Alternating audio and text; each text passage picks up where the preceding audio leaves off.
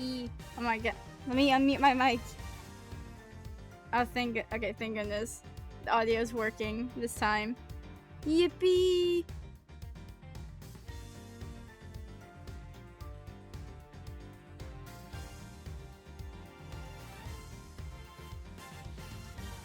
Okay, making sure that the audio's actually working. Get to the game stream. Look! We're in the mother frickin' sky! Even though we're on the ground still. Technically.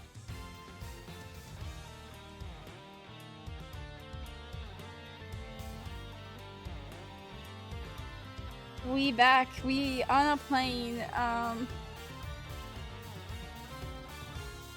We need to figure out who the heck killed Mr. I can't remember his name. I completely forgot. Let's just get into it. Francisco's logic. We have to go talk to Miss Tenero. Oh, the faded. Oh, they already took the body. Looks like we can't go beyond here. Oh, looks like we can't go beyond here, sir. Plus, the body has been sent off to the medical examiner's office for an autopsy. Hello, hello, detective. How are you doing? Oh, jeez. Wait, what?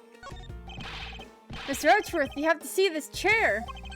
It says in honor of Rocker Pals Day!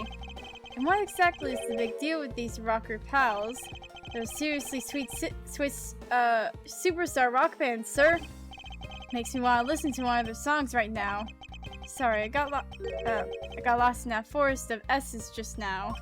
Do you want me to explain it to you again? You know, detective, I think I'll have to take a rain check on that, regrettably. Ah. Let him talk about his music. Alright, let's get to the...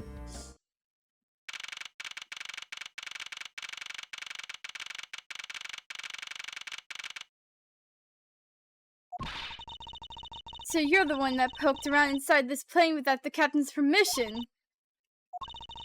Deviating from the flight attendant's manual is very unbecoming, you know. What were you hoping to accomplish by doing that? Miss Tenero. Mr. Edgeworth, you're here too. Can you please tell us and shed some light on why you did what you did? Alright. First off... Can I not? Let me look.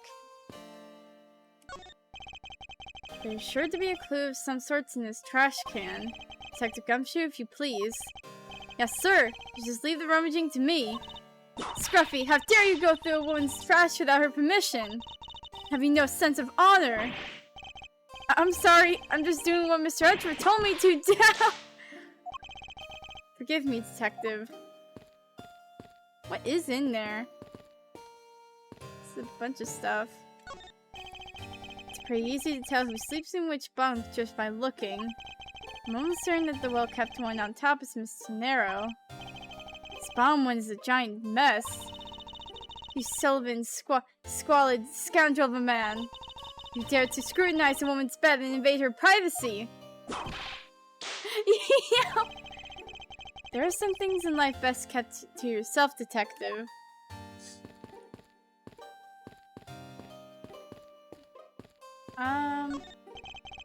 What are inside these boxes? Oh, those are some souvenirs I bought in Virginia. There's so many, there's even a second box. Well, yes, I find that folk art from around the world does great things for my creativity. Those suitcases certainly could have done with a lot less of your creativity. Jeez, okay. I'll tell you. Let's just leave.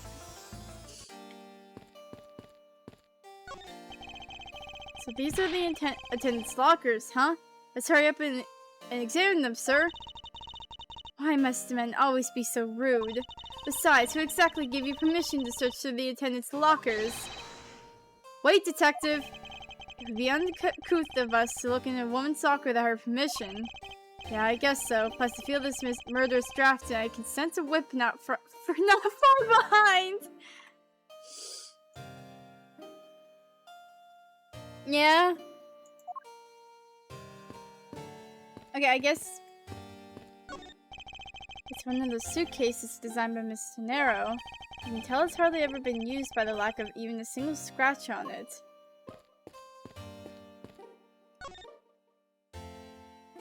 Aww. Why does it almost look like she's looking at me? Why'd you lie about receiving the captain's permission like that? Because I didn't think I would be able to get his permission. What do you mean? The captain, he only has ears for Cammy. I can't. I spoke with the captain a little earlier myself. He definitely seems to be rather taken with Miss Meal. Yes, and on top of that, I had mistakenly accused Mr. Edgeworth of being the killer. I wanted to make amends. In that case, please allow me to thank you for what you did. Thanks to you, I was able to clear myself of all charges. Really? You were able to prove your innocence? Oh, thank goodness. Miss Tenero, is it? There's one more thing I'd like to ask you. You were in the in-flight shop just before the turbulence, weren't you? Please answer honestly. Yes, I was. And why were you there? Well, Why the sudden hesitation? Francisca seems to have struck a nerve. All I did was go check up on the shop like I always do. You're saying it was for work then? Yes, I'm in charge of the shop, so I have to keep an eye on it. I don't have any reason to go there otherwise. After your visit to the shop, you paid a visit to this room, correct? Yes, I came back to freshen up and adjust my makeup. I'm sorry, but there isn't much else to tell. Miss Tenero claims to have no reason other than duty to go to the shop. Is that all there is to it? Maybe I should ask her about that thing. This? No, sorry, Mr. Edgeworth, I don't know how to answer you. As a professional flight attendant, I'm a failure. She must be worn out from the long questioning session she just went through. Ah.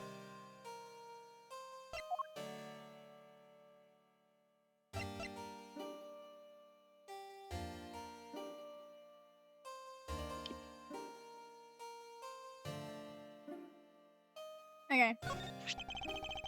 If you could please take a look at this for me, Miss Tenero. Oh, that suitcase! Yes, about this suitcase. You're the one who designed it, correct? And I think I figured something else about it. The suitcase is the reason you went to the shop, isn't it? There's nothing you won't find out eventually, is there? Would you please tell me more about this suitcase? Yes, I was interested in seeing how the suitcases I had designed were selling. I know that as a service professional, I'm not supposed to care. But I really wanted to know. And I was glad to see that I was the last one there. The last one there? So you're saying, Miss Tenero, that the suitcase in question was the last one? Yes, they're just so popular, they're practically flying off the shelves. That's not exactly the impression I got. The one in the shop is most definitely the last one. Well, we're currently looking at that suitcase. Really? Then I guess we sold all of them. Thank you very much for taking the last one. I didn't say anything about buying it. Then say you'll buy it. I'm sorry, I can't. But why? I think it'd go great with your complexion, Mr. Edgeworth. It really suits you. I guarantee it personally as a service professional. Well, that is... How should I put this? It's hideous. What? Maybe that was a bit too direct. Moving on, my issue with the suitcase isn't the design, it's the number of them remaining. Remaining? There were 2 suitcases in the in-flight shop when I investigated it. 2? But that's impossible! I'm sure there was only 1. Looks like her story has generated quite the contradiction. When I left the shop, I'm positive there was only 1 suitcase left. Something is amiss here. What could be the meaning of this inconsistency?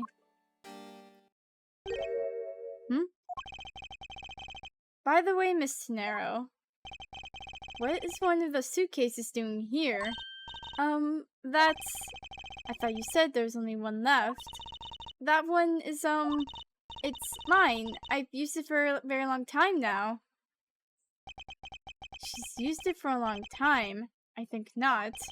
Miss Tenera, I'd appreciate if you wouldn't lie to me. Excuse me? I don't believe for even 1 second that you've used this for a very long time. What proves that this hasn't been used for nearly as long as Miss Tenero says? Be this. Take that! Tell me, Miss Tenero, is this also your habit to keep the price tag pristine on your suitcase? What is the meaning of this? Why would you lie about a suitcase? Despite having faith in her design sense, the sales numbers made her cry bitter tears. The truth is becoming increasingly clear to me. Miss Tenero, I think I understand. I know what you are trying to hide. Now then, the suitcase was originally in the in-flight shop. Seeing as how the price tag is still on the suitcase, one can only assume it was out of the floor for a sale in the shop. And the person who bought this suitcase was... Wait, you bought your own suitcase? Take that! It was you, wasn't it, Miss Tenero? I hate to say this, but this suitcase that you designed, it hasn't sold very well, has it? You saw how poorly this design that you poured your heart into was selling, and were deeply hurt. That's why you wanted to make it look like it was selling by buying it yourself. Isn't that right? Then, the reason you went to the shop and came back here was... I'm sorry! All I really have is my job. I was overjoyed when my design was chosen. I thought that maybe I had finally accomplished something. But the suitcase didn't sell. It's because of the design, isn't it? All because it's, as you put it, hideous. Can't say they chose a great place in which to sell them, either. We weren't selling a single one, and they were just sitting there collecting dust. I felt so bad seeing them there day in and day out. So I decided to buy one for every flight I worked. You buy one every single time you work a flight. I see. So in order to keep your resolution, you went and bought one today as well. Yes, and here's my receipt for that purchase. This receipt is clearly timestamped 5:40 a.m. Jeez. The truth is, there's still a bunch of them left unsold. They're planning to scrap the remaining ones at the end of this flight. Miss Tenero, where are these other suitcases? They should all be down in the cargo hold. In the suitcase the killer used. Could very well have come from the cargo hold. Mr. Edgeworth, you don't think that the killer used one of my suitcases to... Yes, I do. The killer used one of your beloved suitcases to move the victim's body. How could they? Those suitcases were meant to be faithful partners to our passengers on their trips. That's all I ever wished for them to be. Miss Tenero, is there any other way to get to the cargo hold other than the elevator? The only other way is just through that door there. And what about security? The door has no special lock installed because, just to enter this room, you need a special key card that only crew members have access to. Which means that the culprit is someone who can enter this room, eliminating the passengers and leaving only crew members as potential suspects. I can't believe it! Oh. Yes, Franziska? Going on with these wild goose chases. You're a disgrace to the Von Karma name! And what do you mean by that? The suitcase came from the cargo hold. That fact alone tells the whole story. Yes, which is why I said the culprit must be a crew member who used their key card. Miles Edgeworth! You're proposing that the killer rode the elevator from the cargo hold, correct? Yes, that's the only realistic possibility. The other attendant, Miss Meal. I asked her earlier and she had this to say. Franziska got information out of Miss Meal. In order to make the elevator go down to the cargo hold, a different keycard is required. A different one? Yes, and the only person who holds that particular card is you, Miss Rhoda Tenero. And only you. Ah, you frick.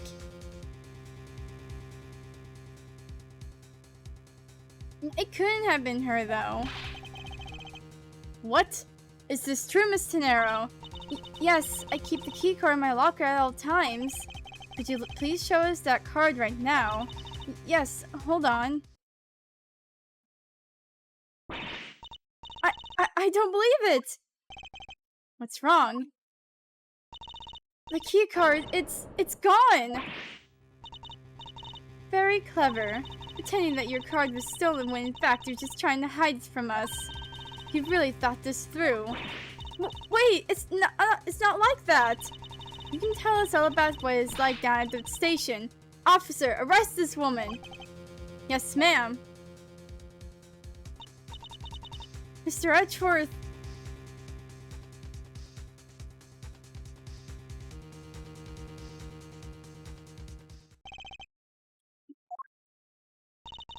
What's wrong? There's disbelief written all over your face.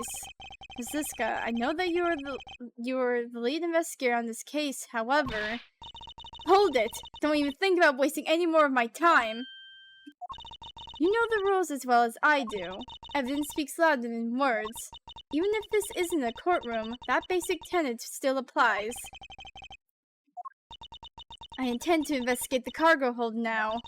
What will you do, Miles Edgeworth? I intend to do likewise.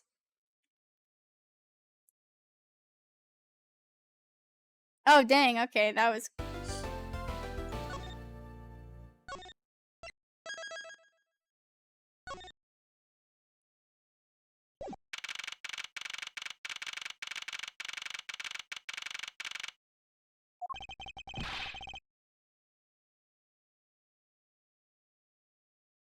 Oh my god, look at all of them.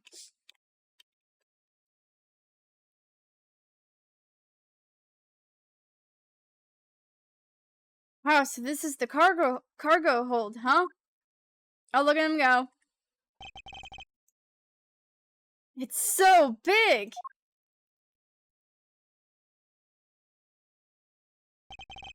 This plane is a special model. It has both a super large cargo hold and ultra luxurious first class seating. So is this the real scene of the murder? There's certainly a high probability of that, which is why we are here, correct? Okay, let's get investigating, sir.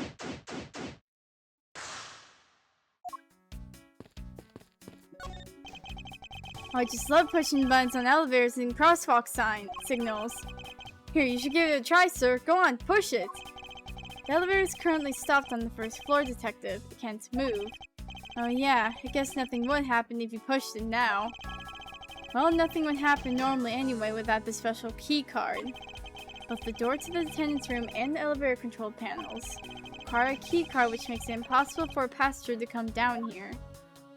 Okay, so wait, what do I have here for my logical thinking? It's just broken glasses. Okay. All sorts of boxes are piled up here. This one says flammable, and this one says, pharmaceuticals.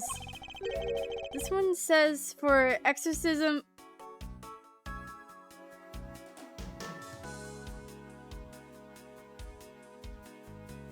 Wait, huh? For what? Is this what says for exorcism use only? Huh? Wait, tasty winery. Oh my. Just what kind of operation is this airline running? What? Whom though is? Oh jeez.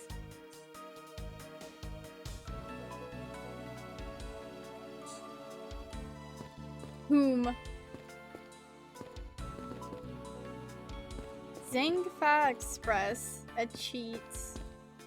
More grape juice. Can this shop, like, not shop, can this plane just, like, stop it with the grape juice? You arrived at the scene of the crime before Detective Gumshoe, correct? And you then immediately began to direct the investigation. It seems to me that you were already here at this airport for something besides this murder. Yes, I was. I've been following a very large and involved governmental level international crime, but it's much too large for one person to take on alone. So it's decided that I should form a joint investigation with Interpol. Interpol is involved. It's a top secret operation, so I really can't tell you any more than I already have.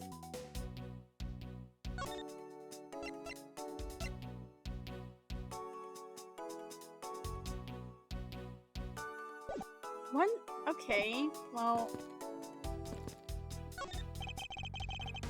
Holy suitcases, Mr. Edgeworth! It's like an all-you-can-use suitcase fair! These must be all the leftover ones they couldn't sell. The ones the company is planning on to dispose after this fight is over. This paint job is really cool, don't you think? Practically screams artsy. Oh, why not purchase one then? I'm sure it will bring you much happiness. Think so? Maybe I will. Let's see here. $1,200? I think I'll pass. And Miss Tenera wonders why they don't sell. You need 2 drops just to buy one. Although, it definitely looks like one is missing.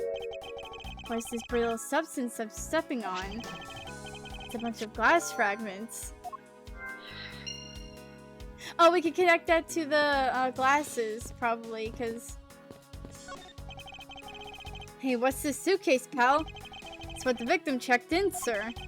So the suitcase belonged to Mr. Hicks. I don't think he'd mind if we take a closer look. There's nothing out of the ordinary in here, sir. Wait, file. There's a photo of Miss Von Karma in it, sir. Looks like a profile on Franziska. Wait, what? Why would Mr. Hicks have a file on her? Huh? Wait.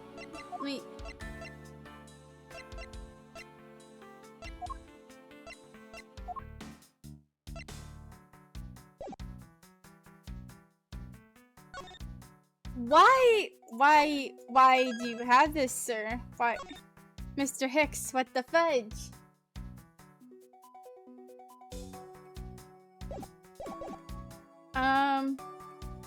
Wait.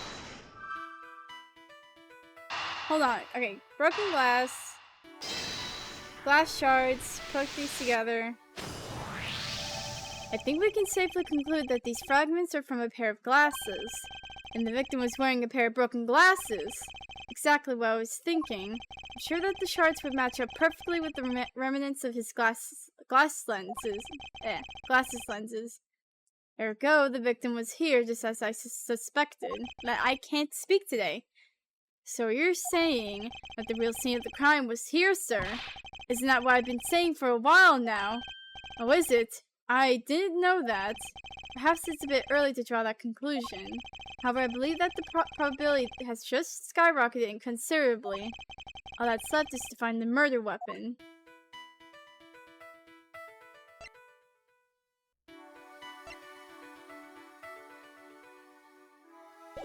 Why?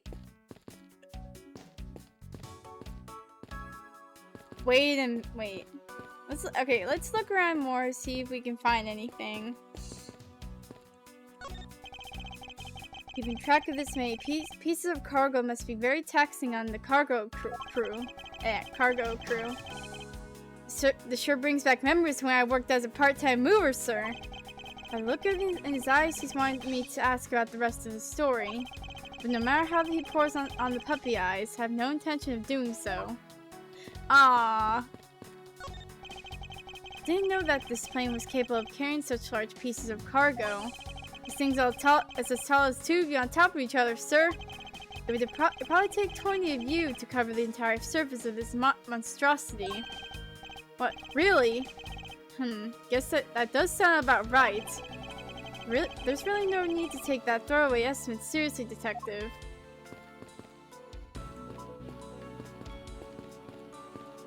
Is there nothing... Oh my... Okay, if there's nothing else I can, like, look at, then, Just based off of what we have right now. No.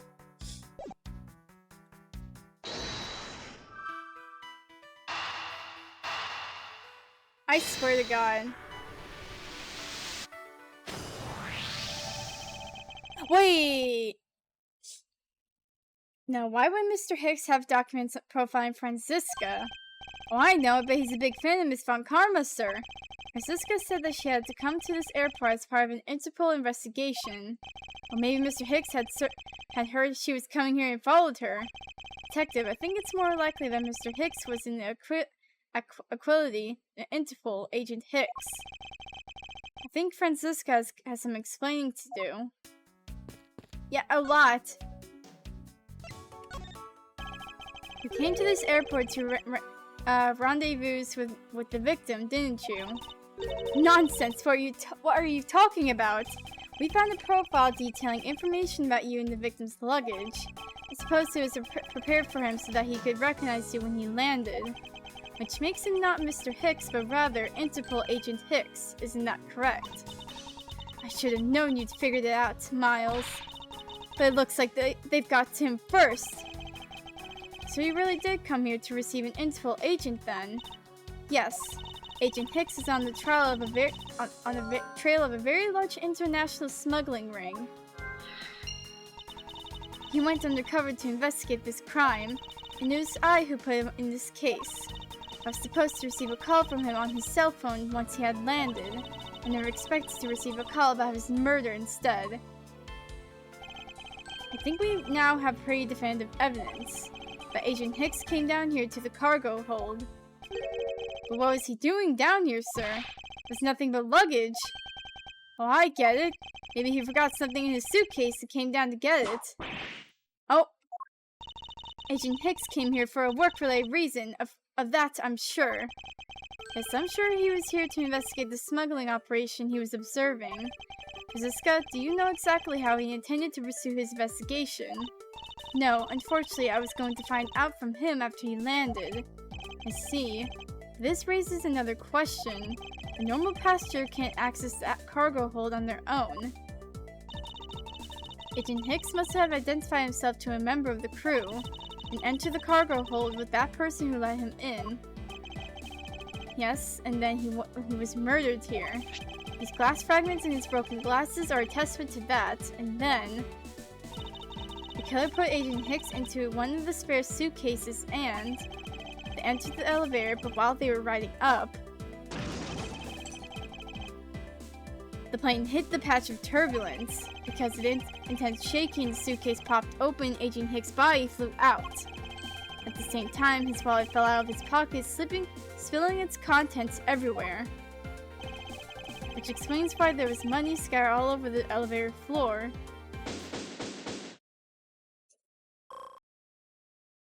Give me my health back.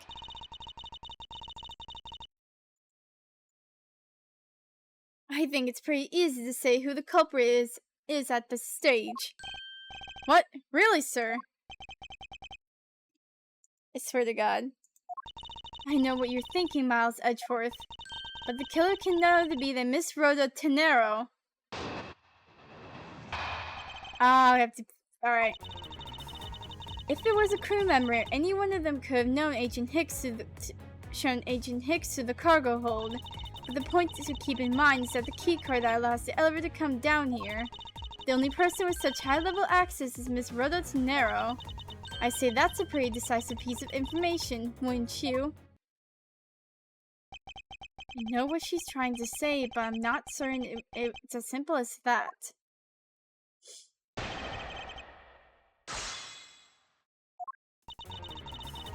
Okay.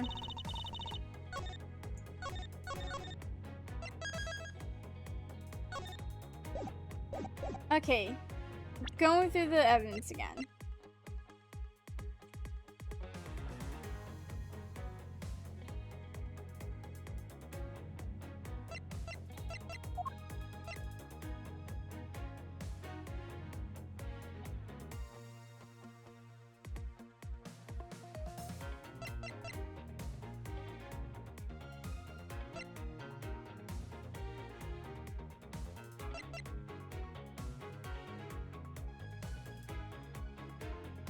Mr. Ackley Hicks was there in his seat when we took off at 5 a.m.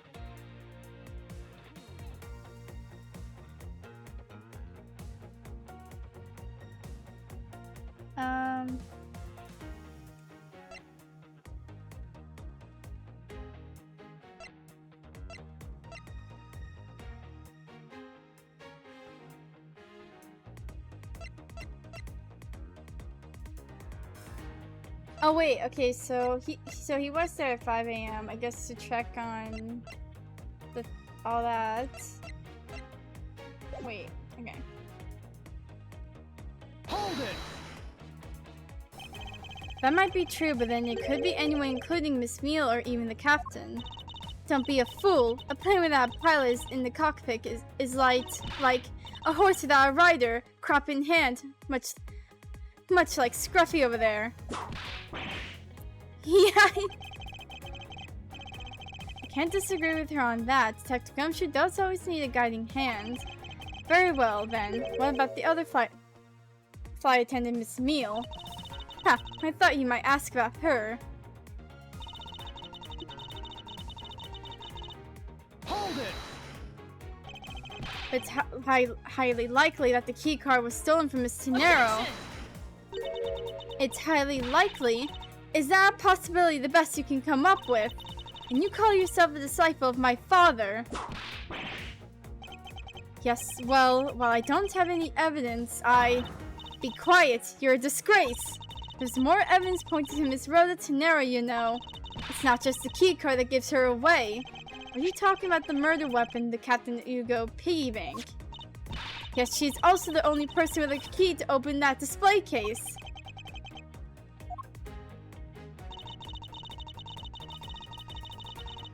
Hold it! But that is a fake. Stop right there, Miles Edgeworth! You don't have any proof that this is just a red herring. If you must keep on insisting that it's a fake, then what is the real murder weapon and where did it go? Speeches, I see. That's not a surprise. After all, you know that we've searched the entire cargo hold and came up empty-handed. There must be a way. There must be something that can help me rule out the piggy bank as the murder weapon. It should be examined further to help us discern the authenticity of the weapon.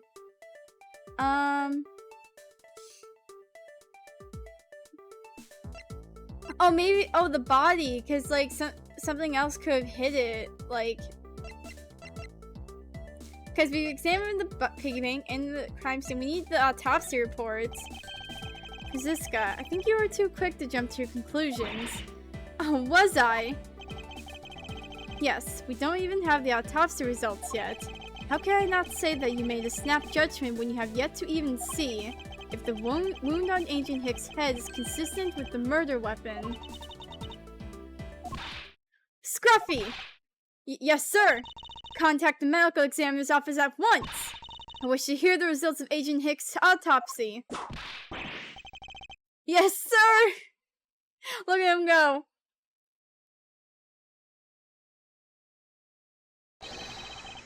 Got a big problem, Mr. Edgeworth, sir. Oh god, what?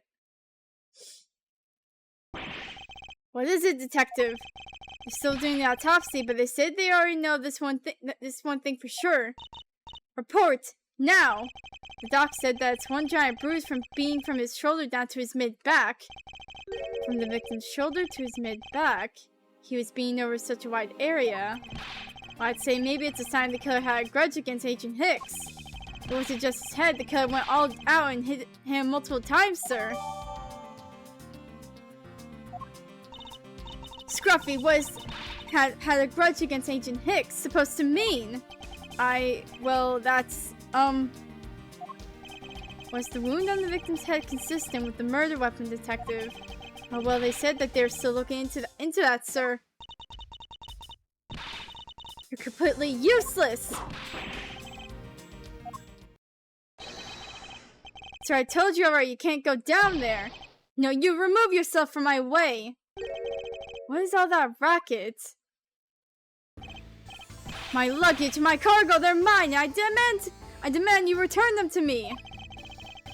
We're still investigating the cargo hold. Please understand, I have a little patience. I suppose there's no choice. Finally, I think he gave. Hey, where are you? You have left me no choice but to use strong force. You won't get past me.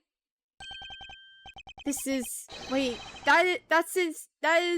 So that's what this whole thing has been about.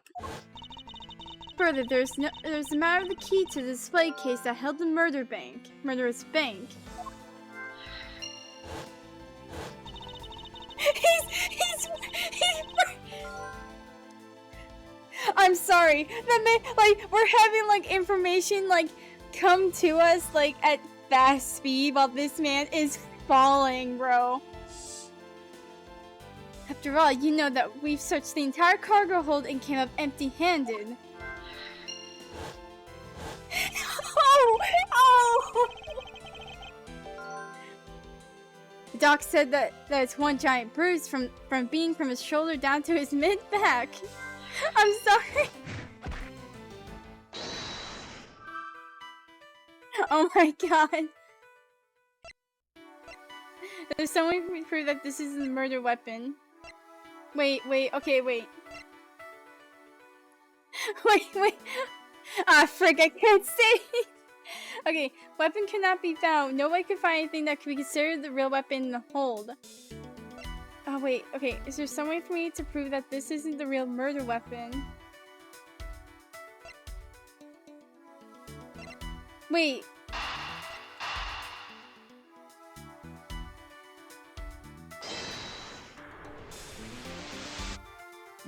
Oh, nope. Pieces don't fit together quite right. Yeah, no kidding, man. I can't... Wait, okay, wait. No, so not that. Agent Hicks was on the trail... Wait.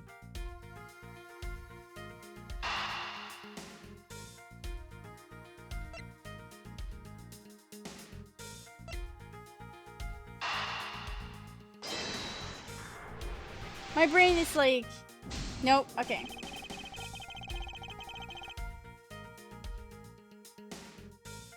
Oh, my brain! My brain! I'm sorry, I'm still thinking about the... He's just on the floor, bro! Oh my god. Oh my... Okay. I'm gonna think about this, for a second. Okay, smuggling. Agent... Wait.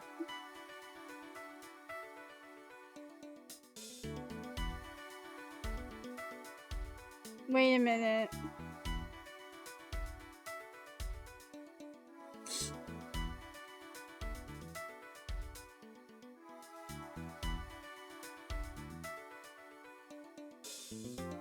Okay, wait.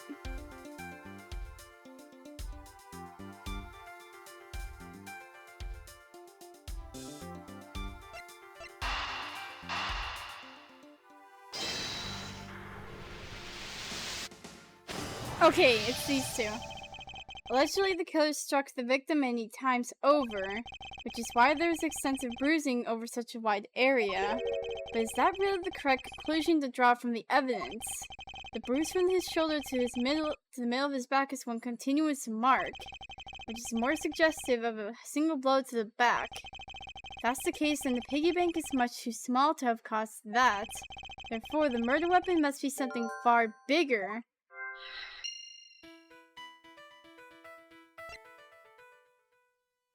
Oh, wait a second.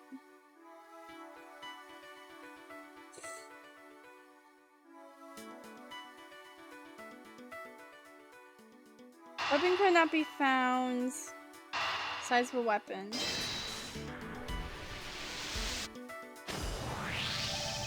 If we were looking for a rather large weapon, you'd think it would stick out.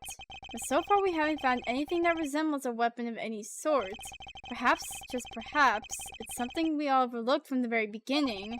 Because normally it's too impossibly big to be taken into consideration. What was that all about? Was he trying to jump his way down here?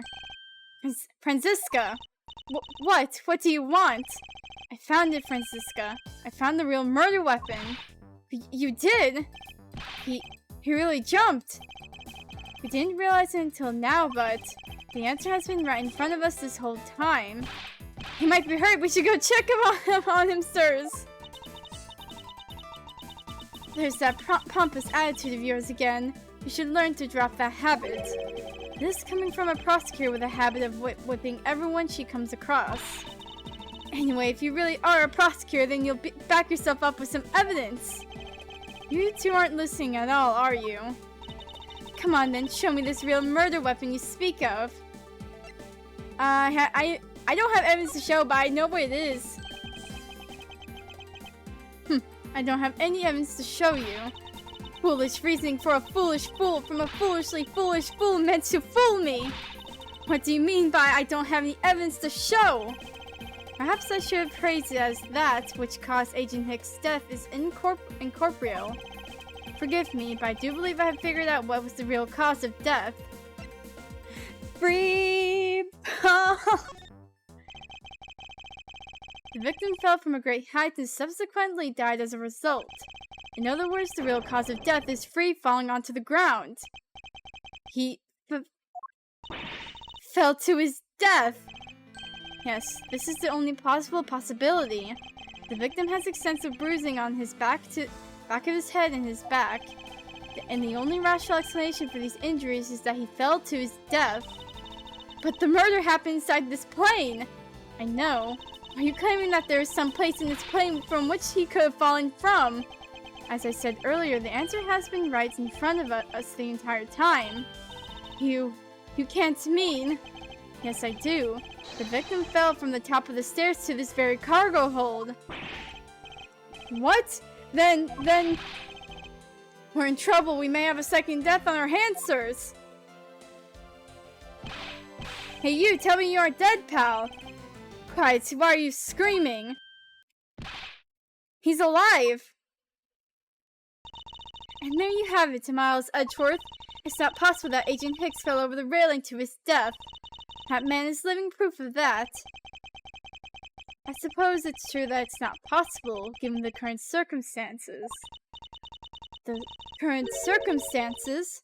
What is that supposed to mean? Suppose that the large piece of cargo wasn't there at the time. What would have happened then? He would have been a Virginian pancake for sure, sir. I suppose that man over there wouldn't still be breathing. But the reality is that the cargo box is there. So there's no point in entering your wild hypothetical scenarios. It may be there now, but there's no proof that it was always there. Ha! As if there could have been a window of time when the giant box is not there. But there was. What? What can I use to show her that it's possible that the box is not always there where it is now? Okay. Where is... Oh, wait, the cargo... Yeah, this. Take that! You refueled to the Republic of Zangfa. Yes, this flight had a short layover in Zangfa in order to refuel. But that wasn't the only reason for the layover. We also transferred some cargo. But if the box in question was only transferred onto the plane at that time...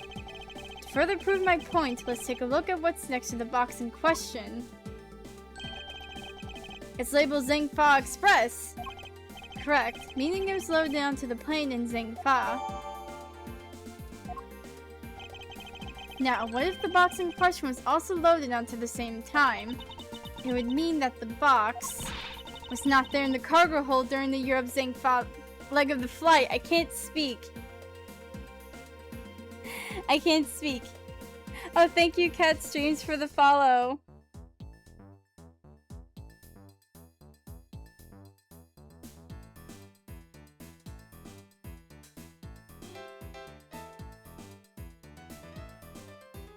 I almost missed that.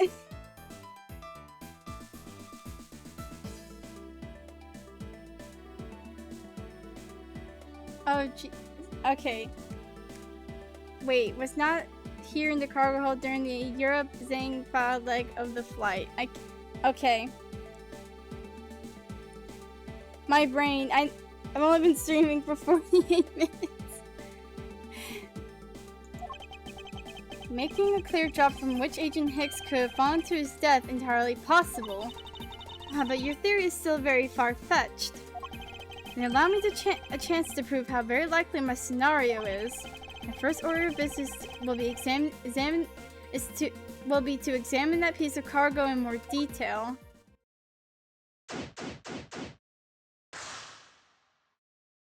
Okay, wait. At first, I'm gonna go up the stairs.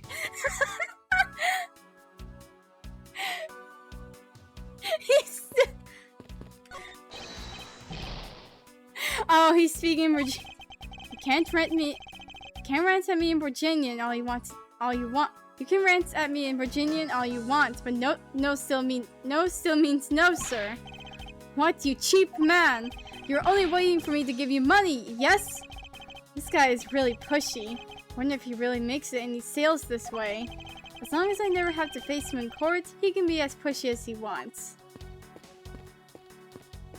Don't let that ding be an indicator. I'm gonna have to see this man again, I swear to God. Keeping track of this many pieces of cargo must be very taxing on the cargo crew. Sure brings back memories of when I worked as a part-time mover, sir. Look in his eyes, he's waiting for me to ask about the rest of the story. No matter how he pours puppy eyes. I already read this. Okay. Can't. Look at him go. Alright. This is a rather large piece of cargo. There's a tag on it, sir. Let's see. A red statue. Never heard of it. Nor I. But all I care about is if we can prove it wasn't here at the time of the crime. Let's get investigating, sir. Oh. Oh, look at him! He's just standing there! Never gonna try to apprehend him? Look here, do not go about touching my possessions without my permission. Don't rush up on me like that, pal. Like that, pal. So this belongs to Mr. LeBlanc, does it? I should see what else I can find out from him. Look here, I'm trying to talk to you, man. I take it that this large piece of cargo belongs to you, Mr. LeBlanc. Of course it is mine. I shipped this fine piece of art from Europe. This Aleph red statue is worth 10 million cents. There'll be much, much more. Oh, oh, hello. Welcome, Raiders, to the stream. Hello. Oh, thank you, Multiverse Maniac, for the follow, and Doozer Cubone. Thank you for the follow. Playing freaking Ace Turn Investigations. It's great. Have to. Wait. What is this statue about? Wait. This Aleph red statue is worth 10 million cents. No, maybe much, much more. Wait. Mr. LeBlanc's reason for choosing this plane must have been the large cargo hold. 10 million cents? I suggest you stop trying to calculate how many packets of noodles that makes, detective. Darn, would you do that? I feel like you keep getting better and better at seeing right through me every year. Though I grow with each revolution of the planet around this. Though I grow with each revolution of the planet around the sun, I have the distinct impression he continues to madly spin in place. Hey, Mr. Edgeworth, so that 10 million cents, is that in euros or in dollars? Does it really make a difference to our case? Mr. LeBlanc, there's words, I can't speak. Mr. LeBlanc, there is a chance that your cargo is related to our murder case. I was wondering if you would allow us to examine it as a bit closer. It is a very valuable piece of art, so no, there will be no touching.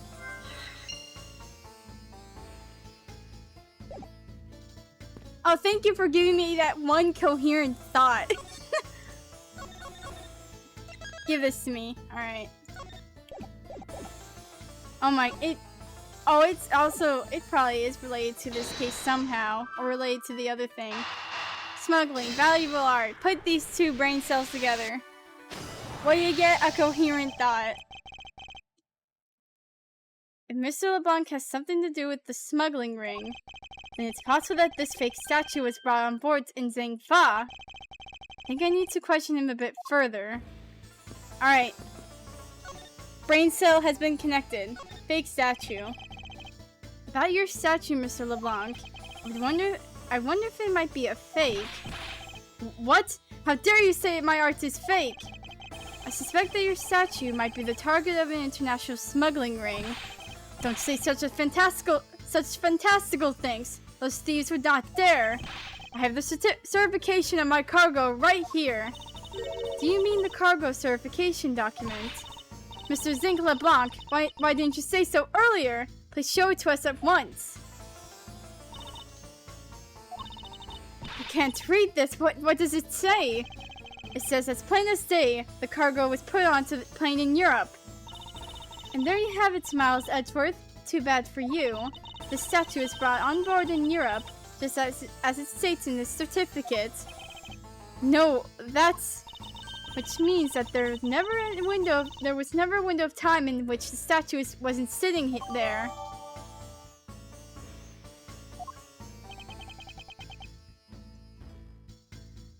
Bruh, okay. I respectfully disagree. We can't discount this theory until I see the statue for myself.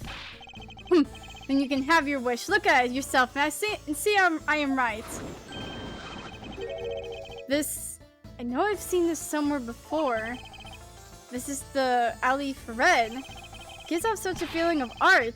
I can practically smell it. The statue has high amounts of historic value. After it was unveiled at a museum in Europe, I brought it to this country to exhibit it. Yo, the music stopped. I believe a closer look is warranted here.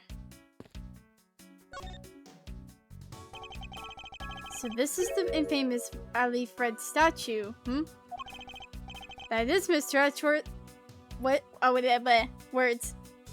What is it, Mr. Edgeworth? Did you find something? There's something wrong with this picture. You should examine it in more detail. Wait a minute. Yeah, it is a fake. It's not red, it's yellow. Are these eyes made of some sort of gem? It's real nice shade of orange. For a sec, I thought I couldn't even tell they were jewels. Oh, but they kind of remind me of the eyes of this stray cat that lives near my house. Are the eyes supposed to be this color? It is possible this statue... Is it possible this statue is a fake?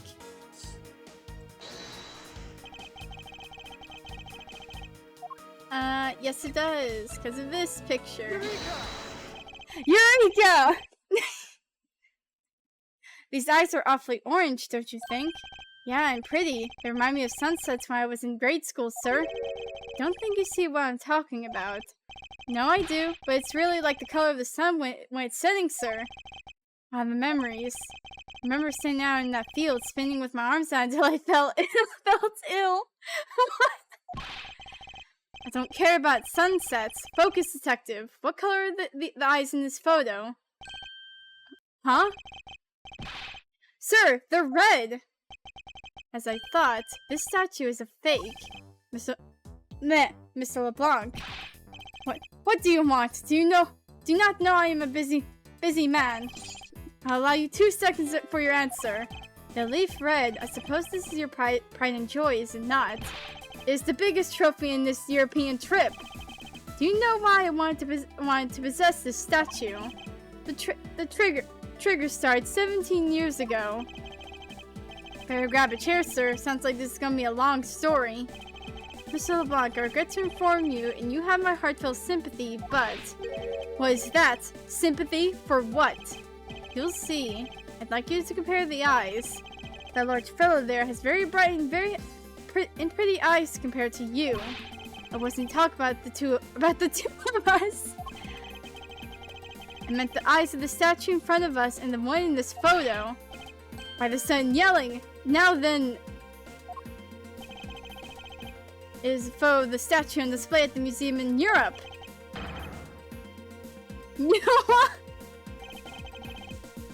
Now do you see, Mr. LeBlanc? The statue before us is a fake. Oh, there he goes. A fake? I believe that even further examination will be required. Now that we have confirmed that this is indeed a fake, there must be some sort of proof that this was brought on board in Zhangfa. Now I'll present you to evidence that will resolve the remaining contradiction. Oh, the tarp. What's this? The statue looks like it's stepping all over its neighbor's cloth cover. It kind of resembles its owner's attitude in a sense. Hugh, what did you say now? Further, my clothing's hem is not being stepped on by anyone. It is too expensive for me to allow that to happen. Please forgive the trespass of my subordinate. Why should I forgive if the dress passes? Unless it is an expensive dress, you keep it.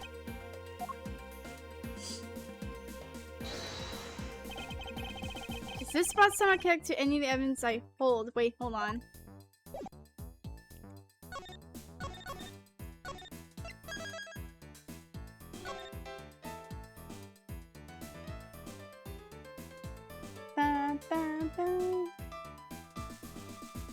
Okay.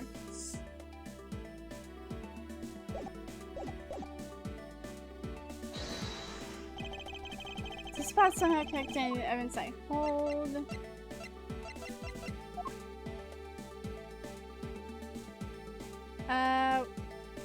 Eureka!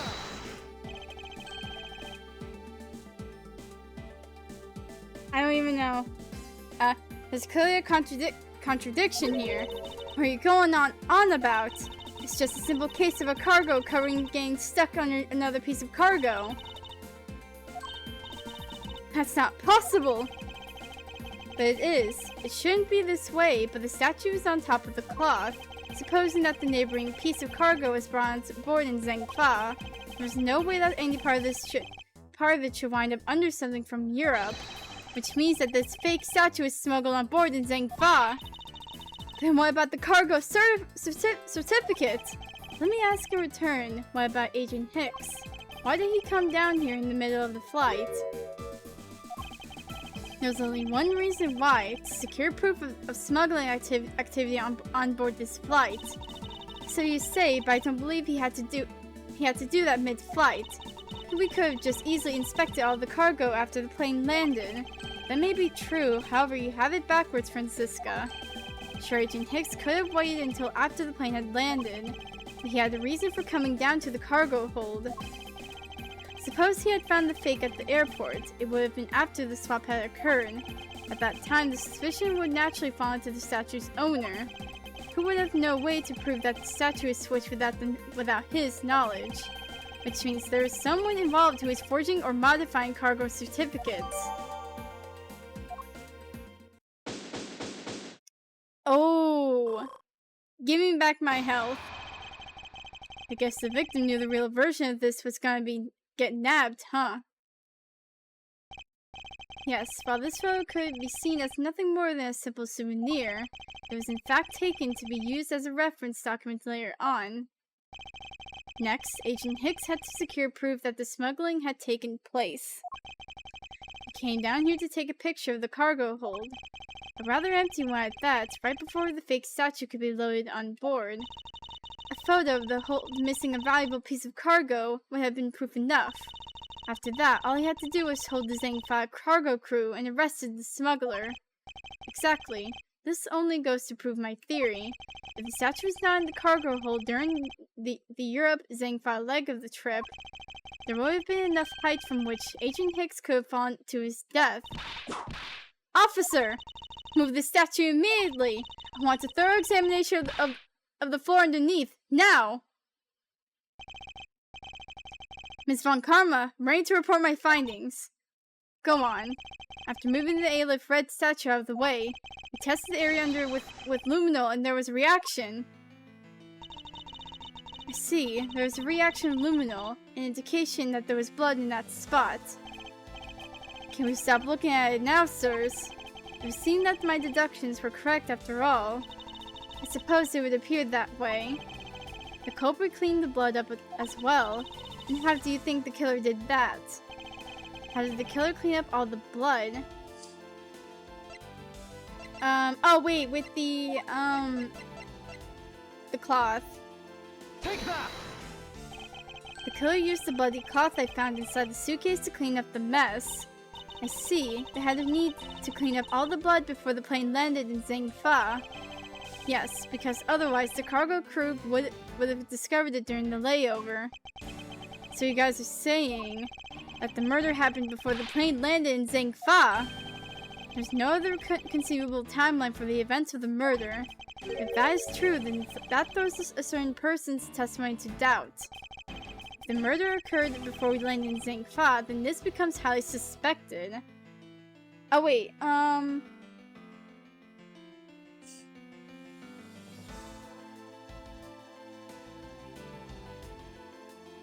it would be... Cops report... Oh, Meal's testimony, because... Recall Miss Meal's testimony about Agent Hicks in regard to when he departed Zhengfa. I saw Mr. Hicks sitting in his seat at 5 AM, you know. She claims Agent Hicks was alive at the time of the service calls, but... That totally contradicts the facts, sir. But why would she lie about something like that? I think the only person who can answer that is Miss Meal herself.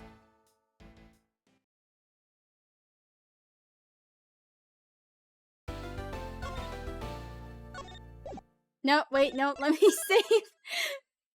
Let me save. Cammy Meal.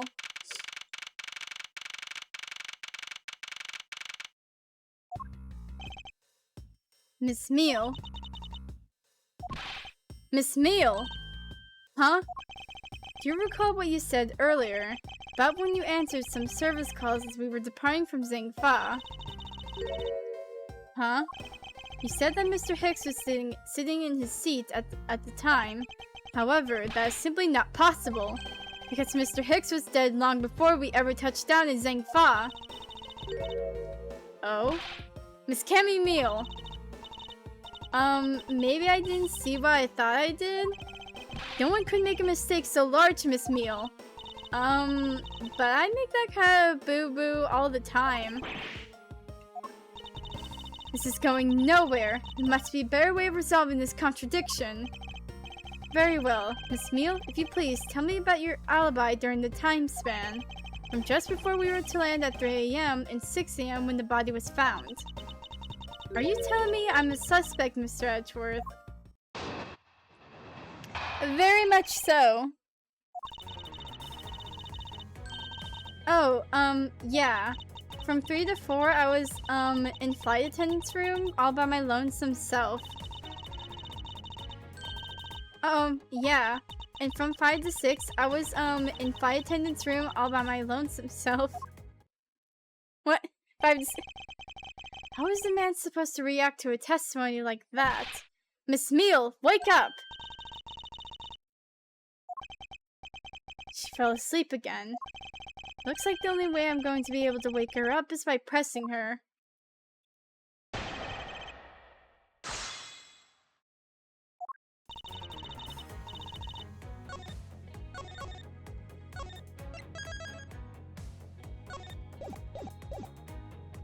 Hold it!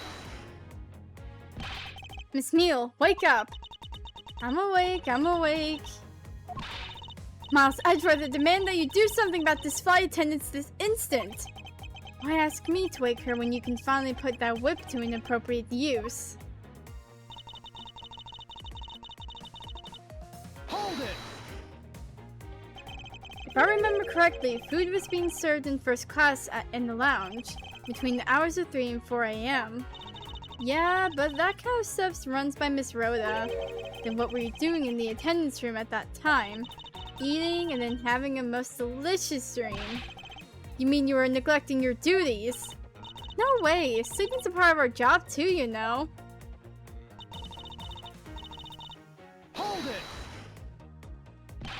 Miss Meal, how many times do I have to repeat myself? Wake up! I'm awake, I'm awake.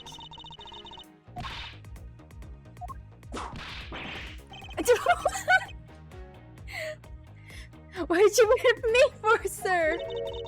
Oh, what did I miss? A poor detective being on the receiving end of a lash in your stead. Really? Sorry about that. You can make amends for that by continuing with your testimony. Hold it! So you were alone the entire time, were you? Yeah, no one else even popped their head in to say hi. Oh, well, I think a contradiction just popped in to say hi. What should I do? Should I raise an objection? Yes. Miss Meal, there's a clear contradiction embedded in your testimony. Huh? What are you talking about? Oh wait, it's officer report. The receipt. It's not possible that you were alone in the attendance room the whole time from 5 to 6 a.m. Okay, so it has to be this. Take that!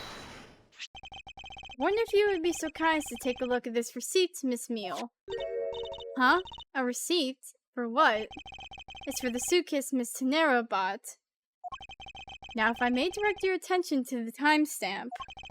As you can see, it clearly states 5:40 a.m., Miss Tenero. Oh, wait. Oh, she's here. I was like so confused. Like, huh? Yes. Huh? Why is the killer here? I thought you'd have her locked up by now. I requested that she be present as a witness to that, so that we may straighten out your complex lie. Now then, Miss Tenero, between the hours of 5 and 6 a.m., we took a trip from first class down to the first floor in flight shop, correct? Yes, I went to the shop to buy a suitcase. After which I went straight to the attendance room to drop it off. And did you see Miss Meal there at the time? No. So Miss Meal, where were you really between the hours of 5 and 6 a.m.? And she's out. Miss Kimmy Meal. Huh? The bathroom? I'll be the one to ask the questions here. Yeah, maybe that's it. I probably just missed her. Nature calls, you know. Do you take me for a fool? That's a little too convenient to be true. But it's the truth. Cross my heart. Don't have enough conclusive proof to counter-argue her at this stage. You don't believe me, do you?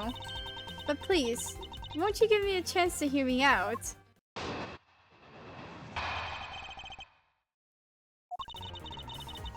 Look, I know you're suspecting me because I'm one of the crew. But you think then maybe you should also suspect Miss Rhoda too. She's the one in charge of the elevator keycard in the shop, you know. If you ask me, that makes her super suspicious. Please leave Miss Tenera out of the conversation. Only you are under suspicion for now. I don't get it. Why are you covering for Miss Rhoda all of a sudden?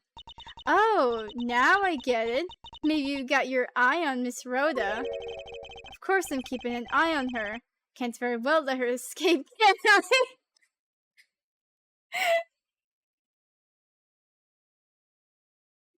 I? Either he's just like, I'm not gonna answer that, or like, is that just gone over his head? Never mind.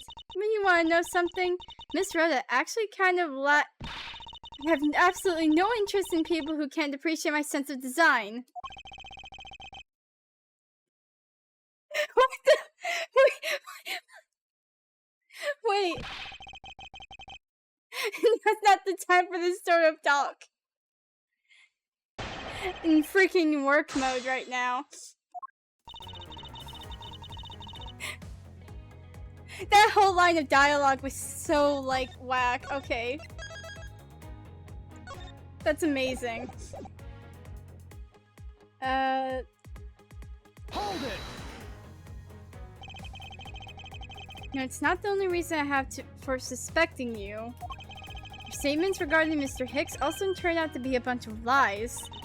But say I wasn't an attendant. You wouldn't suspect me then, would you? Yes, I suppose that's true enough. I think that maybe you shall suspect Miss Rhoda too. Hold it! She's already being detained for further questioning, or have you already forgotten? Oh, yeah, I guess I just forgot. Cammy, don't tell me you suspect me too. Sorry, can't help it. I mean, other than you, there's no one else who could have done it. I can't believe you would think that. I mean, me, a killer.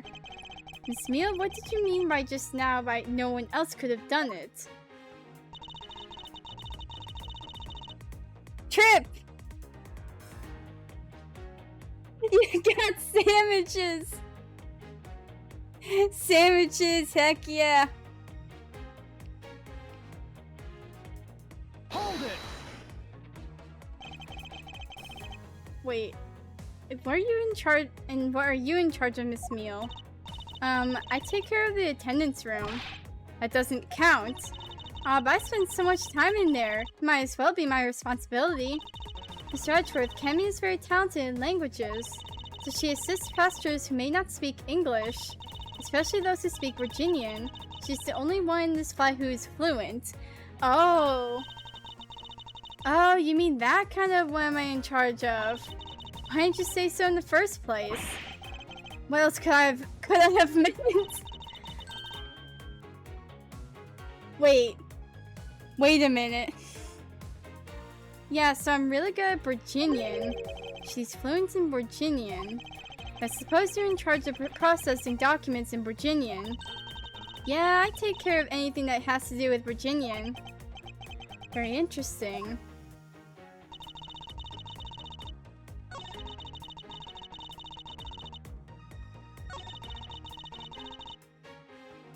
Hold it! Actually, your on-the-job behavior makes you super suspicious in my eyes. Huh? But why? While Miss Tenera is busy with the passengers and all of her other duties, you have a lot of free time on your hands, thus proving you with an ample time to commit the crime. Miles Edgeworth, I demand that you cease and desist this line of conjectural questioning. I won't allow you to bluff your way through this like a concerned defense lawyer. Okay, so first case, like counter. How many times is Phoenix going to be freaking like implied in this? Okay, we got 2 this time. I do not honestly believe Miss Meal does any actual work on board this flight. Oh, that's not true, Mr. Edgeworth. Although, well, I'm in charge of the attendance room and some Virginian stuff. Wait, so...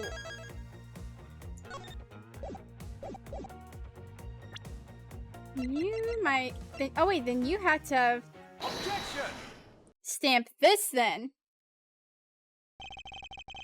So you're the only one in this flight crew that speaks Virginian. Is that correct?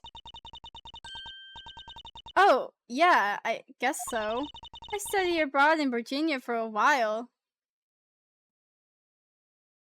She's so sleepy. She's eepy. If that is the case, then the signature on this document belongs to you, doesn't it? This is a falsified piece of documentation with only one purpose: to lead anyone who read it to believe that Mr. LeBlanc's statue was loaded in Europe.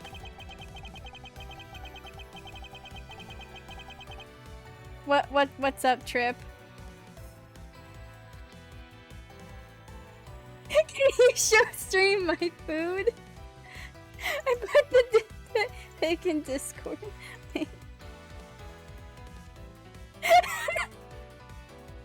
Okay, hold on.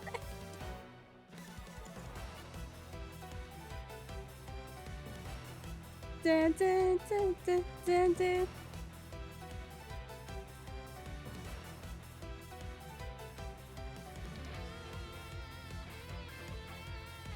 Save as PNG. Okay, hold on.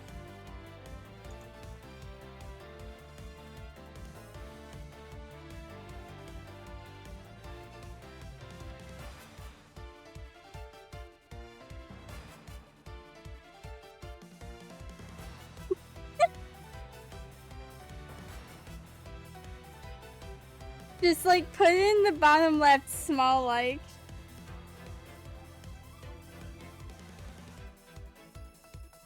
Okay. Wait, like okay, there's trips food. The sandwiches. Okay. There we go. I'm gonna like absolutely like forget about it. So tiny.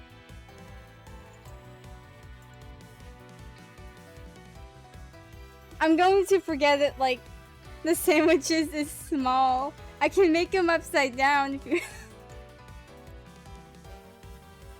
dun, dun, dun.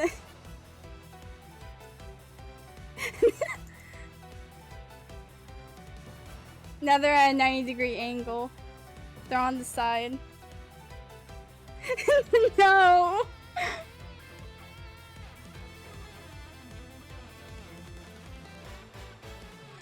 Get tilted, idiot. The feelings are on the floor now. Oh, sorry. I'll put it right back up. Okay, Trip's food is in the corner of the stream. Okay, let's freaking... What was I doing? Oh yeah. Freaking falsified files for a fake statue. Wait, yeah. The only person who could have either prepared or processed this document in Virginian is you, Miss Meal. Without your participation, the smuggling of the Aleph Red could not have occurred. I can't speak now. Don't sleep while I'm pointing my finger at you. Oh, I wouldn't dream of falling asleep on you, Mr. Edgeworth. It is exactly as you say. Are you confessing to have participated in the smuggling? No, far from it. It's true that I was the one who signed off that document. But you can't use that fact alone to make your allegation of smuggling stick. There's no direct correlation after all. All you have is my signature on a piece of paper. Really, all you did was sign it. I neglected to check if the cargo had been loaded onto the plane properly. So, sorry about that. Where did the bubble, okay. Seems that she's finally woken up. This is going to be one tough fight. Suppose, and this is just a supposition, even if I was involved in the smuggling, you can't throw the chance of murder on me just like that. Objection! If you were involved in the smuggling, you would have a strong motive to kill. Agent Hicks was in the middle of an investigation regarding a smuggling ring. And just when he was about to close in, he's killed by a member of that ring. Well, did you ever stop to think that maybe Rhoda is a smuggling ring member? After all, unlike me, Rhoda has access to many things to this plane for work purposes. What the So perhaps there's some elements of a setup at play in this case. What are you talking about? Don't worry, I wasn't talking about you, I meant the killer. First, it was myself and now it's Miss Tenero who's under the microscope. Seems to me that our killer is going to great lengths to pin this crime on anyone they can. You have no proof that Rhoda is being set up or that she isn't. Actually, I believe that she was indeed the intended target from the very beginning. I believe that the plan was to push all of that blame for the crime onto her. And this evidence will prove my suspicions. This proves that the killer was out to frame Miss Snarrow from the very beginning. Wait. Oh, wait. Oh, it's in the suitcase. Because those are hers. Take that! The killer could have hidden the body anywhere, and yet they chose the suitcase. Why is that? Perhaps it was to move the body up from the lower deck to the first floor. However, why go through that trouble to do so? Oh, she's... Oh no, the poor bear! The only way all of these actions make sense is if the killer had wanted to frame Miss Tenero for the murder. Miss Tenero buys a suitcase on every flight she works without fail. But should her suitcase be switched with one containing the victim's body, that would put her in a very tight spot. Unfortunately for the killer, the turbulence put an end to that plan. There wasn't enough time to put the body back into the suitcase. Ergo, they made to do with whoever at hand adapted their plan, and tried to frame me as I lay unconscious on the floor from the turbulence. The killer then went to hide the suitcase in the in-flight shop, and brought the piggy bank back to the elevator in order to fabricate a false weapon. A lot of work for a fruitless endeavor, wouldn't you agree? Sounds like the killer had a tough time too, huh? I mean, why did the killer need to frame someone that badly anyway? That is because the special circumstances surrounding this particular case. What special circumstances dictate the need for the killer to frame someone? When the murder...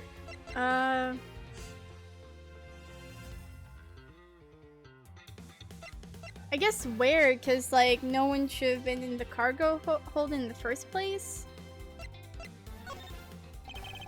Special circumstances simply that the murder took place on a plane mid-flight.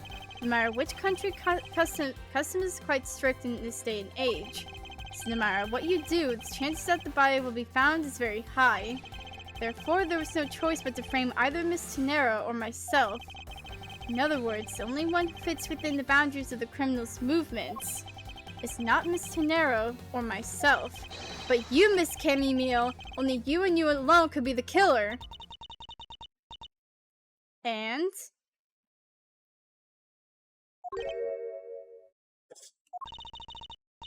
Are you done already? I was about to fall asleep again. Anyway, let's be honest here. You don't have anything on me other than a whole lot of circumstantial evidence.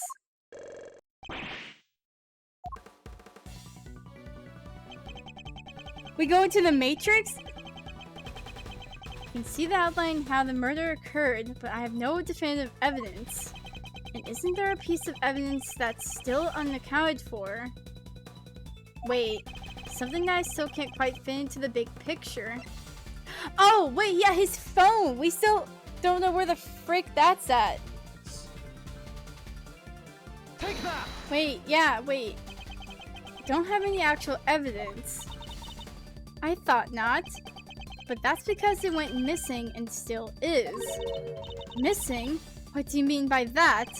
In the complex puzzle that is this case, there was one piece I kept getting stuck on, and that is the victim's cell phone. Franziska, you were waiting at the airport for a phone call from Agent Hicks' cell phone. Or at least, that's what you told me. That's right! But Agent Hicks' cell phone could not be found at the crime scene. You mean the killer took the phone with them? Precisely. I suspect that if we were to find that phone, it would lead us to the killer. Come on, get serious. If the victim fell to his death from that height, wouldn't his phone break as well? We won't know until until we try a little experiment, will we? Franziska, I'd like to ask you for your assistance. You know the victim's phone number, do you not? Of course I do.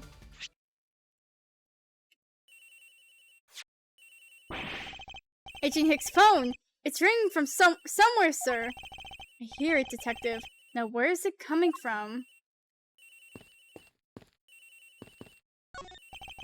We've determined that the real crime scene is here. All that's left is to catch the killer. Where? Sounds like the phone is up in the flight attendant's room. Oh, wait. You better hurry to the flight attendant's room, sir. Oh, wait. Oh, is it in the trash bin?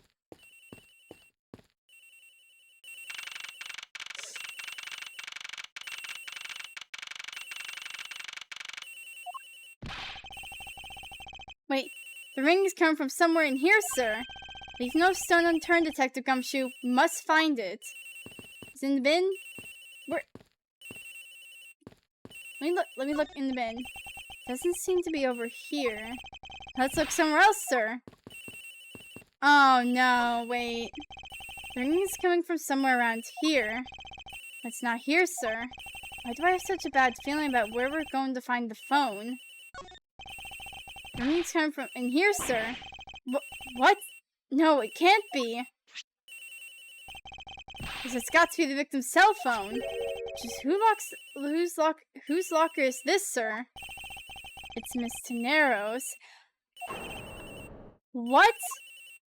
Frick.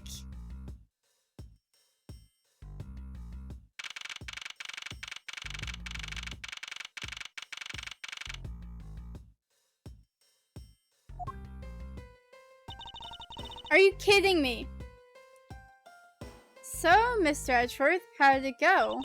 Where did you find the phone? I found it in the flight attendant's room, in Miss Tenero's locker. What? But...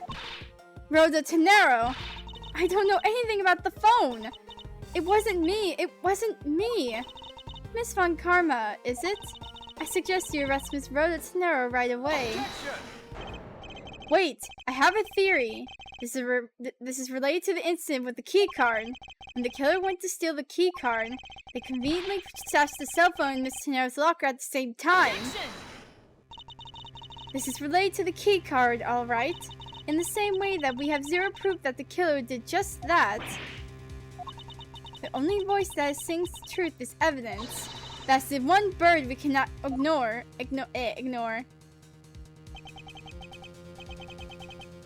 What should I do? Francisca's right. Can't offer baseless conjecture at this point.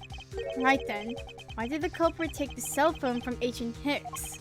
He must have something very incriminating on it or in it. Hold it! What now, Miles Edgeworth? It's not over yet.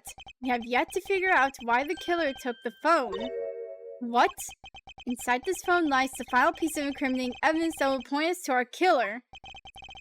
We need to examine this phone in more detail. Ah, the screen's busted. The LCD is broken. Without a screen, you can't even place a call with this.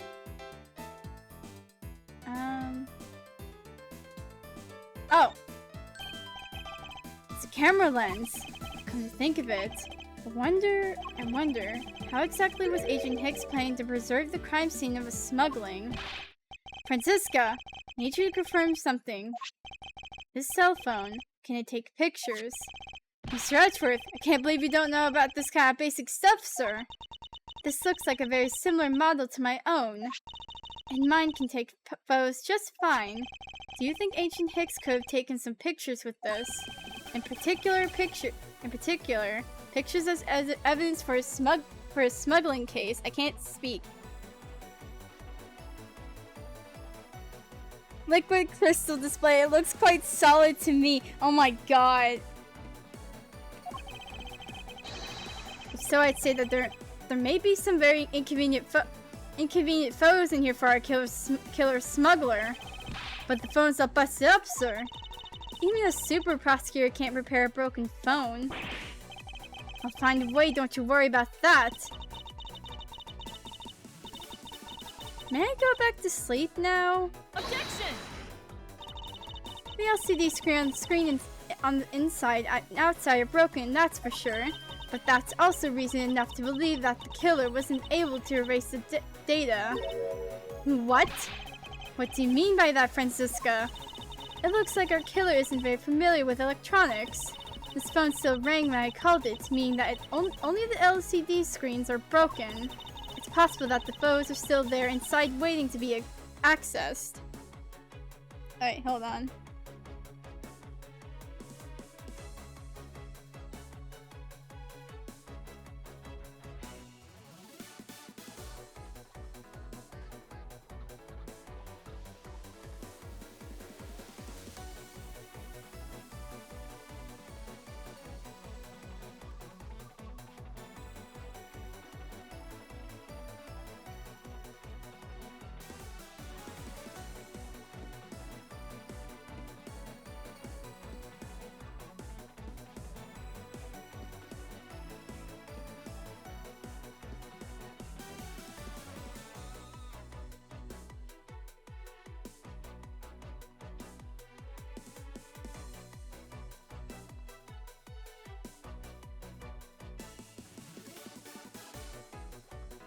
Okay, okay.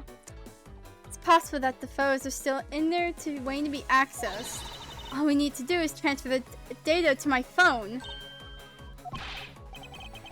Francisco, your phone, if you please. Very well. It's transferring. Alright, displaying it now. This is... Agent Hicks is most certainly trying to obtain some evidence for his smuggling case. Hey, the Aleph Redsnow are in this pic, sir. But this has no meaning as a piece of evidence in this murder case, right? She's right. There's not much we can find out from this about Agent Hicks' killer, sir. Is this it? Is this the end? Is there really nothing in this photo that we can use? There has to be something, man. Like...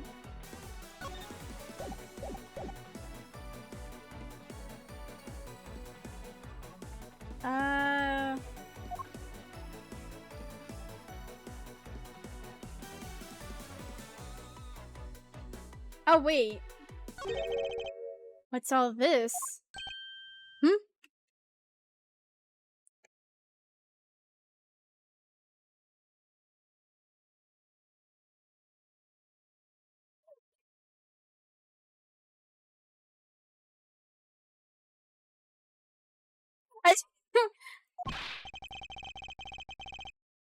Oh, their cargo shipped from Virginia to Zhangfa. So the reason they aren't here now is that they were dropped off in Zhangfa. Mr. LeBlanc, can you tell me the contents of the boxes? Fortunately, there's no English written on them anywhere. One cluster of boxes is written in Virginian. It says... It's cloth in English. Cloth? Could it be? Is this where the killer... What? What is for that scary face? Miss Meal? Yes? It appears that Agent Hicks was no ordinary investigator.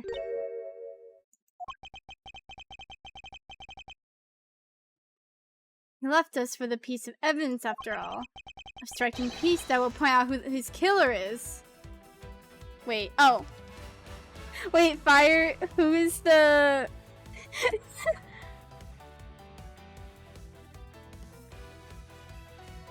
Oh wait, who's the person art?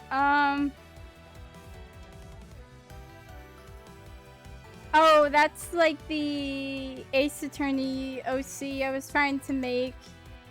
I was just showing, I should have like explained that, but like that's she's the Ace Attorney OC I'm trying to make, just like trying to see like what designs fit with her.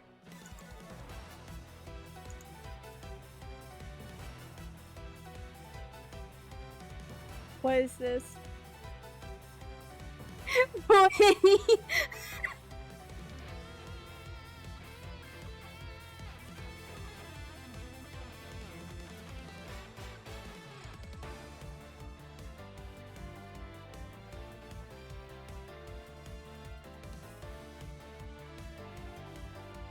like, I haven't done any more designs to her today because I need to figure out what to give her as an outfit. I'll try to figure that out at some point. Striking piece that will point out who his killer is. I need to figure this out, for God's sake. Well, I already know who it is, so I have to present evidence to this. Maybe you should enforce your mistaken reading of a simple picture, Mr. Edgeworth. The Virginian cargo in this piece of evidence will point us straight to the killer. The freaking cloth. Take that! And what is that supposed to prove? The killer used this piece of cloth to wipe up the blood they had spilt. But there was one thing that bothered me this whole time. Where did it come from? And now I have finally found my answer in this very photo. Cargo that was unloaded in Zhangfa had cloth written on it. In Virginian, that is. And this is where the killer grabbed a piece of cloth to clean up the blood with. That's right. The killer was someone who could read and understand Virginian. And the only crew member that fits that description is you, Miss Cammy Meal. Ha! That's pretty flimsy. The killer probably searched through all the boxes looking for something to use. When you're frantic, you don't care if the box is English or Virginian. Objection! Sorry, but I cannot agree with your assessment of the killer's indiscriminate nature. I swear this man's pull is like thesaurus. What? There was no need for the killer to tear through boxes at random at all. And if the killer supposedly could not comprehend Virginian, well then. Logically, the killer would have opened this box first. Oh, the bed sheets? Take that! Hey, it says bed sheets in English on the box, sir. Precisely. And bed sheets would be perfect for cleaning up blood, wouldn't you say? So what are you trying to say? What if I were the criminal? This box of bed sheets would have been what I would have spotted first. However, the killer chose to use some Virginian cloth. Do you have an explanation for that? The killer didn't want anyone to know that the real scene of the crime was this cargo hold, so they were afraid to leave signs that the box for the sheets had been opened. However, the Virginian cloth, well, that's a horse of a different color. Because the killer knew that it was going to be unloaded in the Republic of Zhengfa. That's right. That's why the Virginian cloth was used. And the only Virginian reader on board who could make such a calculated decision is you, Cammy Meal. You and you alone. It would be very easy for us to confirm if any of the boxes were resealed. All we would have to do is contact the Zhengfa authorities in time. We may even find other evidence to incriminate our killer within those boxes. So what do you say, Miss Meal? Why not confess to your crime here and now? Or would you rather wait and see what they find from our investigation in Zhengfa?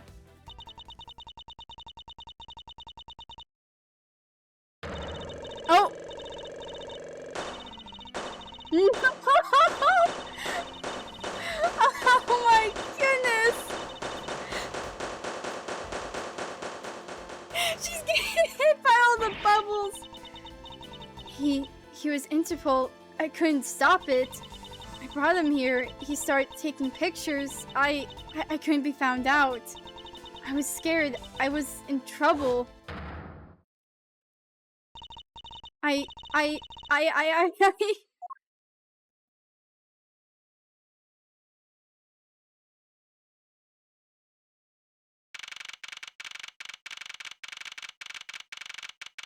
There we freaking go. We finished making all the arrangements to take the suspect in, sir. Very good, detective. What about the smuggling route?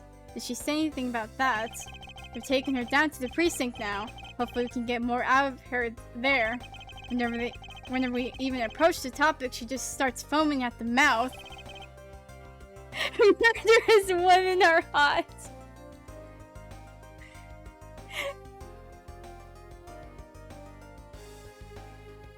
Murderous women are hot. What the fudge? It was scary, sir. She probably wasn't prepared to commit a murder all of a sudden. One thing is for sure, the ring behind this whole mess means serious business. Looks like there's a lot more to this case than meets the eye. Mr. Edgeworth, I just wanted to say how much I appreciate everything you did. Thank you very much. There's nothing. In fact, I should be the one thanking you for your cooperation. But truly, if it wasn't for you, I might not be here right now.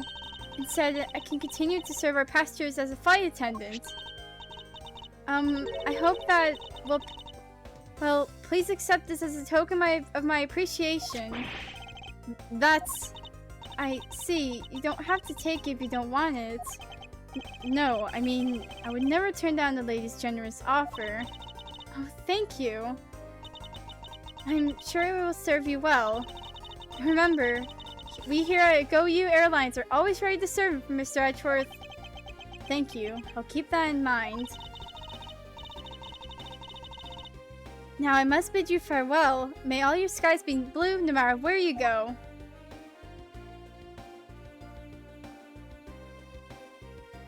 I'm still thinking about what was that line of dialogue earlier. Can't believe we wound up investigating the whole day, sir. But boy, was it fun. Speak for yourself. My day was filled with earthquakes, elevators, and false charges. By the way, where's Franziska? Oh, she's filing out some custom paperwork for her departure. Departure? Yeah, Miss Von Karma's always really busy, sir. She's been flying from country to country to chase down some leads regarding her case.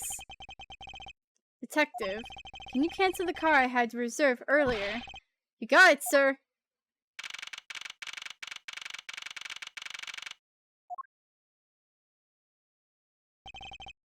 Franziska. I thought I told you when you first landed, I have no time for idle chatter. I have no intention of wasting your time. However, it has been a while since we last met. I also have no time for such familiar reminiscence. Just who do you think I am? You are Franziska von Karma, a very proud prosecutor deserving of much respect. Until only a little while ago, I was but a wretched mutt who was always losing to you.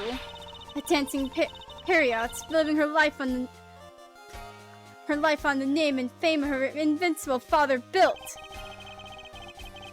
True, but your father, Manfred von Karma, didn't lose a single case for 40 years as a prosecutor. However, I wouldn't say he was invincible. What are you talking about? The group I'm on the trail of this is a little more troublesome than most. The smuggling routes we found this time is only one sliver of the big picture.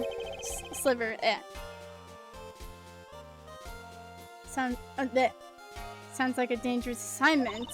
You really don't have to worry. I can take care of myself. Yes, I suppose you can. Plus, there's another agent on this case with me. Another agent? He's a star among Interpol agents and has the highest successful arrest rate. Who knows? We might even run into him one day. I was simply caught up in this one case. I hardly see why we would cross paths. I suppose. But I doubt he would say the same. I'm not following you. You'll understand soon enough. The fight has only just begun, Miles Edgeworth. I'll be back in this country soon enough. And when I am, you can be sure I'll pay you back in full. There she goes. Well, and just like that, she's gone, huh, sir? Thank goodness, I can finally rest easy now. I won't have to watch out for her whip. Detective Gumshoe, I want to thank you for all your help and cooperation. It was nothing, sir. I was just happy to be able to work with you again. I think I'm gonna celebrate by adding a little extra salt into my instant noodles tonight. Just how much did you cut his salary by, Franziska? Detective, I was wondering if you might give me a ride down to the prosecutor's office. Sure thing, sir. I'll even fly down the road in the patrol car if you want. Don't make me remind you, Detective. Safety first. We don't want another incident like a few years ago happen. Thus, I solved the first case upon my arrival home. Franziska von Karma, the smuggling route she was after. The leaders of that ring had already put their trump cards into play. And players on the other side of this war, they would begin to make themselves known through the next instant.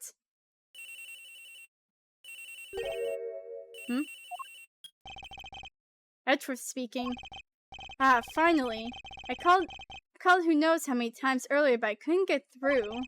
And you are? Have you forgotten my voice, Miles, my boy? Mr. Amano? Ernest Amano, correct? So you do remember me. I know it's rather sudden, but I can't ask this of anyone else. But it's been an instant, Miles. My son, he's been kidnapped.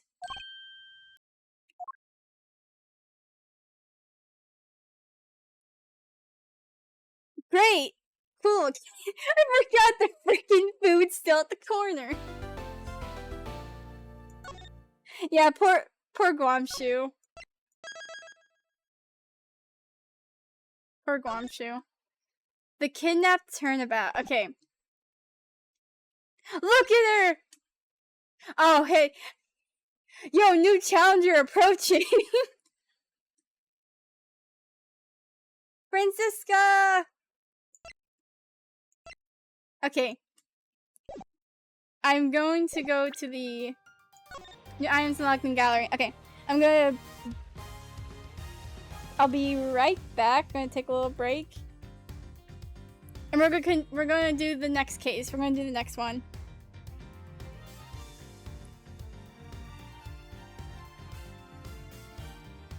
If I can find the dang BRB thing. There it is. Alright.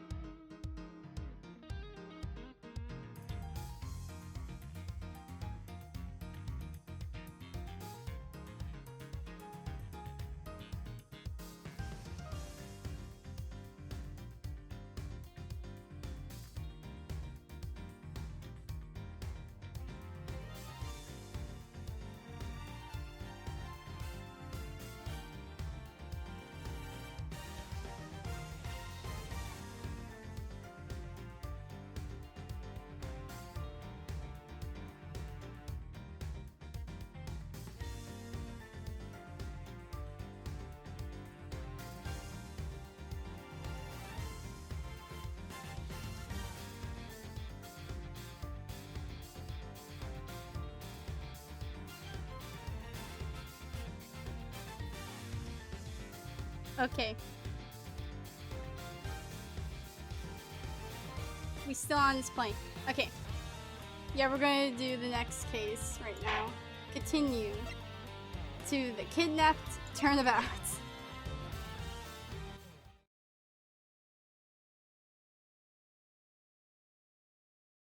Episode 3, the Kidnapped Turnabout.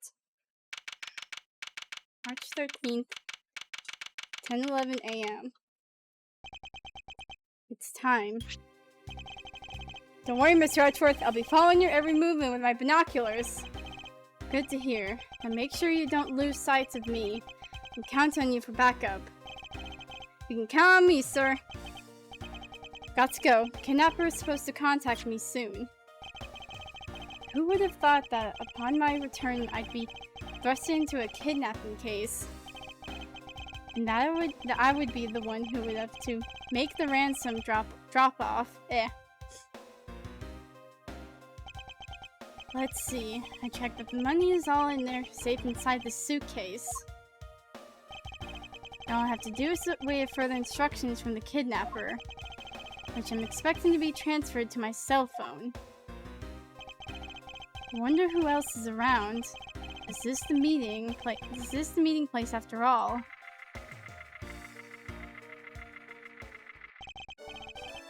Welcome to Gatewar Land! Oh, thank you. And a big hello to you. I'm the Proto Badger. Nice to meet you. Oh no.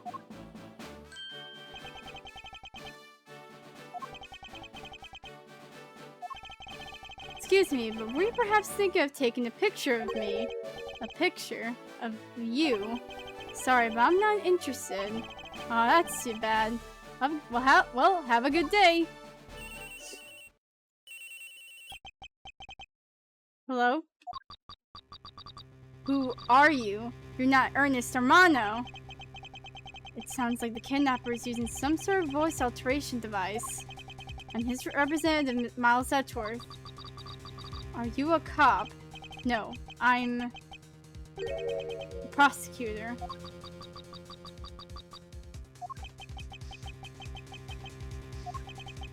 I know what you're wondering, and yes, I have brought the ransom money with me.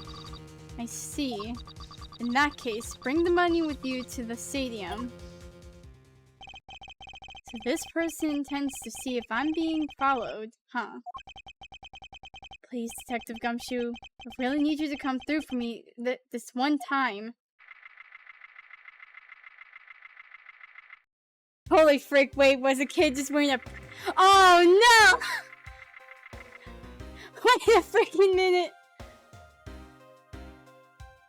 I recognize that frick all stage anywhere! Frick this! Wait, event schedule! Battle of the Magicians, Max Galactica versus Troop Gramare. Oh, I would love to see that. And the Gavner special concert. What, they're doing freaking concerts in some freaking, like, amusement park place? Oh my god. I cannot escape. I cannot escape the Badgers, cannot escape the Gavners, cannot escape the Gramares. Or the circus. Frick. Edgeworth speaking. Next, come to the haunted house. Just how long do you intend to have me wander around for? That's for me to decide. You don't have much of a choice here, my friend. I suppose not. Oh, I hope we get to go back here. I've arrived. Go inside.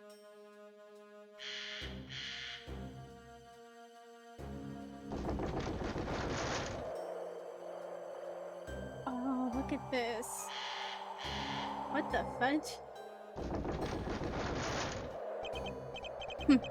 What dismal place. Oh no, it's the freaking screenshot! That's it. Go through those doors. Am I being watched from somewhere?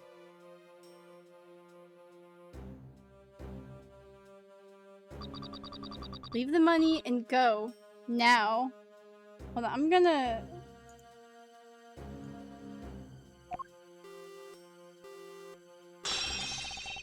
Oh! I was hoping for an exchange, but maybe I should do as they say for now and not push it. I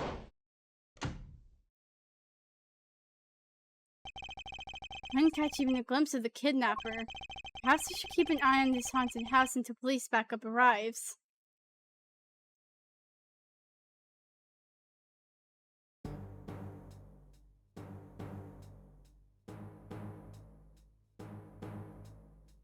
Oh jeez, oh jeez, oh jeez. Oh jeez! Mom, look out! It was a trap!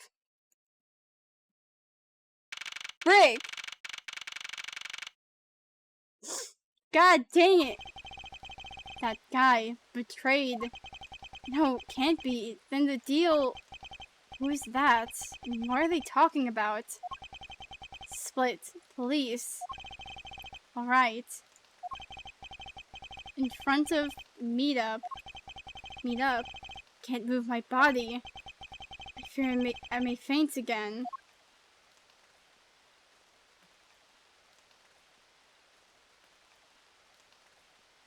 God dang it! Where am I? How long was I out?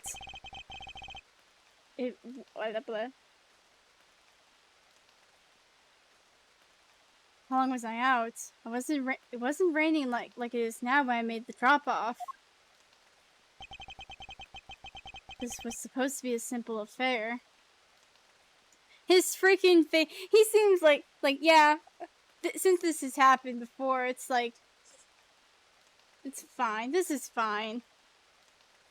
He looks so freaking dazed. Oh my god. He looks out of it. Okay, let me put this stuff back. So why have I been taken hostage as well?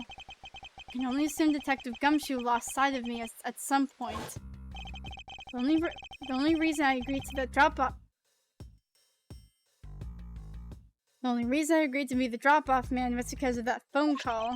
It was from Mr. Ernest Amano, the director of the powerful, Zaibatsu, the Amano group. But aside from that, I also owe him a great depth of gratitude. His only son, Lance, had been kidnapped. I know that Lance is already in his 20s, but I guess some things you never grow out of. Though, freaky mean. Can't sit around waiting for someone to come help me. I must escape somehow. Was that you making that funny sound? Who's there? How dare you laugh at a gentleman's plight? Holy frick! Who are you? And are you one of the kidnappers? Are you one of the kidnappers? A kidnapper? Me? No way! I'm not into such petty crimes. Nope, I'm after something much, much bigger. Holy frick, it's her. You must be worn out from today's ordeal. Focus, Miles. Oh, I forgot to introduce myself. Sorry about that. Ahem. Even in the depths of the night, when no other bird dares to take flight, one alone soars to shine the light of righteousness on the world's blight. And that one is me, for I am the great thief Yatagarasu. Great thief? Did she really just claim to be the Yatagarasu? Oh, but my real name is Kay Faraday. You can call me Kay, Kay? Good. Glad that's settled. Not quite. I have a mountain of questions for you. But first, would you be so kind as to remove these ropes? I wonder. Should I remove them? I was actually having a lot of fun watching you make those silly faces. He's ticked off.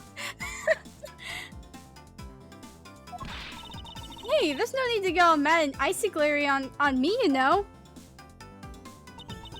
This rope goes through here, and there you go. With relief, I owe you my thanks. It's okay. You can pay me back in full later. Now then, what questions should I start with?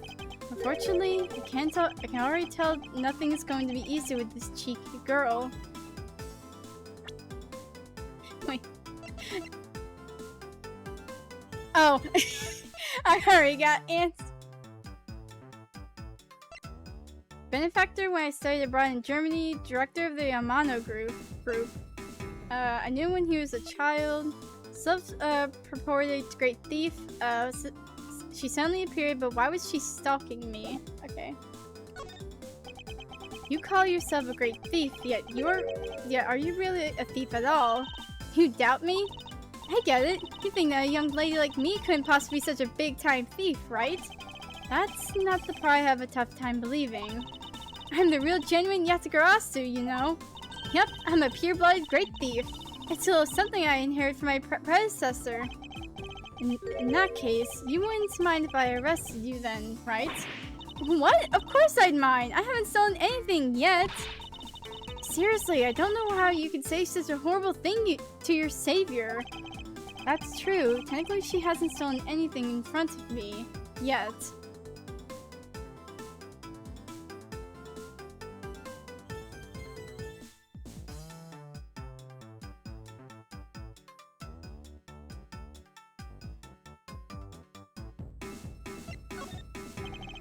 When you say you're the Yatagarasu, do you mean you are the Yatagarasu?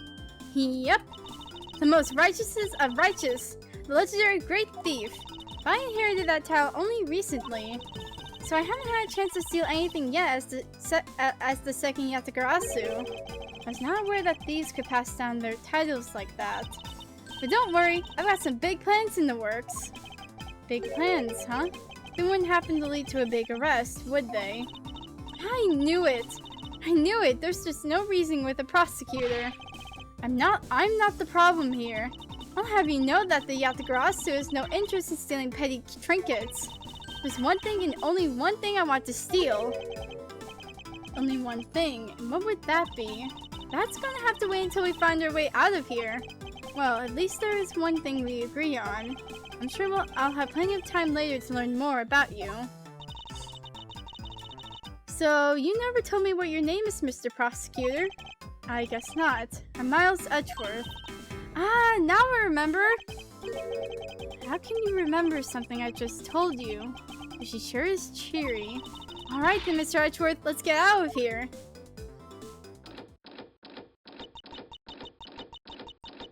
Frick. It would seem that we are locked in from the other side. What? No, wait! I don't hear you! La la la la! Okay, do you remember where you came in from, right? It looks like that might be our only way out of this room. Whoops, slight miscalculation. That's a good height to make an entrance from, but I can't jump that height to make an exit. Suppose we have no choice but to look around and see if we can't find another way out.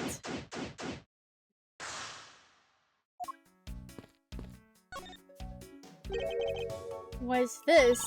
Looks like the Bad Badger, and it's looking as bad as ever.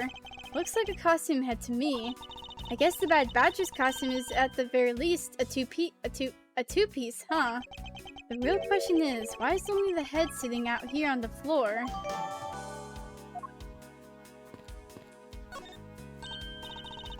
Hey, there's something inside the bottom right box.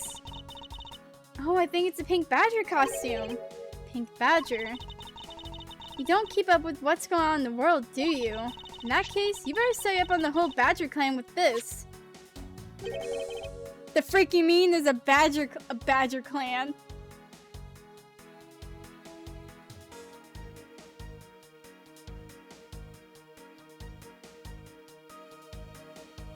So, you heard of like the 4 elements. Have you heard of the 4 Badgers?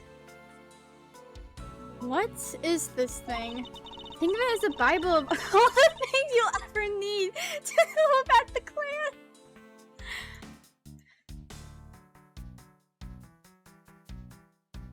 Oh my god, what the... yes, the Badger Bible. Why does the Pink Badger have a handcuff? Oh, this is threatening. Oh, the probe. Whatever. I suppose I can keep as a reference guide or something. Suppose this means that this is where they keep all the costumes. It certainly looks that way. It's like the Badger family's home. There are 8 boxes, but 7 of them are empty. Which means that 7 of the costumes are in use right now. Except, yeah. But aren't these Badgers the mascots of the police force? Well, I heard that the police had a hand in sponsoring this theme park. Probably because the Gatewire Group owes the police from all those cases they solved.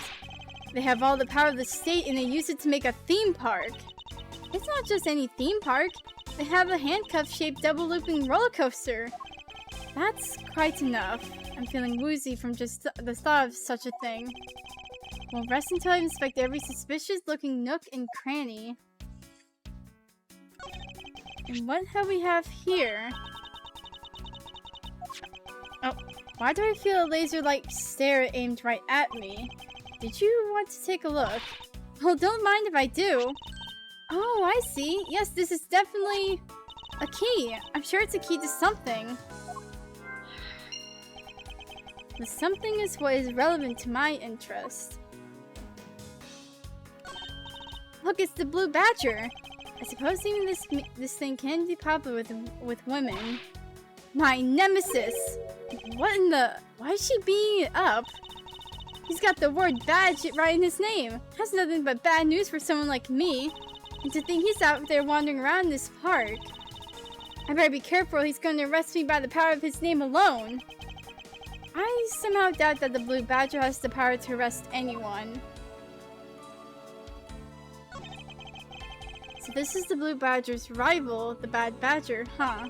Do you feel some sort of reverence towards this Badger, Kay? Ha! I can't believe you would be so stereotypical when it comes to thieves. Surely you must also think there are much cooler and cuter ones out there, right? That's it. I've decided that thieves and thievery need an image makeover. Good luck with that one.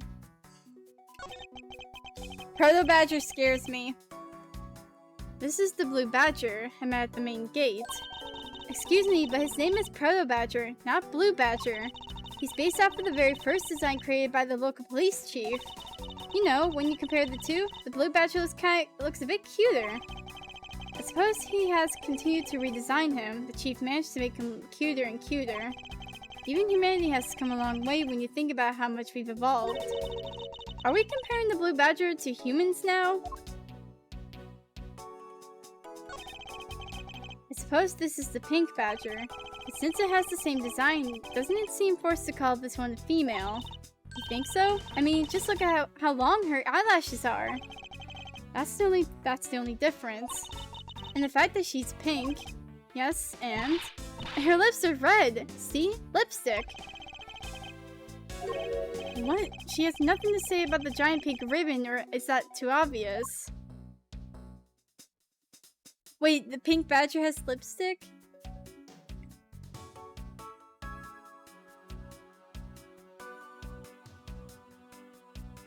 Okay, well, I think I've looked everywhere. Oh, paint.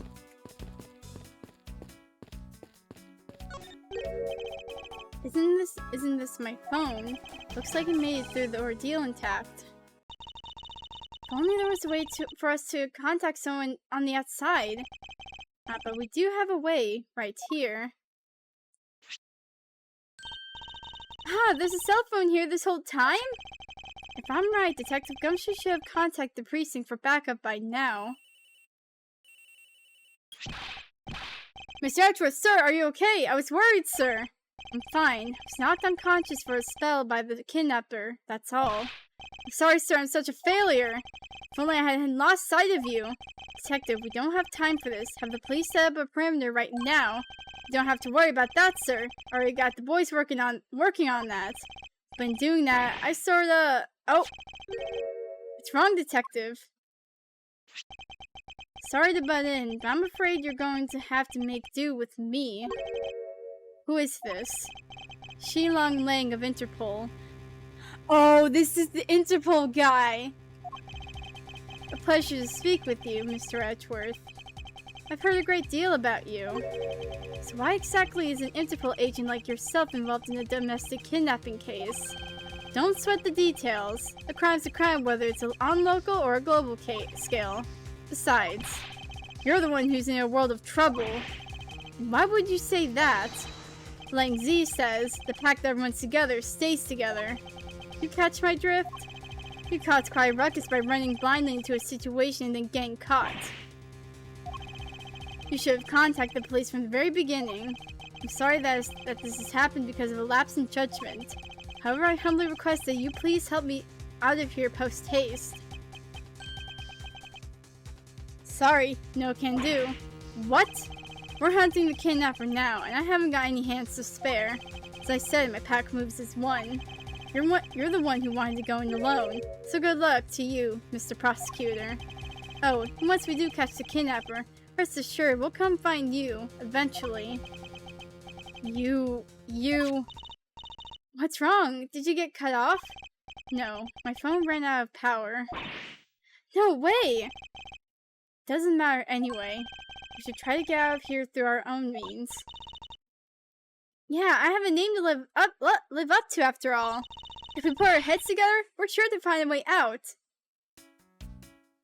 Sure. Oh wait, hold on. I'll be right back.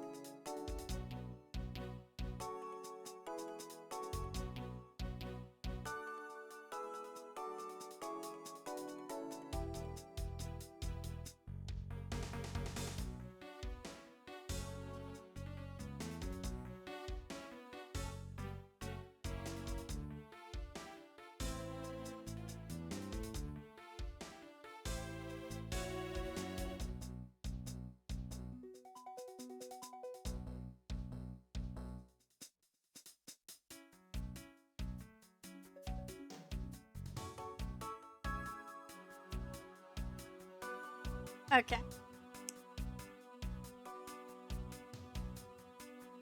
Honk. Okay. Oh wait, frick. Where did I click? I didn't click anything. Okay. Let's look at this. They're holding a Blue Badger photo rally. You didn't know? Plus, it's not just the Blue Badger, it's his whole family too. If you manage to snap a shot of every single member of the family, you get a really posh prize. Well, there's a costume head sitting over there. Why not start with a picture of that? You can't do that! That's cheating! There's only one of each badger in the park, so you have to work for it. Speaking of badgers, there's one sitting against the wall in the haunted house. Seriously? But somehow I don't think that one counts, Mr. Edgeworth. You have to take a picture of the costume ones walking around the park. So those are the rules of this game. How quaint. Neat. Maybe we can use this paint to help us escape. And what exactly do you have in mind? Well, we could paint help in really giant letters. And who, pray tell, would see these giant letters? We're inside a building. Okay, then how about we light the paint on fire and send out colored smoke signals? Anyone who saw it would think some crazy arsonist was about to call the cops. Actually, that may not be great for me, seeing as I'm a thief and all. Let's try to find something other than this paint to use, shall we? Okay, how's like getting that thing open? Oh, the kidnapping. Do you know where the person who kidnapped me went? Well, after they locked you up in here, it sounded like they went into the next room and started talking to someone. I feel like I heard something as well, but it's all a haze in my mind. However, I do recall that the kidnapper was talking with someone. It was just a guess before, but I guess I really am dealing with two kidnappers here. After that, they left. It almost seems as if they were done with you. I suppose that is the case, as my kidnapping seems like an afterthought to the 1 million. Well, if they went to the next room, let's see what we can find out through the slot. Wait, what do I have in my... Okay. Internal agent, he's in charge of the kidnapping case for some odd reason. So I don't know the man's, like, face or anything, but I know he's 27 years old. Good to know. Good to know. I'm glad I got that, somehow got that info from a freaking phone call.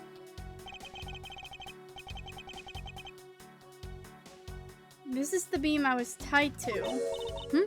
What's up? I was pondering if perhaps we can make it over and out of the window if we climb this. Good thinking, and if it's a climbing action you need, just leave it to me. Thanks. This little hook looks like it might make for a good foothold. Here we go, Kay, and good luck. Count on it! The great thief Yatagarasu spreads her mighty wings and takes to the skies. Look at her go! Here I go! Oh.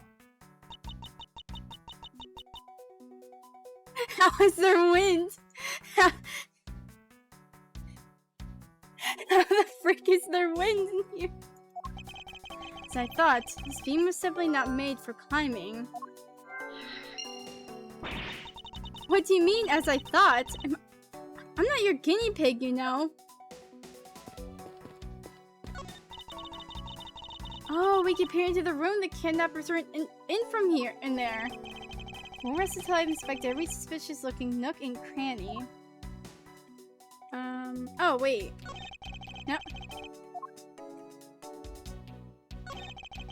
There's a beam in the next room identical to the one in this room. There's even a hook on it to hold a propped up floor panel in place.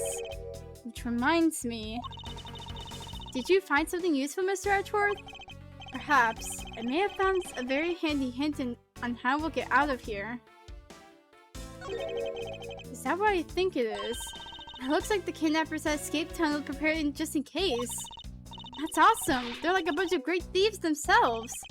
No, they're not, because I highly doubt they made the tunnel themselves. The floor panel was removed and propped up against the beam in a very specific way. I think this building was originally built with a basement or underground area.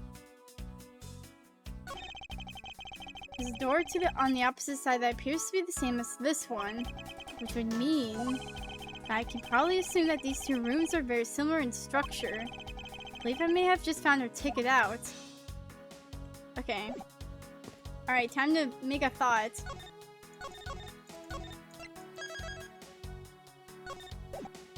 The great thief Yatagarasu. Okay,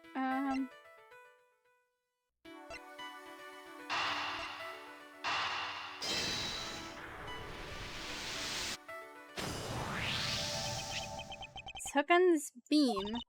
You know, I already tried, and there's no way I can jump from this hook to the window. Come on, even you have to admit when something's just not possible. I wasn't about to suggest that again, rather that it's here for a different purpose. Really? Like what? As you saw in the adjacent room, it's clearly for keeping a floor panel propped up, which means that there should be a panel in this room that we can open as well. Oh, I get it! We didn't notice its existence at this time because it was being hidden being hidden by this tarp. Alright then, let's roll this thing up and see what's underneath. Now this is why I call it treasure. Cat's screaming. Hold on.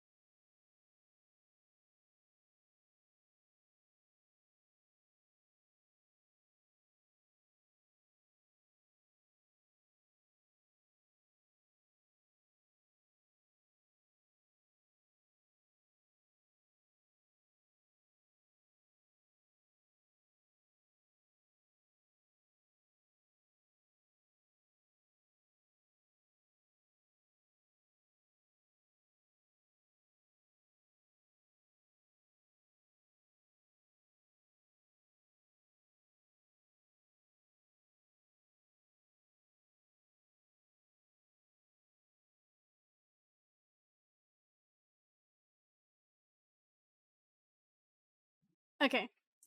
Now this is why I call it treasure.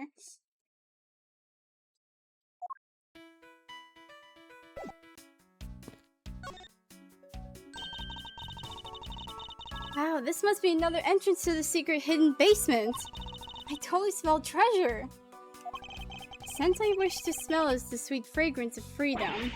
And what are you waiting for? Hurry up and open the hatch. Alright. This thing is locked down tight. Do I have to make the coherent thought? I have to use the dang key? Oh, fiddlesticks. Alright, time to make a thought.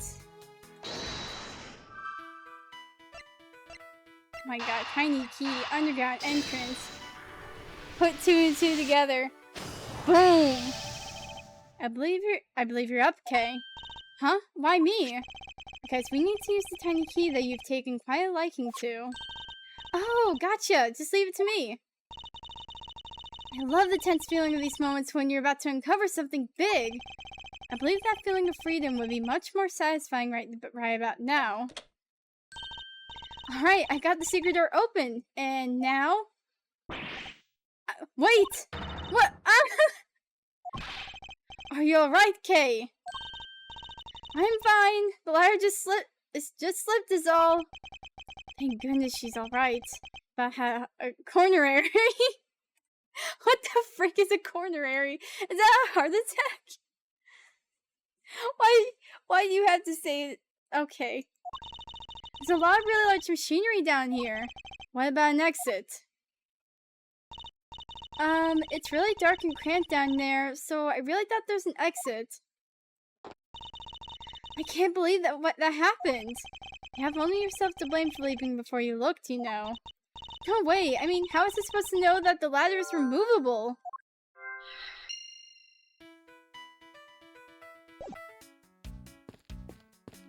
Hold on. Man, why did they have to put the window so high up anyway? How is a thief supposed to make her daring escape? I suppose we can make our way out if we were able to climb on top of these lockers. That's pretty clever. You make a good thief yet, Mr. Edgeworth. Please don't ever place my name and the word thief in the same sentence again. Let's see. I wonder if I can jump and grab the top of the locker here. Man, why do they have to make such a ginormous lockers anyway? Even if we want to use these lockers, we need some sort of foothold. Alright. So we got 2 more thoughts. Q. Ladder. Lockers. Put these 2 together. Take the ladder out of the dang thing. Figured out how we will escape this prison, Kay. Oh? So how are we going to bust out? It seems that your reckless actions were of use after all. Are you actually praising me? More of a thank you for giving me an idea regarding this ladder. The underground ladder? What about it? This ladder isn't just for those who wish to go down. Oh, I see. If we use this... Yes, I believe it's long enough to reach the top of those lockers. Well then, what are we waiting for? Let's get out of here. Alright, now we can get out of here. Yes, we spent entirely too much time in here. Kidnappers who held me hostage and a mysterious Interpol agent. This case is only getting started, and I'll be the one to bring it to a resounding end.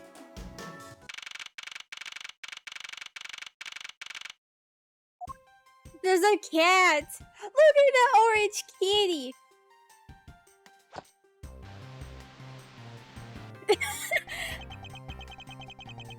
Oh my god, he just literally just slid down that. It looks like it stopped raining for now. Yeah, thank goodness. You have no idea how hard it was raining earlier. Mr. Edgeworth! I'm so glad to see you managed to escape, sir. I was so stressed that I thought my heart was going to give out. Detective Gumshoe, may I ask what in the world that is? Well, that's, Oh my god. Count off! 1, 2, 3, 4, 5, 6, 7, 8! 89, 99! Shifu, all 99 members are here and accounted for, sir! Oh! What the heck do you think you're doing counting my cubs off like that? Every person's a valuable human being, get me? And everyone has a name that their parents gave to them. No one is 2 or 3. Everyone, regardless of age or rank, is number 1. Got it? Shifu! Shifu! You're Ancient Lang, I take it. You infidel! How dare you address our Shifu so rudely! Oh! Lang Z says, a cub who disrespects others soon feels the disciplinary bite of an elder. So don't you ever forget to show the proper respect towards another person. Shina. This isn't much, but please accept my card. Oh, thank you. Please accept mine in return. You all see that just now? That's the proper way for two people to show their respect. Keep that in mind, you'll get far in life. Got it? That's right. Franziska did warn me. Something about an elite Interpol agent from the Republic of Zhangfa.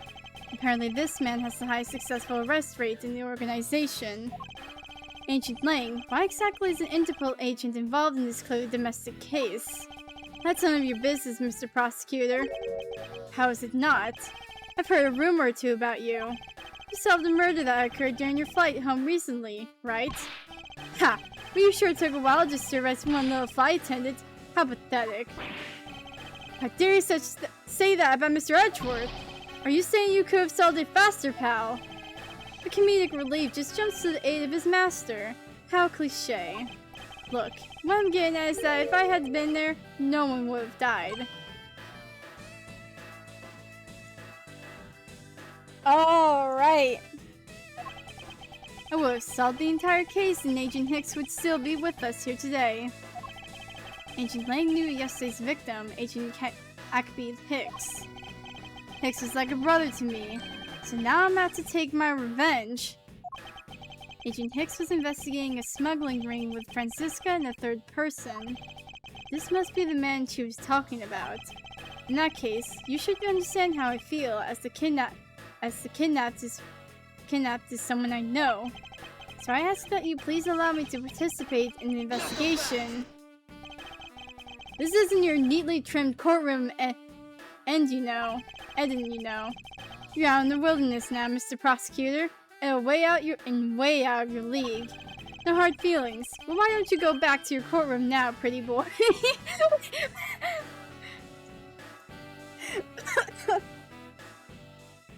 Excuse me, what?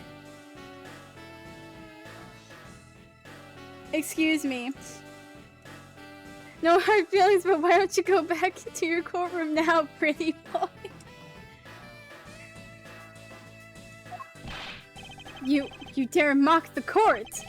I do, and I don't need the help of a filthy prosecutor. Sorry, but the truth doesn't need the likes of you to distort it today. Who uses the adjective filthy to describe a prosecutor? And why do I feel such an intense loathing emanating from him?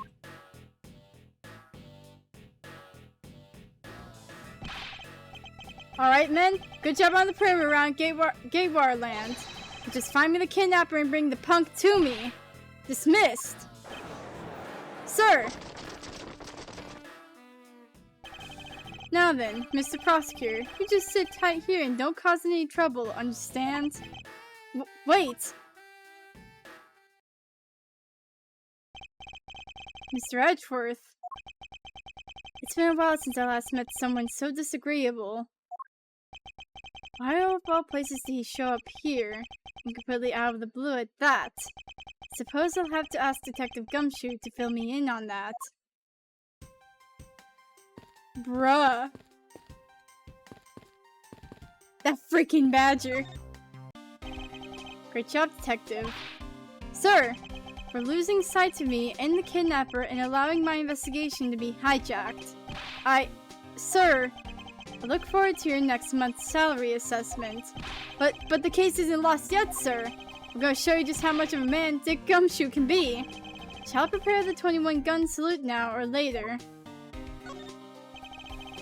Detective, are you sure it was the precinct you called for backup? Of course, sir. I think I would know the number to my own precinct like the back of my hand.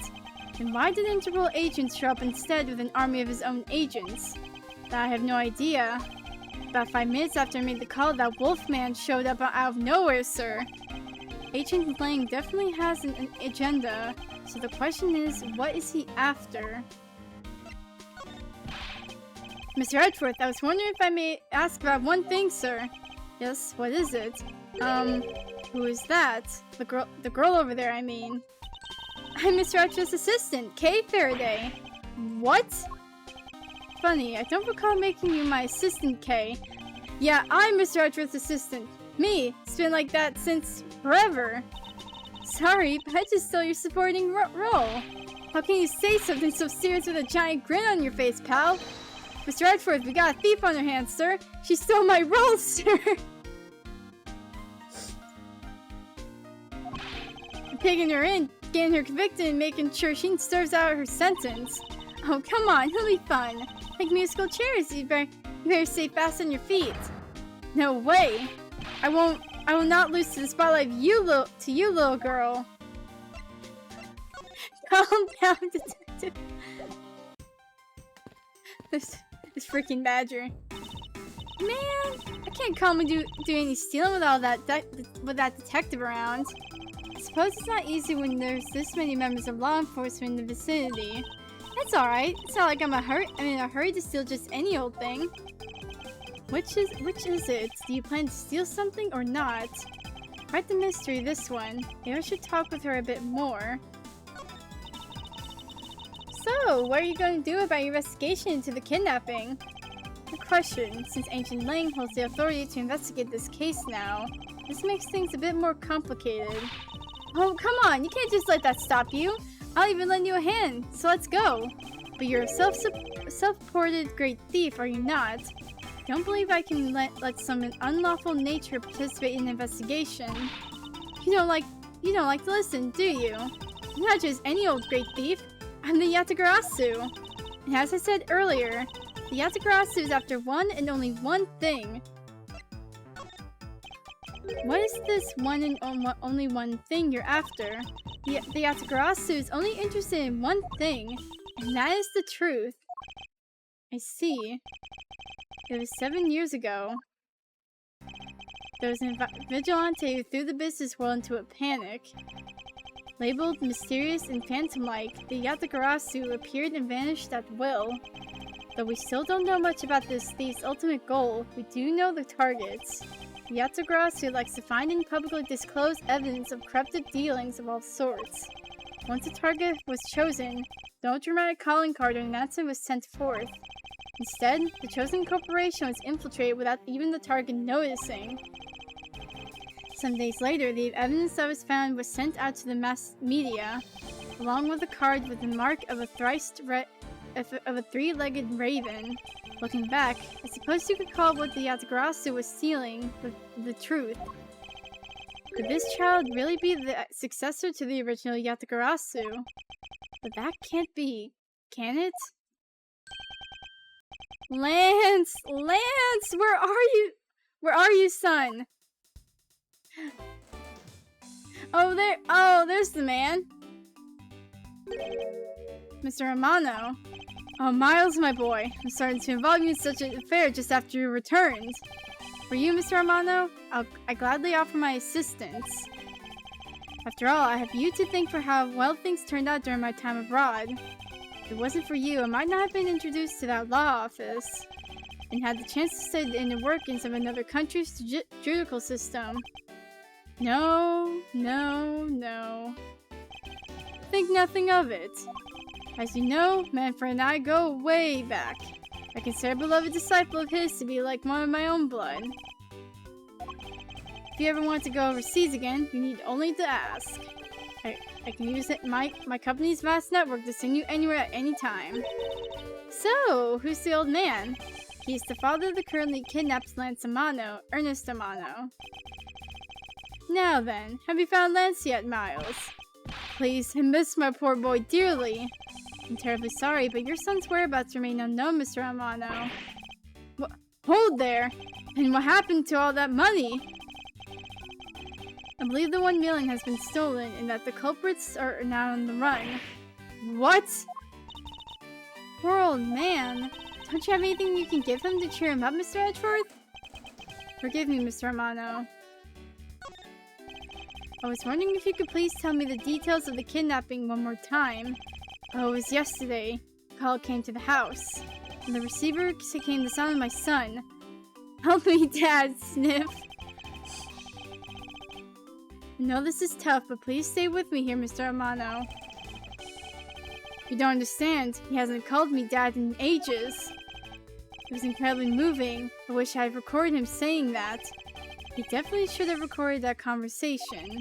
Not for the foolish sentimentalities of an old man.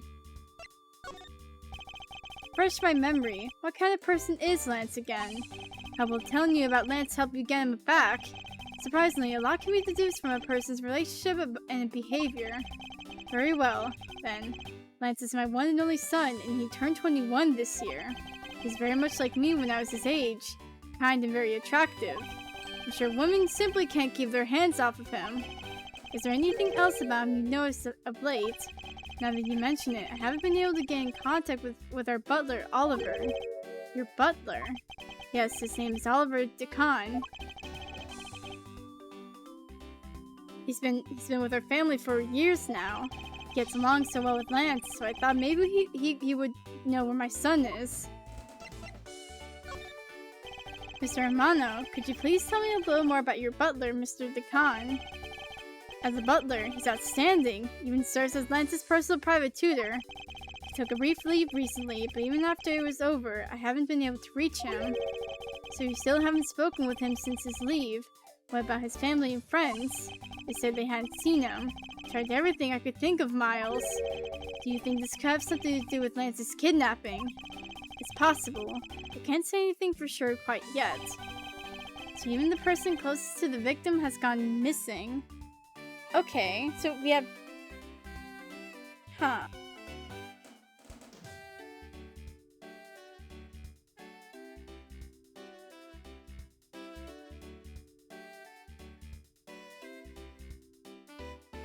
Okay, that's strange. Oliver Decan sounds like one name I'd better keep in mind. Detective Gumshoe! Yes, sir! Let's begin our investigation. Even if that Interpol agent holds the authority to head this investigation, we can't allow ourselves to stand idly by twiddling our thumbs. I'm with you 100%, Mr. Edgeworth, sir! I, Dick Gumshoe, pledge to stick by your side through thick and thin. Mr. Amano, it was my fault that the culprits escaped. Which is why, with our blessing, I vow to return Lance to you myself. Oh, I've never seen you so passionate before, Miles. Good luck to you, my boy. Alright, well, what are you waiting for? Let's do some investigating. Investigate. I can't speak. If you think I'm losing to you, pal, forget it.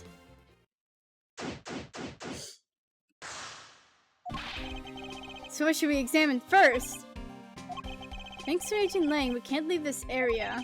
The culprits here were here until very recently, which means we may be able to find some clues that will tell us how they escaped. Okay, let's get looking. Hey, you there. Who? Me? What are you doing goofing off in a place like this? I wasn't goofing off, I was about to help Mr. Edgeworth kick off his investigation. You imbecile! All precinct detectives are now under Agent Lang's direct command. No way! I am not working for Wolf Boy! Mr. Edgeworth, can't you do something? I'm not exactly in a position to argue, seeing as how you are a member of the police. Good, now let's go. Oh no, who dragged him? Let my boy go!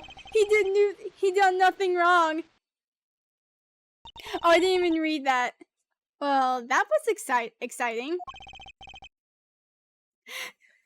Let my boy go. He done nothing wrong.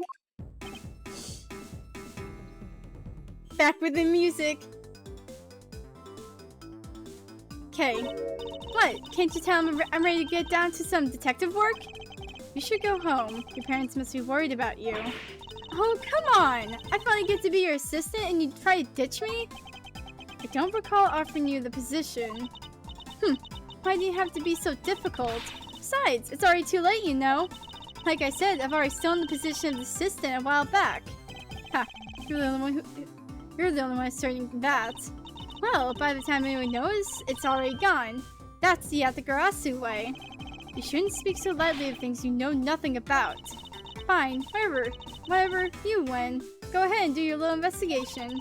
But the talented assistant Kay is going to tag along no matter what you say. Even if she turns out to be useless, she's not going to listen to me. Might as well surrender and let her come along for the ride. Kay Faraday on the case. Okay, wait. I'm trying to get Kay to, like, look forward. Kay, look forward. I know you can look forward. I have a picture, like, right by the blue badger. Let me see the cat. I've got you now, you violent criminals. I think the kidnappers would have better sense than to try hiding in these. Oh, come on, line up, will ya? I was only joking. I don't really think that the criminals would be hiding here, right in front of two officers. I certainly hope not. Hey, there's a bunch of footprints in the mud over here.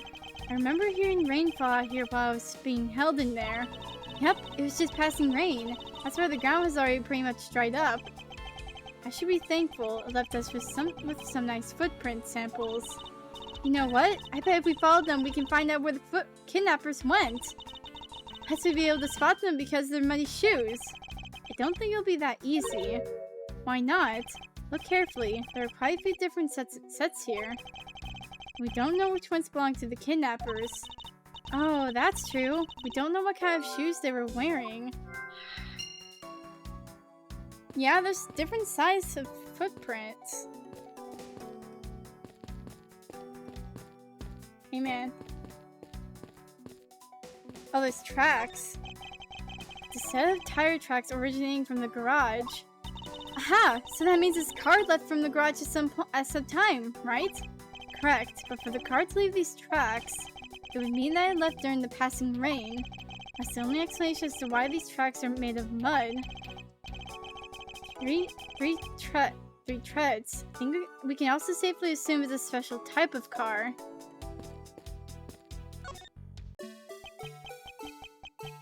This frickle badger that I hate.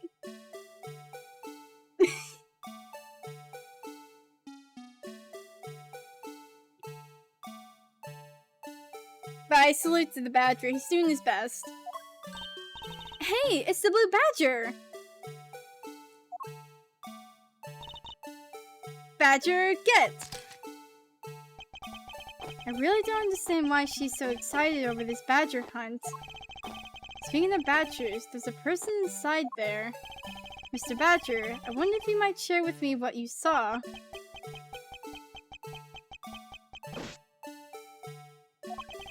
He's doing that contorted wriggling dance again. Aha! Oh my god! Mickey's! Motherfucker! Why are you in the badger costume? You uncovered my undercover identity, sir. I was to remain under that head, sir. Aren't you Officer Meekins? Sir! Mike Meekins reporting for duty, sir! Look at him! Look at him! This man was a witness in one of the cases I had 2 years ago. About the only thing I remember about this officer is that he often spoke and acted before he thought, which gave me a great deal of headaches. Is he a friend of yours, Mr. Edgeworth? I've met him in the courtroom once before. Why was he so upset when we unmasked him? Does he have something to hide? Meekins! Officer Meekins, why are you standing here wasting time? Sir, because I'm not a police officer right now, sir. I'm the Blue Badger. And I'm creating memories and dreams for the kids. That's never a waste of time, sir.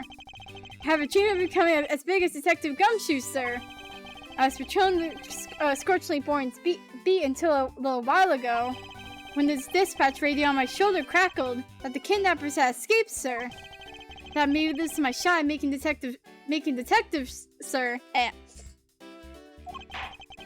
Rushed on over to join in. When I got here, there was a sea of people already. I couldn't spread my trademark friendliness and drawn to anyone. It would seem that some people never change. Ah, poor Meekins. Ah. So why exactly are you in that ridiculous outfit? Sir, that's because, sir, I'm here to keep the visitors in good spirits, sir. But it's also to hide the fact that I'm an officer on the trail of a kidnapper, sir. I see. Agent Lang is very wise to employ this sort of diversionary tactics. To be handed the role of the Blue Badger out of all the different disguises, sir. It's such an honor. A single tear, goes down his eye.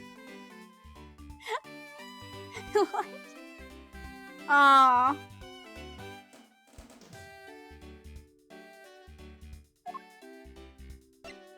You got anything for us, man? How long have you been standing here, officer? Sir, for about 1 little hour, sir. That's around the time I woke up from being knocked unconscious. And I've been here ever since, sir. If that's true, then it's possible Officer Meekins saw the kidnappers escaping. But however, sir, I must tell you I didn't see a thing, sir. I haven't asked you anything yet, officer. No, but I know you will, sir. He's hiding something from me. Officer Meekins, I insist that you tell me more about your recent movements. Sir, I've been playing the Blue Badger this whole time, sir, and getting into it, too. I patrolled the park all while wearing this costume. About 1 hour ago, I came over here, sir. I haven't seen any suspicious-looking people this whole time, sir. I did see a badger, sir, a lone Blue Badger. What you just said now is contradictory to the facts. How so, Mr. Edgeworth? This is what Officer Meekins' testimony contradicts. Wait, the badge? Your testimony contradicts with this piece of evidence.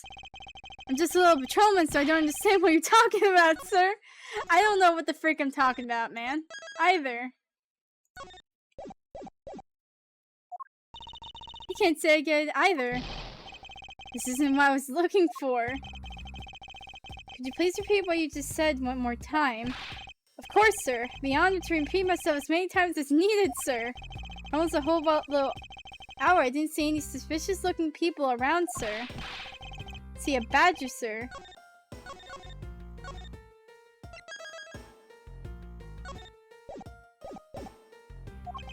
As I thought, what you said just now is contradictory to the facts. Okay. No, not my badge! Oh, this freaking place.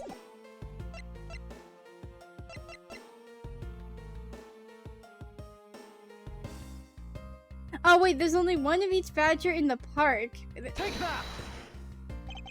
Officer Meekins, let's back things up. I'd like to ask you about your last statement. Sir, of course, sir. If that's your wish, Mr. Prosecutor.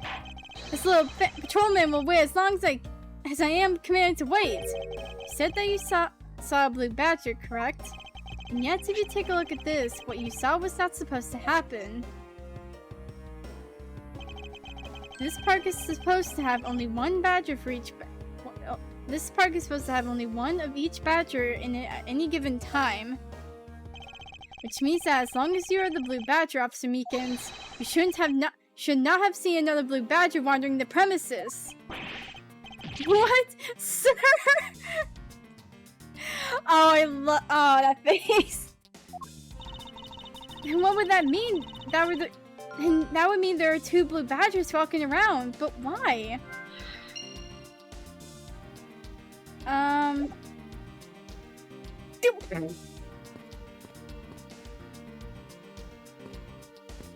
Okay.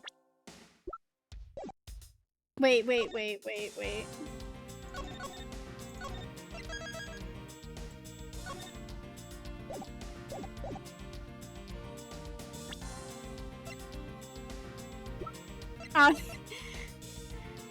Precinct officer was conducting an investigation while in blue badger costume.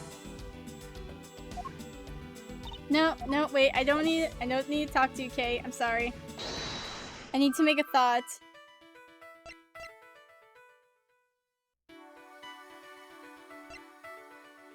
Oh, badger shoes. Wait.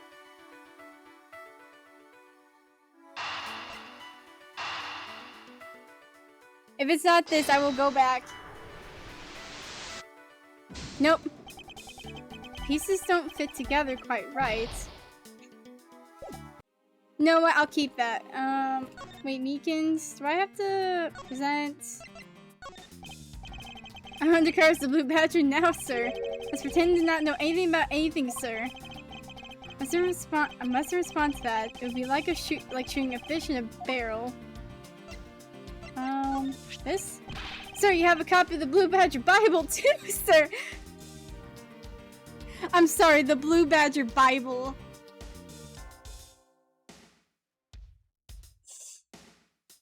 What else is in there other than knowing what the Badger family is?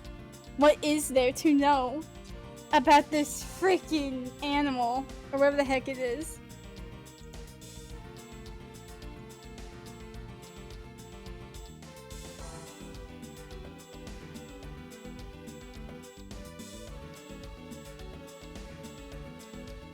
I can't.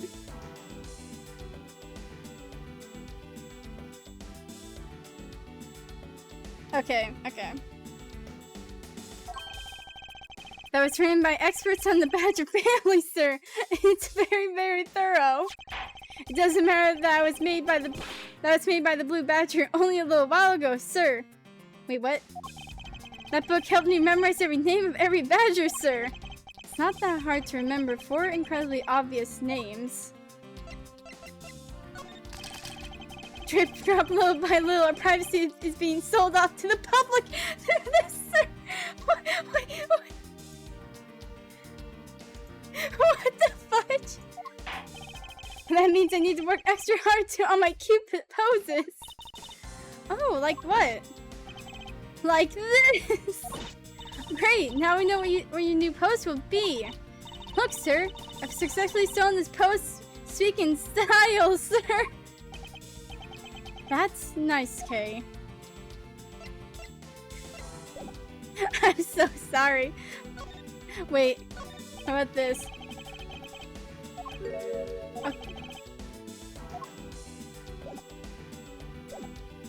Okay, there's literally nothing I can... Wait, okay.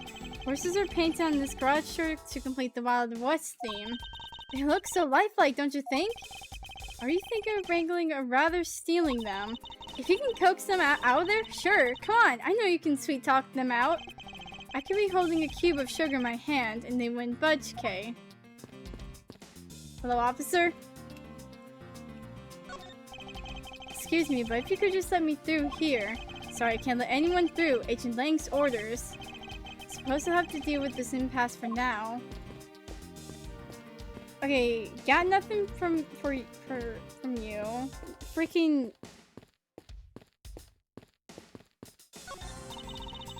Hey, Mr. Edgeworth, isn't this one of those things you tie horses to?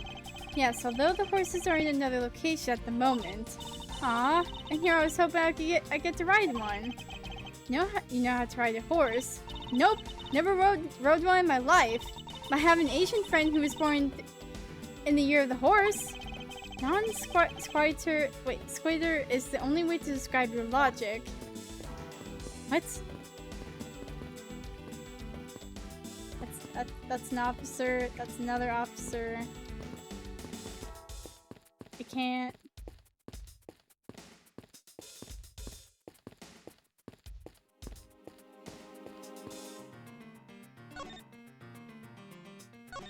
You know what?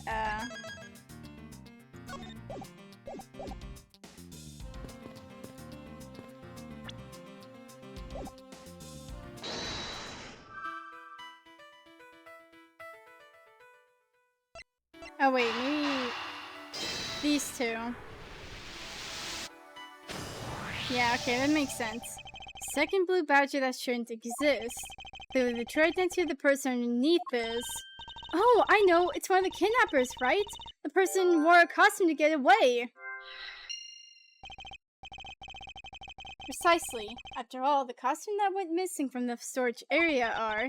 Blue badger, a proto badger, and a bad badger. Yes, those three.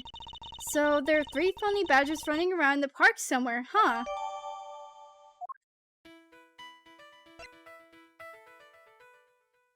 Identity of the second blue badger is probably the kidnapper in disguise.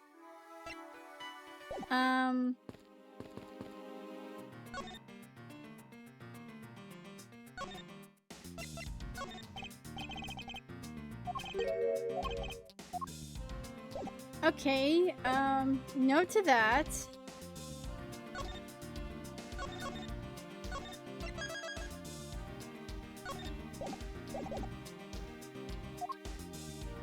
No, sorry, Kay.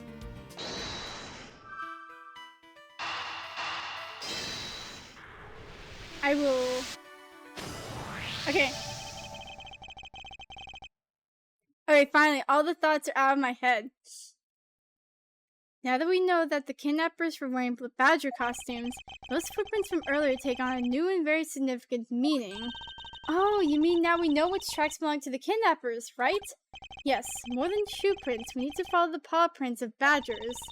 Okay, Mr. Edgeworth, it's time to use those footprints to go badger hunting.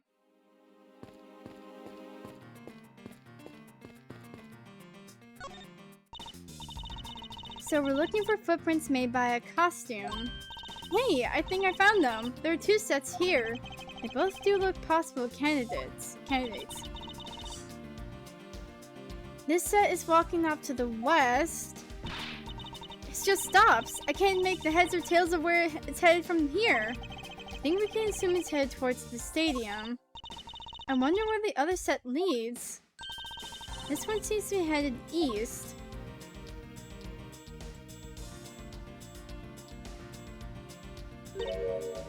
Huh? Quick, Mr. Edgeworth! I've got him! I got one of the culprits! No, I'm not a kidnapper, sir! Down, Kay. Clearly those footprints belong to Officer Meekins. Our criminals were each wearing a costume. Maybe they came over to his garage for something. That's what I suppose. Officer Meekins, if you could step aside for a moment. We need to examine the garage. Sir! Roger! Wilco, sir! Let's open the shutter and see what we find. Maybe we'll find the kidnappers hiding inside. Oh! Oh, that's a corpse! That's a dead body! What in the... We seem to have stumbled across a dead body. She must be in severe shock to have been the first to find it. Now then, who is this man? It's Oliver! Mr. Armano, are you saying that this man is... Yes, he's my butler. How could something like this have happened? Indeed. Why was Mr. Decan here to begin with? I better investigate this crime scene quickly before Agent Lang or his men return. Kidnapper's footprints lead right to this garage. And right to a dead body. It's possible one of the kidnappers is now a murder victim. From my cursory examination, I believe this man died of a fatal bullet wound. You sure are calm for someone who just found a body. It's surprising what one can become accustomed to in the span of 2 days. I won't rest until I inspect every suspicious-looking nook and cranny. As long as the Interpol agent has control of this case, I'm not going to be able to have a real autopsy done on the victim. No doctor, but let's see what I can piece together myself. There are 2 gunshot wounds, one from his abdomen and one on his shoulder. So that means he was shot twice?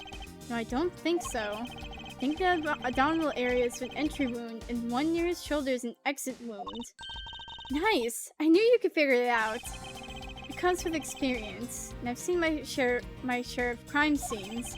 Speaking of experience, this crime scene seems a bit too clean for a murder where the bullet went clean through. We should make a note of this oddity.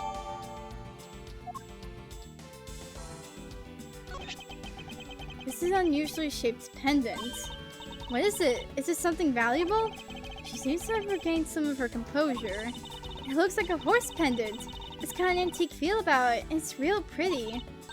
Hold on, is this made of platinum silver? Nice! It is worth something after all. Oh, and look, there's something written on the back.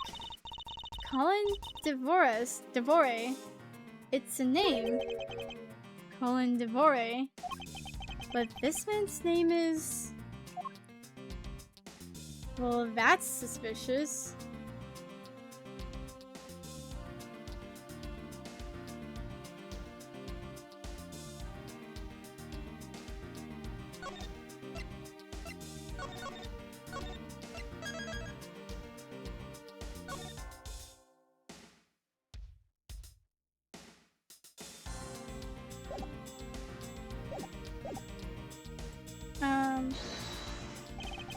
This possible won't connect to any of the evidence I hold. I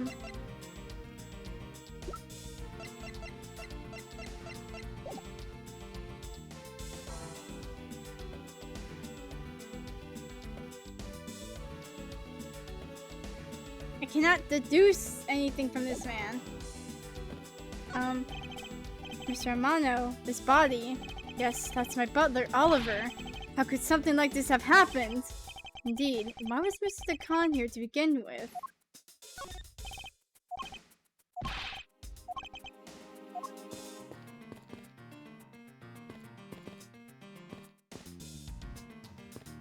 Yeah, I can't... Wait.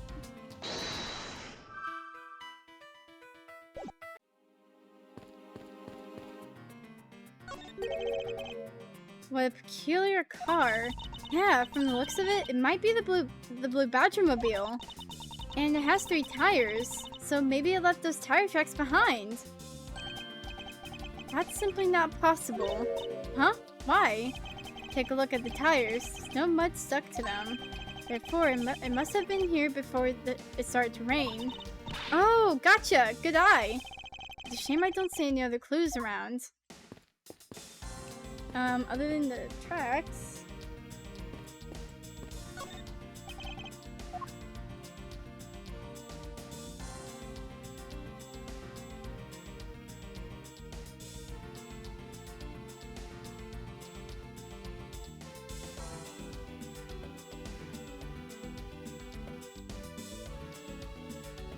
I can't deduce the man to, like, being, like, someone else. Like,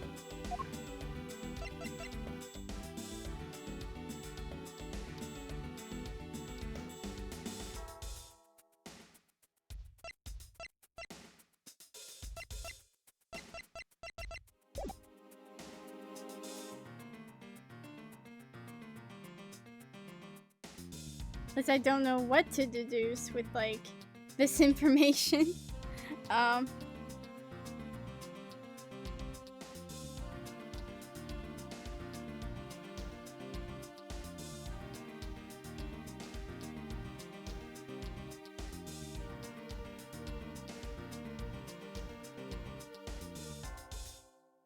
Keep thinking there's like, oh, there's something. Why is there only like 2 freaking...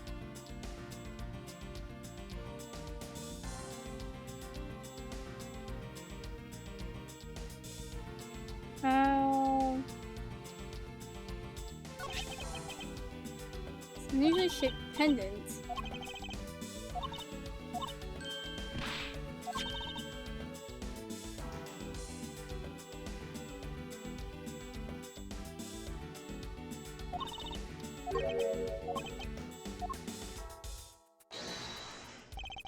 It has to be the pendant, right? Eureka! Okay. Yeah, okay, it's this. There's something not right about the name on the pendant. The victim is the man of family butler, and his name is Oliver DeCon. The name on the pendant is Colin Devore. I wonder what's up with that. Don't know, but I think we've hit upon an important piece of information. And here comes Interpol. Lance, where are you, sweetie? Who are you? Excuse me, but you are... But dump? Oh, this is bad. He's really good looking.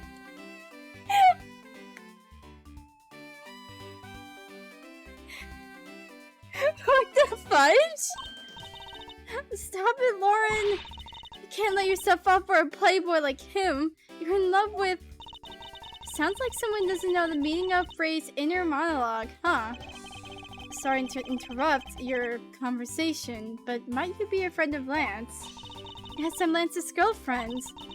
My name is Lauren Pops. His girlfriend. Oh, it's not like that. We're more like friends, and we're not lovers or anything.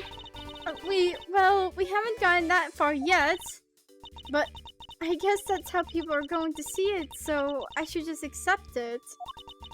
I even got this ring as a present from Lance. You know what she reminds me of? A cartoon character. Now I inquire as to why you are here. I haven't been able to gain contact with Lance lately. I began to get really worried. I looked everywhere for him and then I heard about the kidnapping, so I came here. Wow, you're really strong for having made all this by yourself. Is it true? Has Lance really been kidnapped?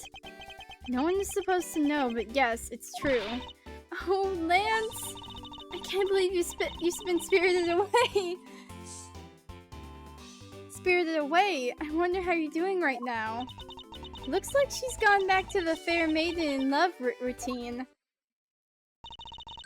So, Mr. Edgeworth, where do we go from here? Well, we found the body, so we should look into the murder. Frick. My man brought me up to speed over the radio. And I have to say, you really should have called. I heard you found something very intriguing. I have nothing to hide, Agent Lang. It's exactly what you see before you. I'll take it from here. Yeah, that guy's really dead. Hey, you waiting for an invitation? Hurry up and detain the suspect now. Suspect? Who? Officer Meekins, is it? You're coming with us. What? Sir, I had nothing to do with it, sir. Agent Lang, don't you think you're being a bit rash? Do you even have a good reason to suspect Officer Meekins? Ha, I'll leave that kind of stuff to you prosecutors. It's your job after all. Like I said earlier, the crime scene isn't as forgiving as your precious courtroom. That's your answer. I know you like your logic and reasoning. And that sort of impractical fluff is not needed out here in the field. All you have to do is arrest suspicious person after suspicious person. That's how you eliminate crimes from the streets. But that's also precisely how you unnecessarily arrest innocent people by mistake. Innocent people? Nonsense.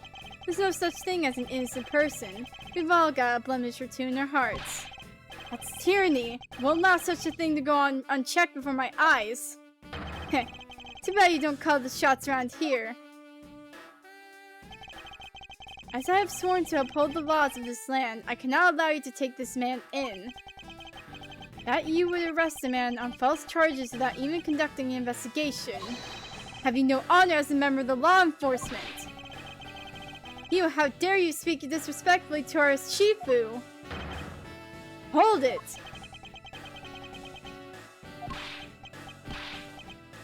Look at him. You amuse me, Mr. Prosecutor. Lang Zi says, every pack has its own rules. If you can play by their rules and come out on top, that's a true victory. Alright, I'll give your beloved laws a fair shake. I'll show you just how much investigating I've done. Through my line of logic.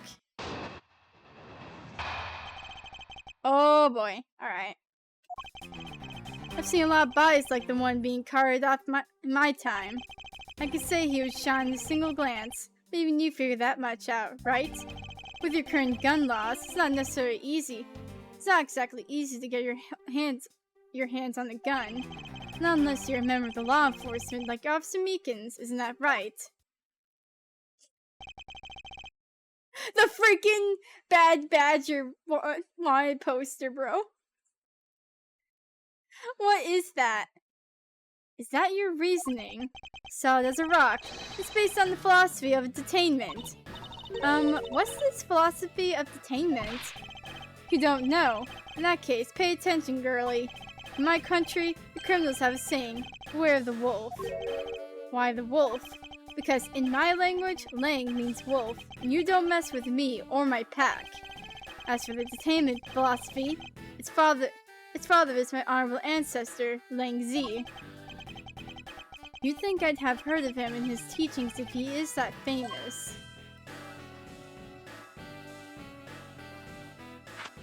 He has a scroll. Lang Zi developed it as he worked to lock criminals away thousands of years ago. To this day, the Zhangfa police still trains his recruits using his philosophies. But thousands of years ago? That makes your story about as believable as a fairy tale. Anything wears down and breaks over time. Do you really believe something as ancient as that can be applied to today's world? You want to put it to a test?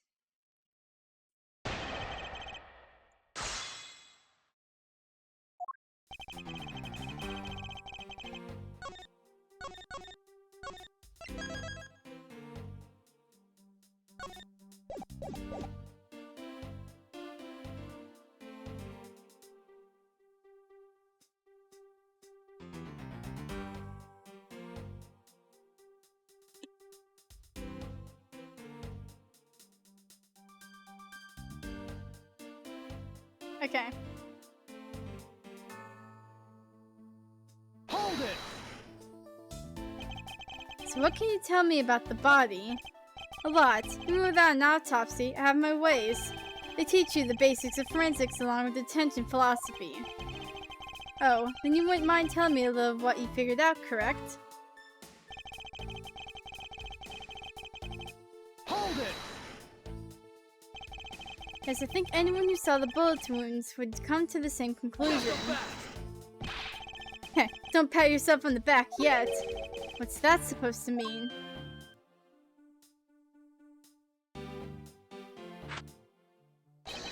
Lang Zi says, search for the water's deepest. You have to keep your eyes on the big fish that lurks in the depths, which is the killer. Is that right? What would you know about the killer? Hold it! It would appear you've studied a bit of our laws. Studied? Who needs to study when every child on the street corner already knows? It's that... Sheena! The Federal Firearms Restriction Act. That's it. The Federal Firearms Restriction Act. I hear it's not easy to get a gun these days. Interesting. That woman is the one in charge of keeping track of the information.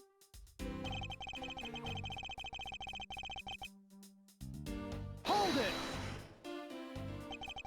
If that's the case, there are plenty of other officers who might be potential suspects. You're not seriously going to arrest each and every one of them, are you? As if I would need to. I've already looked into everyone else here. Oh? Other than Officer Meekins, I know no one else's weapon has been fired. How did you check every single person's weapon in such a short span of time? That's because each and every one of my subordinates is extremely capable. It didn't take more than a few minutes to conduct the entire investigation. Power of sheer numbers. We have yet to check Officer Meekins' weapon, correct? Thanks for reminding me. Hey you, show me your gun. Oh! What's wrong? Why does he look so sickly pale all of a sudden? Gun! What did you say? Can't hear you. Stop mumbling and spit it out already. Sir, I lost my gun, sir! How could you be so irresponsible? He's laughing it up while Meekins is crying. In the end, looks like you're still the only suspect we've got. You're the one who's waited here outside this garage to ambush and kill the victim. So do you think that Officer Meekins waited here to kill the victim, do you, Lang? I think this little accusation deserves a lot more scrutiny.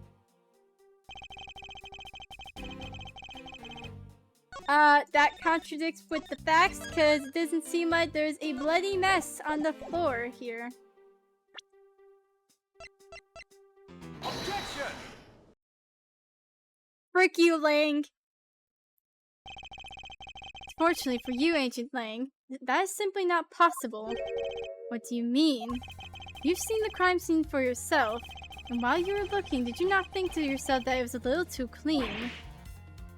Yeah! So did you notice that there was too little blood? Do you still wish to claim that Officer Meekins committed the murder here? Because this isn't the crime scene, and if it was, you're men who led you to think it was. Then I suggest you leave this case to the local police to set the record straight. We got him. Not bad. So your logic can be just as sound as mine. In that case, let me ask you this. Don't you think it's weird that officer is hanging out around here in the first place? Weird. How so? Hey you, your squad's not even supposed to be in this area, right? What were you doing neglecting your duties loafing around here? Don't you dare give me some lame excuse like I found myself taking a walk. But sir, I really did take a walk, sir. You're a disgrace. How dare you take your pack obligations so lightly? Officer Meekins is looking extra meek. Is he hiding something? Mr. Edgeworth, please, sir! Say me the way you did earlier, please, sir! Officer Meekins, please give us a detailed account of what happened. Sir, not you too! His eyes! It's true, sir. I wasn't assigned to this area, sir. I was told to check every square inch of the main gate area, sir. I also went looking for the kidnappers while selling dreams in the Blue Badger-mobile, sir. But I got completely caught up in my role selling dreams to the children, sir. Before I knew it, I found myself here in this area, sir. Oh god, my back.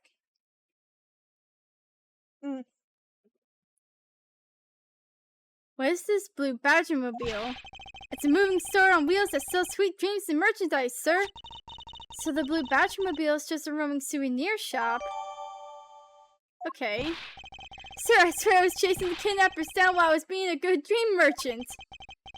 He seems rather worked up, even more than his usual hyperactive self.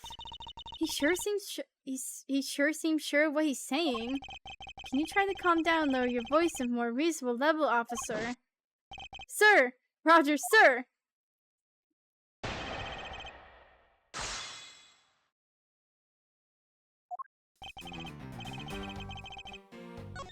Okay. Okay, what can we get from this?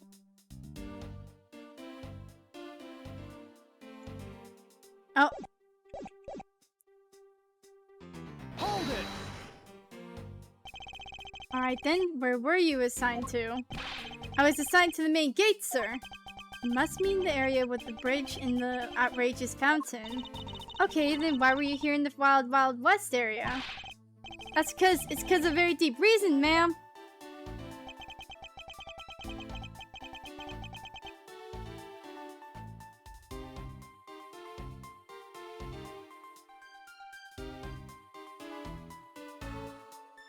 Hold it! Describe for me how you conducted your investigation. Yes, sir. Well, first I made sure there were no suspicious-looking people in the area, sir. But the only people that seemed to gather around me were little girls, sir. What did you expect when you were dressed like the Blue Badger? I thought I had no choice at that point, sir, so... Hold it! What exactly do you mean by selling dreams? Sir, the Blue Batmobile is where dreams are collected. What? Sweetness like you've never known except in dreams, ma'am. Like innocent drops. And barrenness found only in nightmares, ma'am. Like guilty jawbreakers. Selling those as I push the Blue Batmobile along as my sworn duty, ma'am.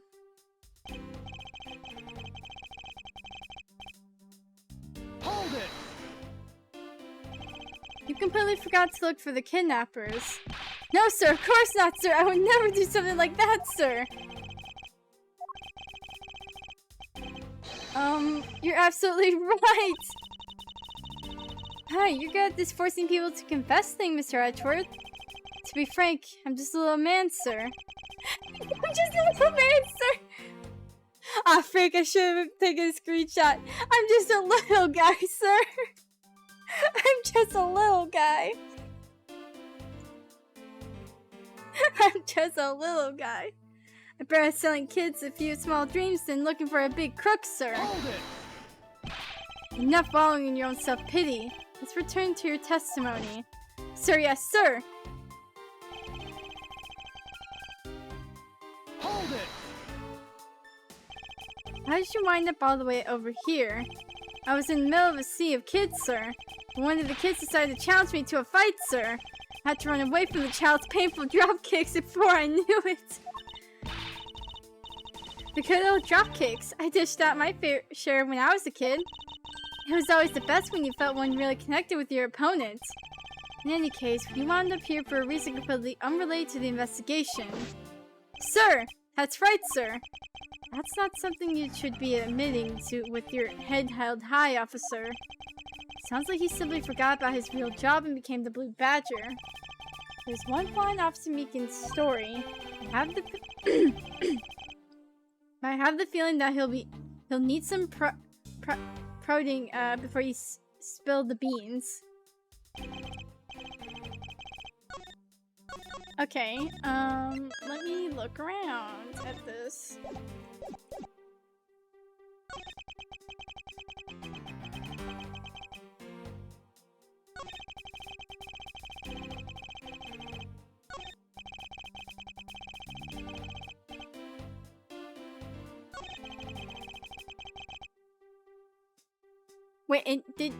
Wait.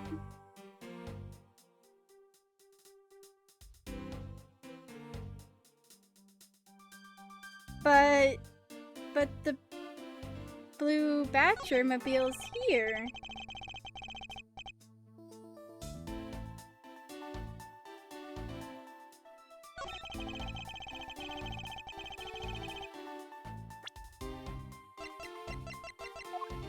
Objection! Alright. Officer Meekins, I would appreciate if you didn't tell such transparent lies. Sir, I'm lying, sir!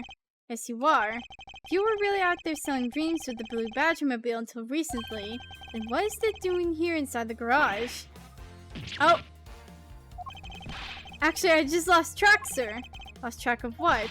By the time I realized it, the Blue Badger mobile was nowhere to be found, sir. Which would mean it was perhaps stolen. And that's why I came back to this area thinking maybe it was in the garage, sir. But that's when you found me, Mr. Edgeworth, sir. Not so fast. A likely story. Who do you think is going to buy such a convenient tale as that? What exactly is so convenient about his story? The car getting stolen? It's completely unbelievable, even for a cover story. I think we can assume that the car was used alright. To move that dead body. What?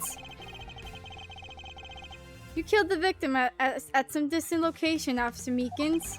And then you used the blue Batmobile to transport it all the way here. Now then, you're coming with me. It wasn't me, sir! The killer, sir! It wasn't me, sir! Agent Lang, wait! What do you want now? We still don't know where the real scene of the crime is. We can't say we know all the facts of this case, let alone the truth. I told you, the truth schmuth, whatever. I could care less. Our job is to catch the crook. You'll find out your precious truth after we arrest this guy and take him in. That's the job of you prosecutors in your fancy courts with your logic. As for us, we don't have that kind of time to waste. You boorish buffoon! I think you need to leave. What? We need to get the body to autopsy and you guys are getting in the way. You would interfere with another one of my investigations! Hey now, let's not forget who holds the actual authority to conduct investigations here. I'm afraid the one doing the interrupting is you, my ignorant little pretty boy. Can you stop calling him pretty boy, for God's sake? Now, be a good fancy boy and get out of my sight. If you don't, I'll arrest you for obstruction of justice. Alright, man. Frick you!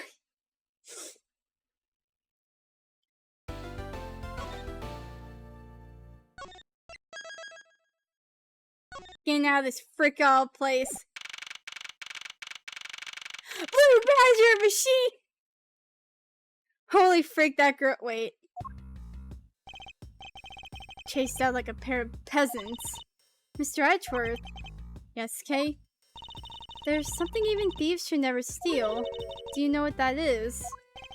You really shouldn't steal anything. However, I'll bite. What shouldn't a thief steal? A life. It's too heavy of a burden on your soul to get away with ever. That's something we can agree on. Well said, Kay. No matter what we may try, murder is the one crime that can never truly be hidden. And I intend to prove that by my own hands. When I apprehend the murderer myself. Alright, I'm going to work extra hard to be a good assistant. Let's go! I still never said she could be my assistant. I'm just going to drop the issue. The first thing we should do is locate the real scene of the murder. Mr. Edgeworth! Gumshoe! Detective Gumshoe! Mr. Edgeworth, the stadium! Hurry, sir! This is supposed to be a hush-hush, but they found a witness at the stadium. A witness? What did we tell you about leaving your assigned post? The jig is up. Mr. Edgeworth, remember that I'm always rooting for you, so go get him, sir! Those detectives sure look like they're enjoying themselves. It's not all fun and games, Kay. Now then, let's head to the stadium and meet this witness. Oh, the girl has a little blue badger bandana! Or not bandana, like, band. Ah, it's a pink badger mobile.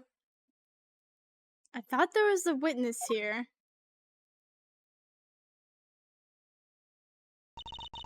Yeah, I don't see anyone. Mr. Edgeworth. Oh! Yay! Oh my god! Oh my god, Emma! Oh my god! Oh my goodness! Emma! She's here! You are Miss Emma Sky, correct? This girl is the younger sister of my former superior, Lana Sky. 2 years ago, we stood in the same courtroom together as witness and prosecutor. But I thought she had gone to Europe to study forensics. I can't believe you remember me, I can't believe you remember me, Mr. Edgeworth. Of course I do. How have you been? You look to be in good spirits. Are you still studying abroad? You bet. More than anything, I want to investigate crime scenes scientifically. I've been studying non-stop every day to become a top-notch forensic scientist. But it's spring break now, so I thought I'd come back for a bit. I see. Oh, she's here! Like, spinning around, like... Hold on.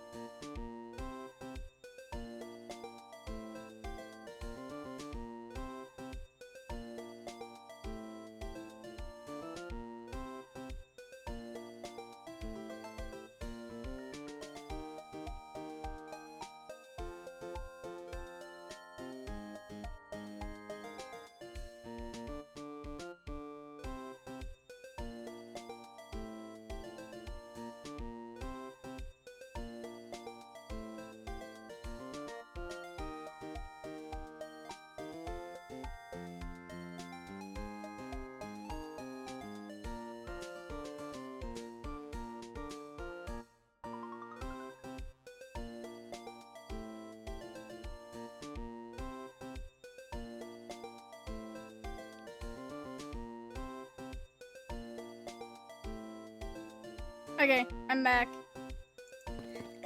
It's Emma! Wait.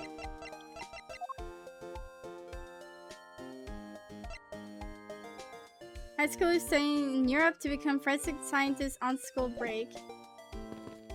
Oh my, what happened to the cabin? Oh, the Troop Grimari thing. I see it. I see the Troop Grimari. See all this stuff. What's up with the Badger? What's up with the Badgermobile?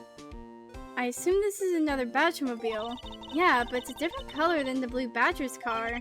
Yes, this is the Retina Syrian Pigmobile. Emma! I almost didn't recognize you. You've really grown in these past few years. Please don't tease me, Mr. Edgeworth. I know I still have a long way to go. Oh, cats! Why, cats? Kitty cat. Freaking...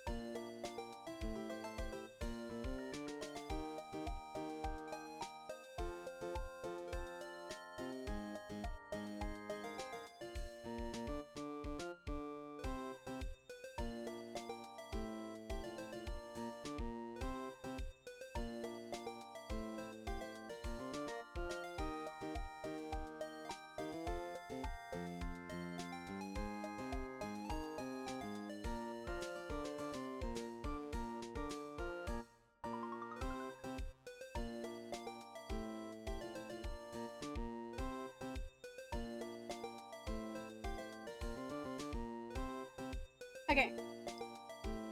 I'm going to be a super forensic scientist someday.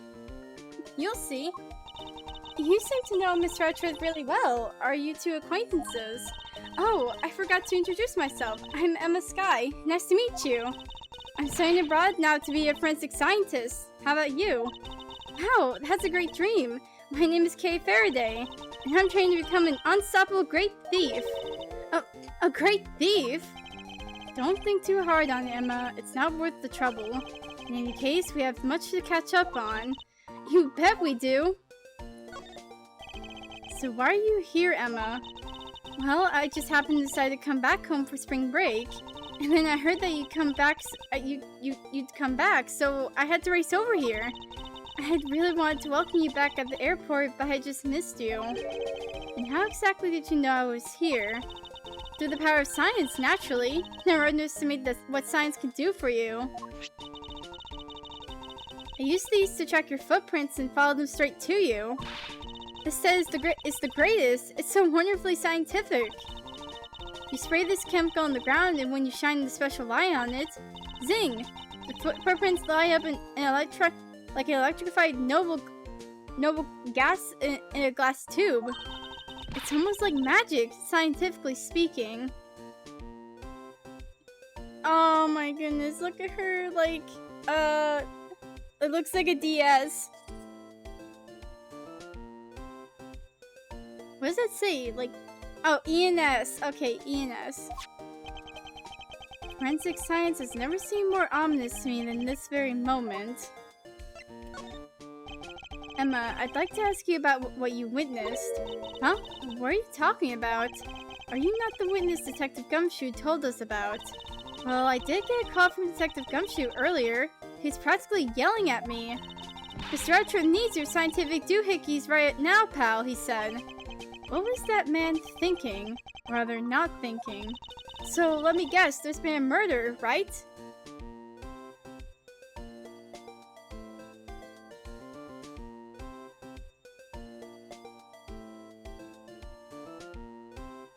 Yep.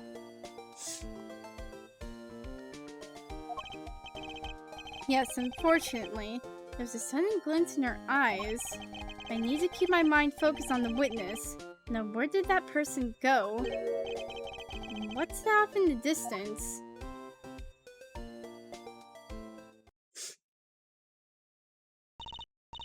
Oh, hey! It's the pink badger! Badger, get! Badger, badger, badger, badger. Just what does she see in these silly things? Tough love! Why does it say tough love? Is this badger gonna deck me, like, in the face or something? I think this badger has something to say to you, Mr. Edgeworth. Are you by chance the witness I've been searching for? Sorry, but I don't speak badger dance.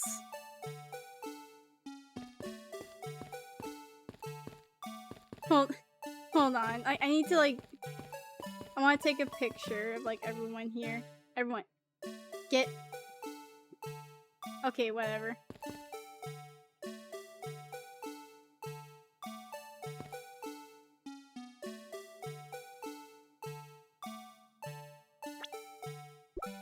Nope, not... What if I have info on this bat? Nope.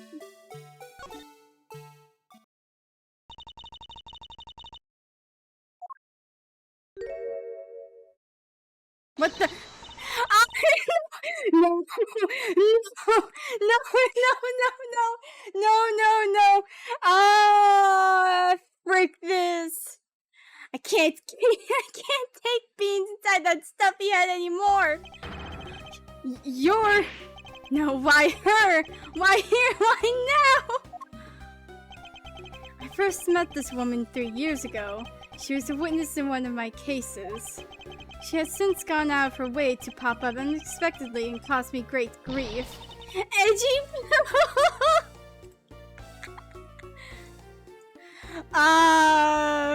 Break this. Can I just leave? Emma, it was great talking with you, but I need to run. Get in the Badger-mobile! Why couldn't you just understand I was trying to tell you? I mean, really? I was trying so hard to keep this kid's dream alive by staying in character. But you couldn't pick up on what I was trying to convey to you. I'm sick and tired of that roundabout way of talking, so I'm just going to be direct. I had a bad feeling before, but this just made it official. Today has gone beyond the typical not my day into the realm of waking nightmare. So, you're friends with Mr. Edgeworth too, Miss Pink Badger. You could say that, but right now I'm just the Pink Badger, dearie. She may look the part, but I know better than to trust my eyes around this woman. My name is Wendy Oldbag. You can call me Wendy, or Granny, or whatever suits your fancy. Nice to meet you, Miss Oldbag. I'm Kay Faraday. Why do I care about a young whippersnapper like you? Yeesh, I was just trying to be polite.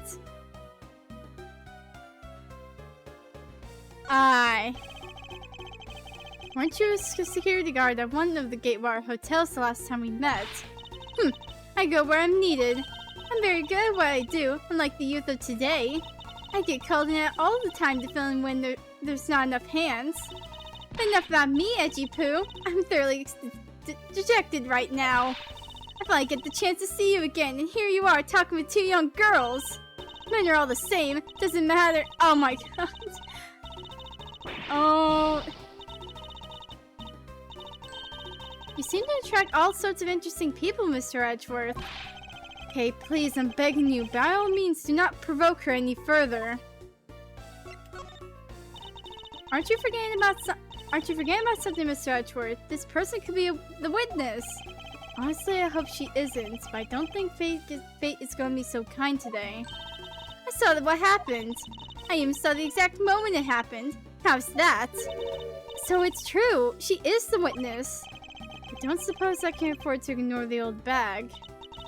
Yes, it was just a little while ago. I saw it happen right in front of me. The moment of the murder. You mean to say that you witnessed someone being killed right before your eyes? Sounds like a pretty important piece of testimony to me. Oh, that's a threatening glare. I came to the stadium to take a short break. As I was resting, I happened to glance over and saw two men facing each other in that area.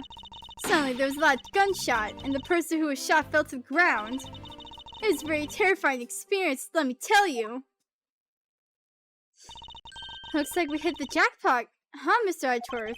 Yes, I can't afford to ignore what she has to say. Unfortunately. What's that unfortunately you tacked on at the end supposed to mean, Edgy Poo? Well, anyway, let's see what we can find out from this little old lady.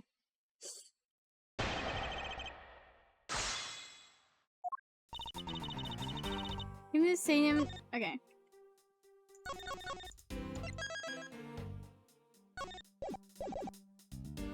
Hold it! You mean you took a break from being the Pink Badger? You may not think it, but it's hard work keeping kids' dreams alive. You smell of sweat. Your hips. You smell of sweat. Your hips creak with pain. You even begin to dream about work. That's the kind of story that would scar a child for life, you know. Well, that's why I chose to come take my break here, whippersnapper. Don't plan on playing the part of the dead badger in front of a bunch of kids. So what did you see while you were the Pink Badger?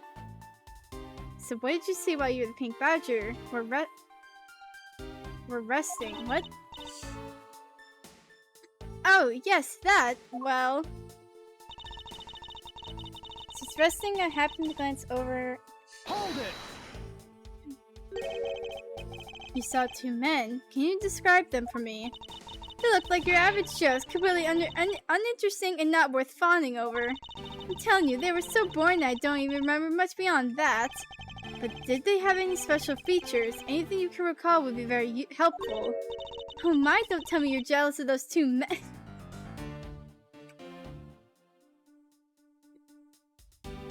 I did not expect that kind of line from Wendy. I did not expect that kind of line. What the fudge? Wendy. Hey, she's right. You do seem pretty worked up over them, Mr. Edgeworth. Kay, please. You're not helping. I'm not worked up over anyone, and I'm not jealous.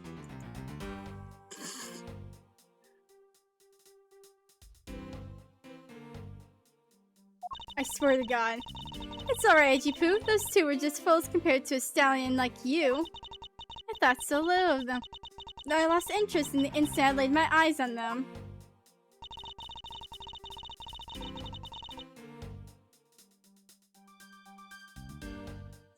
Hold it! You're claiming to have seen the exact moment in which the murder took place. Absolutely! That gun made a terrible racket when it was fired. You didn't try to go help the person that got shot. I'm the only one person, you smart alecky brat. What could have I done? Look, I took off as soon as I could to find someone who could help. Two men, one bullet. It all is consistent with what we found from the body. Sadly, there wasn't exactly a lot of new information to go in your testimony.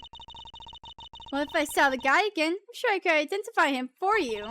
I mean, how do you expect me to remember anything that's something to jog my memory? Self-centered, aren't we? While it was somewhat useful, her testimony also presents us with a new problem. Mr. Edgeworth. Yes? So, about this new problem. What is that giant grin on your face for? Do you want me to show you something really nice? No, thank you. Don't be so mean. I swear it's something you're going to like. What is that gadget you're holding? What you see before you is the secret weapon of a great thief. I should have known it would be worthless. Don't be like that. What do you think now? What is it doing? It's projecting something onto the air. I'm going to input the necessary information to run the simulation now. Once I'm done, I'll increase the size of the projection to its maximum size. Dark skies of evening, when no other bird dares to take wing, one alone remains all-seeing. Now witness the true power of a real modern Robin Hood. Holy frick. What is this? This is a recreation of the murder based on the info I input into Little Thief. Little Thief? I dare say I think you're taking the Robin Hood thing a bit too far. Little Thief is actually meant to be a simulator for me to plan my thefts. I suppose if I use it like this... Let's see. Miss Olbach said that the two men were facing each other. And then a gunshot rang out and the victim fell to the ground. So with this we can inspect the crime scene as it was in the past. See? So what do you think? I have to say, I'm impressed by the technology thieves have access to these days.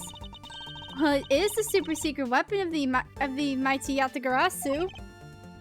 Indeed. Oh, but if there isn't enough information or something is out of place, the recreation could come out a little strange. In other words, I can use this to authenticate the validity of a witness's testimony. You got it! You really catch on quick, Mr. Edgeworth. Right now, this simulation is a recreation of that witness's testimony.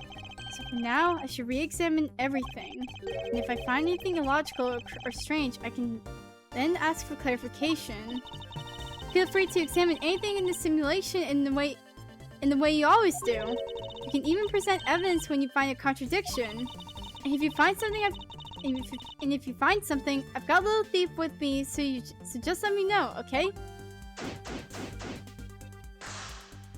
Okay, so stadium investigation. Okay. What?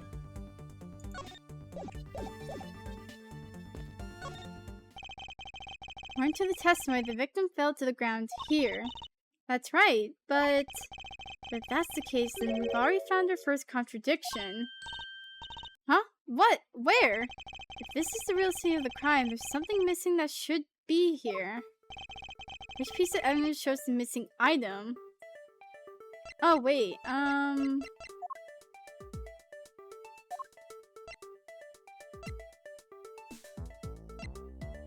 Oh, wait,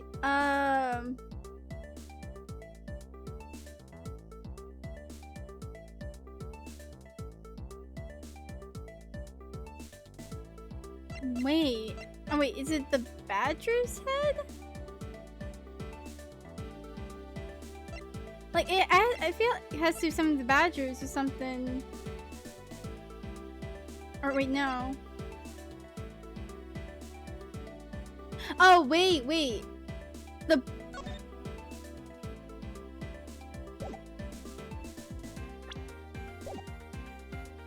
Take that! Okay, yeah, wait, there's no blood. Wait, yeah. This is the contradiction. Is something wrong with my recreation? If this is the real scene of the crime, something specific should be here. If you think back now, how did we deduce that the other crime scene was not the real one? Oh, I get what's missing now. There's no blood on the ground here either, right?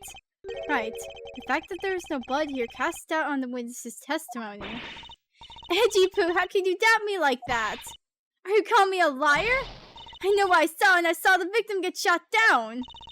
You know, I don't think she's lying, Mr. Edgeworth. To be honest, I can't think of any reason why she would lie to me. In that case, maybe there is no explanation for the distinct lack of blood.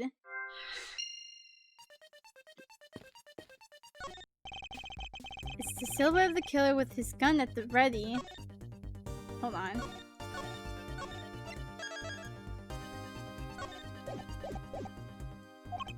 Okay, it's not possible to recreate the face of the killer. Well, I can't exactly input what we don't know into the little thief. She has a point. Okay, wait.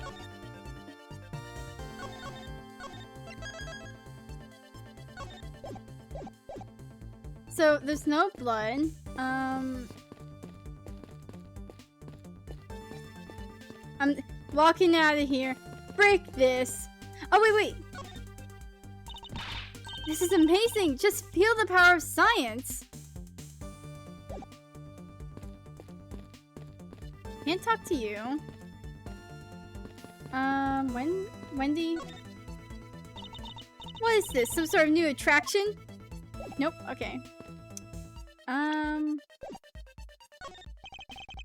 I'm fairly convinced that the victim was killed here, but then why is there no blood? There must be some explanation for this contradiction. Perhaps I should go over all the information I've gathered one more time. Oh wait, do I have to deduce? Wait. It looks like they broke the stage down.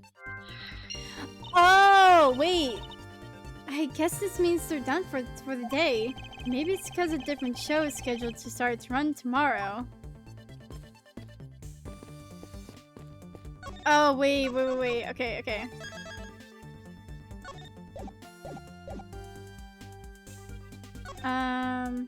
Nope, Q.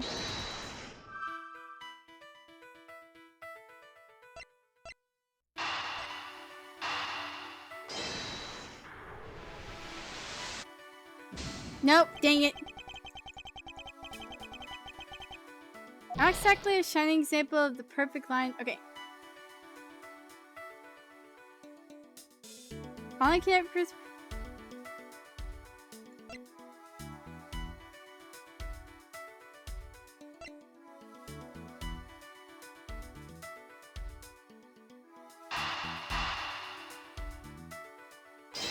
It's not this. I'm going back. It is. Okay. It's not possible that the victim was wearing a costume. So you really think that Mr. Decan was one of the kidnappers? I think we can reasonably assume that there's a very chance that he was. Good chance. And that if he was shot while he was inside one of the stolen costumes, then Mr. Decan's blood would be inside the costume instead of on the ground. Precisely. Now if only we could prove that the victim was wearing a costume. You think it'd be pretty easy if we could find some footprints. But the problem is finding them since there doesn't seem to be any around. Footprints, huh? I wonder how we can go about finding some of those. Emma, we need your help! Emma, about that method you were talking about for finding footprints. Aha, finally my expert knowledge in forensics is needed. Yes, well, can you detect any traces, even partial footprints? Leave it to me. My cutting-edge detection kit can find anything. Very well. If you could please analyze the footprints in this area. Okay, stand back now and witness the power of science at work.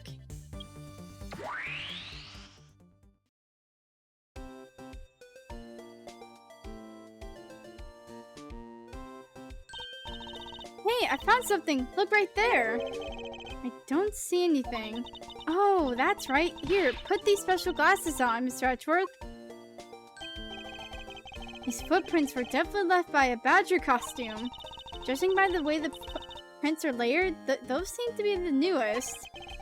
Can we conclude that the victim was definitely wearing a costume at the time?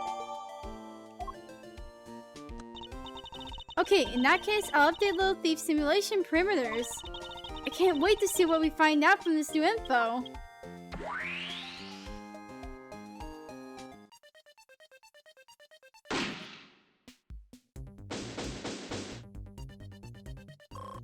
Give me my health back. So the victim was wearing a costume when he died. And with that, we should be one step closer to the truth, right? I see the recreation has changed into accordance with the new information. Maybe closer, but now something else has caught my attention.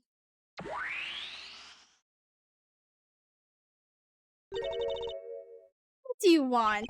Your testimony, naturally. I'd like to hear it one more time, if you please.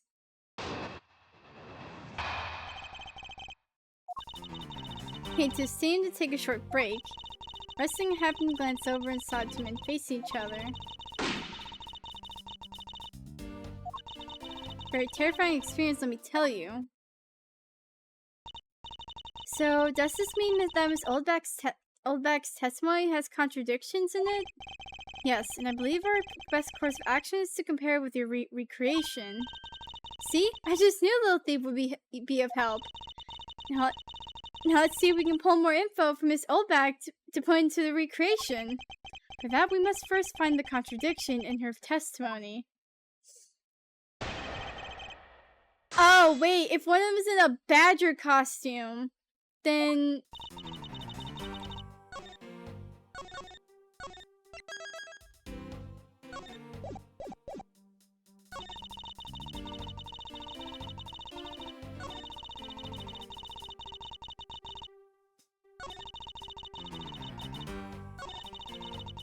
Okay, wait, hold on.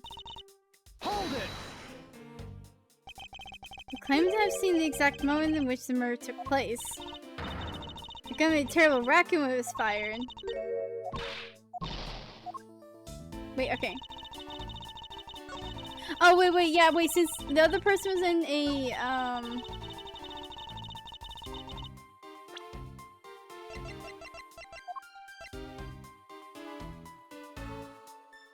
Objection! No. Two men. How'd you know the gender of the two people involved? Seeing as how the victim was wearing a costume at the time. Furthermore, I have another matter I'd like to inquire about. I'd very much like to know why you failed to mention the costume in your testimony. I'm beginning to doubt if you really witnessed the murder at all. But I'm telling you, I really did see it! I saw it with my very own eyes! From a seat in the second tier. The second tier? Oh. Hey, didn't you say you saw it right in front of you earlier? That was, you know, I was using the phrase in the metaphorical sense. I see our witness still has a screw loose in the metaphorical sense. The cushy seats in the second tier are reserved for hotshot VIPs, which is exactly why I got there now and again to take a nap. I can see how you could have gotten a good look from there. It's so high up. Were you able to see even the victim's costume from that way up there? Well, I know I saw two people. I couldn't really see what they looked like because they're in the stage's shadow. My eyesight isn't what they used to be, you know. Not like when I was young. Oh.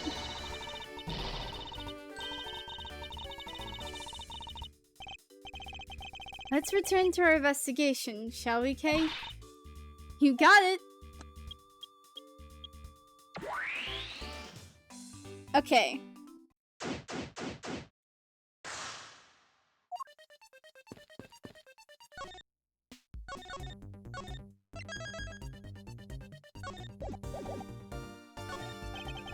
This new silhouette of the victim is in a costume. The silhouette can change depending on the information I input. The little thief can recreate more than just people. So investigate away. We may find even more info with which to make a more accurate sim. Alright, sounds like a plan. Okay, this...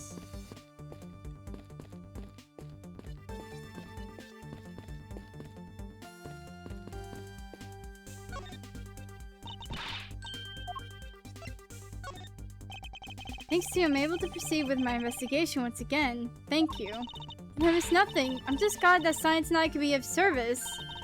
Pretty amazing how we could see the footprints. So, what's the secret behind that thing? Oh, you want to know? Here, you can read the manual. Very interesting. So, if I do this, I can avoid leaving footprints. She can't seriously be trying to use the information to her advantage as a thief. Wait. Okay. Okay. Do I have to deduce or whatever? Recreate. Wait.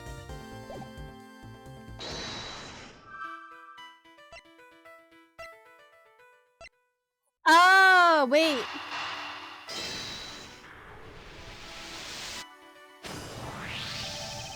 If that woman's testimony is to be believed, the murder occurred before the stage was broken down. Do you want me to input that bit of info into Little Thief? Yes, if you please. Okay.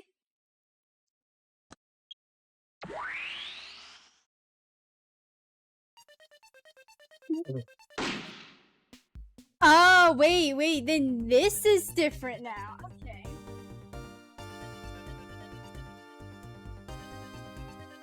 Okay, now this makes no sense.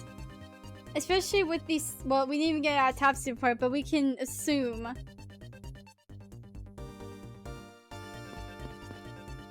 Okay.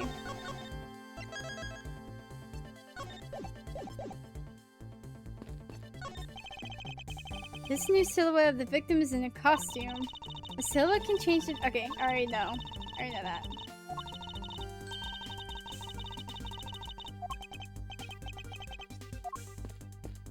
Somehow, in this simulation, I cannot break the boundaries of this freaking hologram. There's clearly a contradiction here. Please stop stealing my lines. Oh, come on. It wasn't that hard to see it coming, even for a layman like me. I suppose. In any case, it's not possible for the killer to have stood here in that way, because there was a very real stage set up in this spot at the time. Yeesh, I told you I got it. Do you feel the need to explain everything? Yes, well, in any case, we still need to resolve this unusual situation. Still isn't obvious? The killer was on top of the stage, naturally. Right, Miss Oldbag? Yes, I remember now. The killer was standing on top of the stage. Yeah. See? Now let me update the info in the simulation.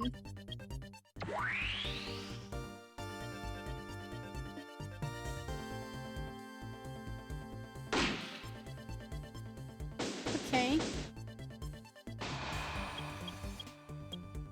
This makes no sense then, because of the... Ah, come on! Freak off, man! Well, what we have here? A bunch of hooligans running amok, I see.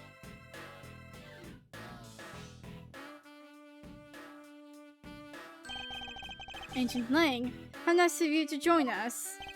Well, I can't have you going around messing up my crime scenes. Ancient Lang, we discovered that the real scene of the murder is here at the stadium. I see. Thanks. For what? For what? I'm just trying to show you my appreciation for all the time you saved me.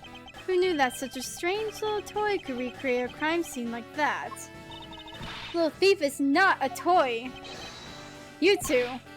Sir.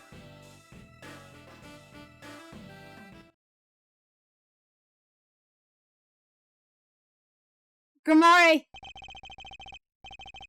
And you there. And you there have it, you see? Big boys like me don't need silly little toys, little girl. Now this is a recreation. So what? Do you still intend to assert that Officer Meekins is the killer? Of course. Even knowing that the crime took place here doesn't let him off the hook. Oh, frick off, man! Alright. This is the real scene of the crime. Officer Meekins lay in wait for the victim on top of the stage. But when the victim finally showed, he shot him from on high. That's the truth the little recreation showed. How far will you go to accuse Officer Meekins of the crime? He's the most likely suspect we've got, especially given the situation with his gun. Well, even if he is the killer, at least my recreation was on the mark.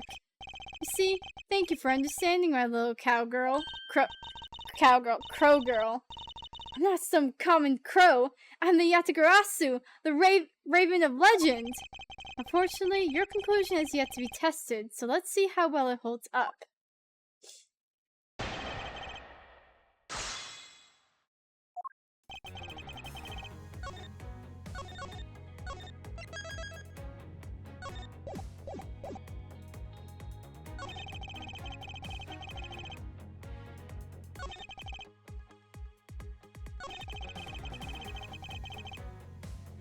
Officer Meekins wait. Hold it!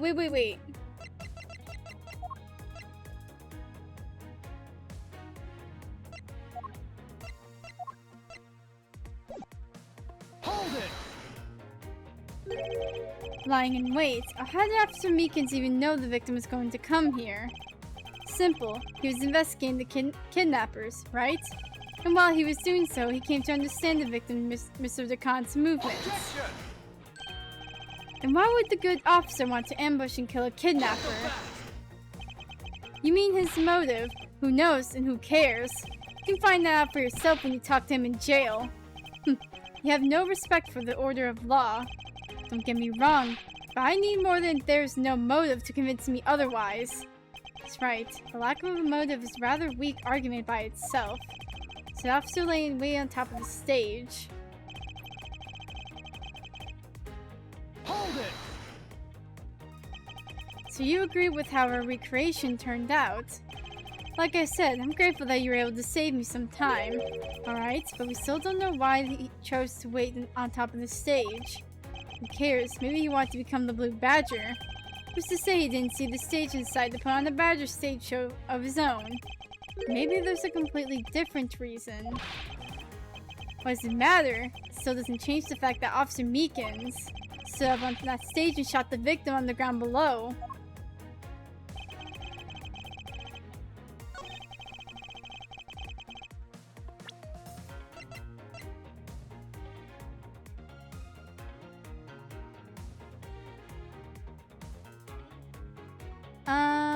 Wait.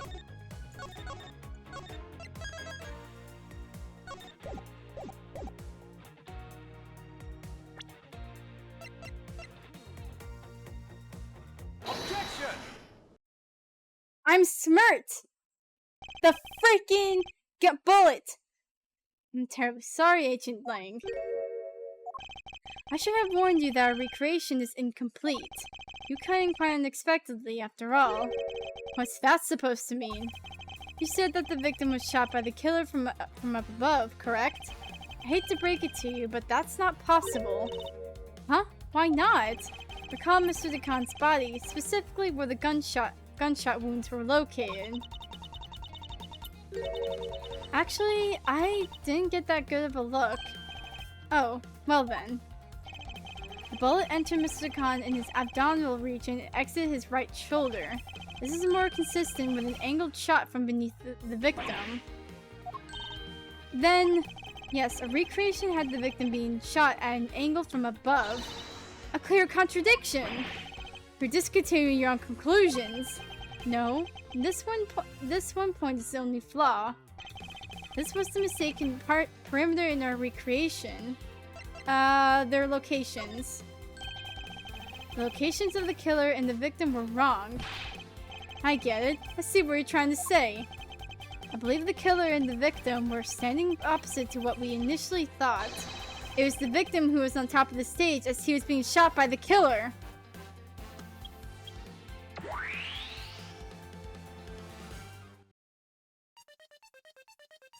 Oh wait, that doesn't make sense with the Blue Badger. Was the killer also in a Blue Badger costume? Wait. This is what happened. It also explained the positioning of the gun wounds. But then, what about the footprints? Since footprints don't lie, we can assume then that the killer also wore a costume. Okay, I'll try using that data instead.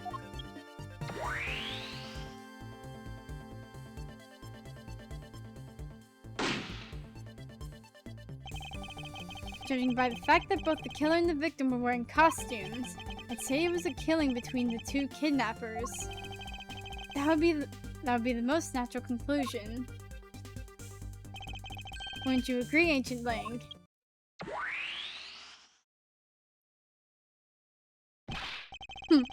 Well done, Mr. Prosecutor. But that alone doesn't clear Officer Meekins of the crime.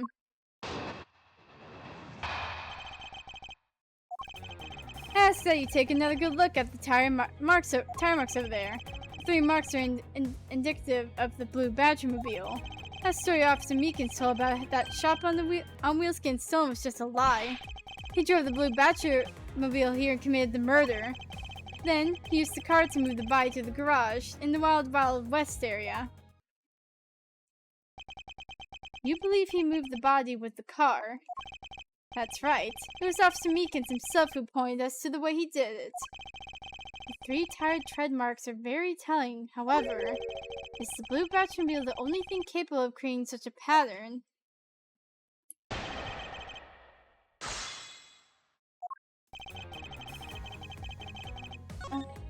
No, because there's 3 other Badger mobiles. We know where one of them is. We don't know where the Proto Badger or whatever freaking Badger it is.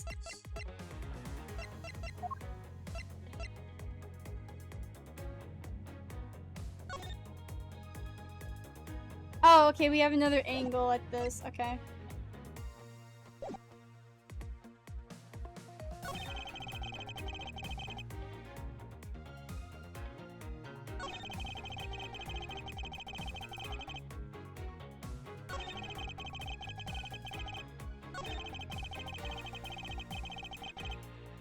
Wait.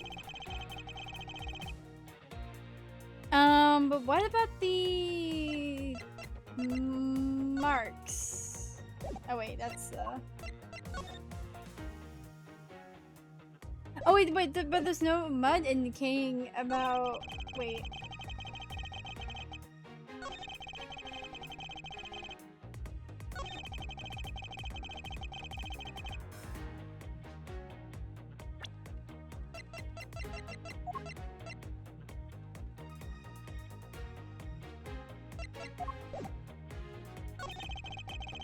Okay, hold on.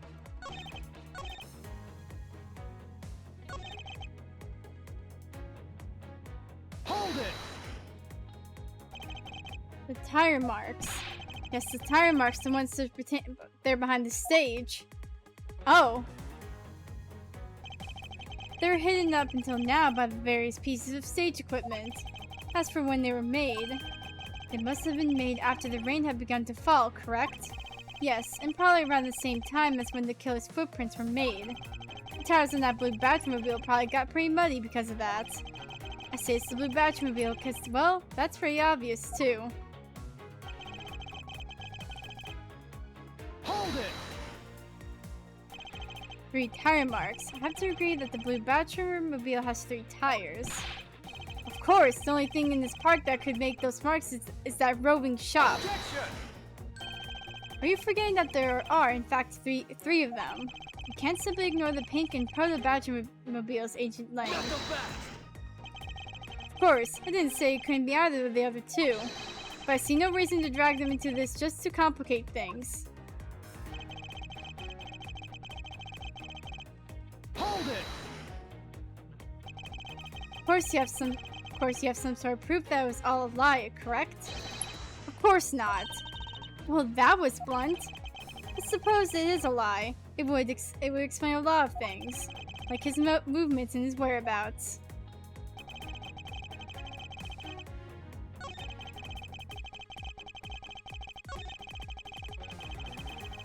Hold it!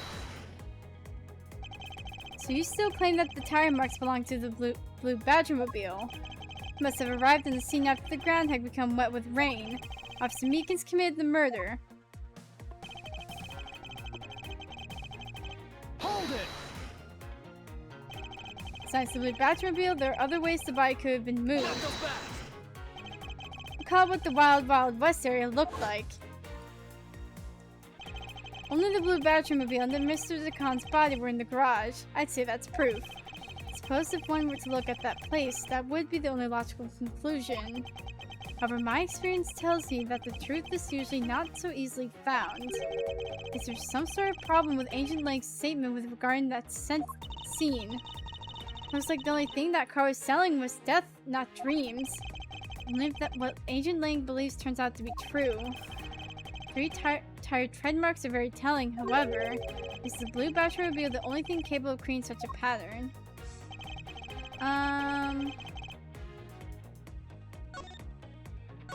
Okay, I know I have to like present the Batmobile.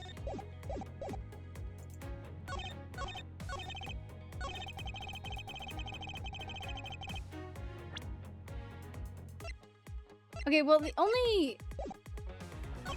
Okay, I'm gonna just...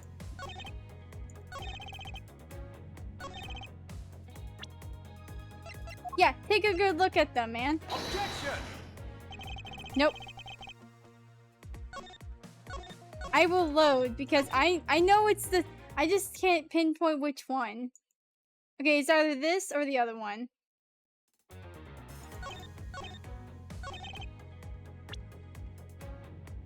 So you mentioned the mud again. Objection! Boom! Sorry, Ancient Lang, but that's an impossible tale. And why is that? Those tire marks could not have been left by Officer Meekins' blue Badgermobile. One look at the car would have told you so. What proves that the blue Badgermobile had never been to this... Man, that really just cut off, alright. Take that! Take a good look at the tires. There's not a single dollop of mud to be found on it. If this car had come to the backstage area and left those tire tracks, Then the lack of mud on these tires stands out as very peculiar indeed. And how do you explain the tire tracks, genius? Hey, I've got it! What about Miss Oldback's pink Badgermobile? Don't be ridiculous! I was sleeping the entire time in the second-tier seats! Indeed, I believe we can rule her out as someone related to the crime. However, there is yet one more roving store, as I recall. Oh, you mean the Proto Badger! That's right. There's one more parking space inside that garage, and it proves the existence of a Proto Badgermobile. Agent Lang, I suggest you find this Proto Badgermobile post-haste. There must still be some sort of incriminating evidence in it.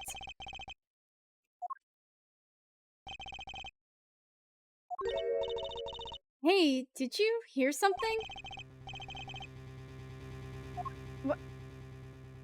Wait, who are you?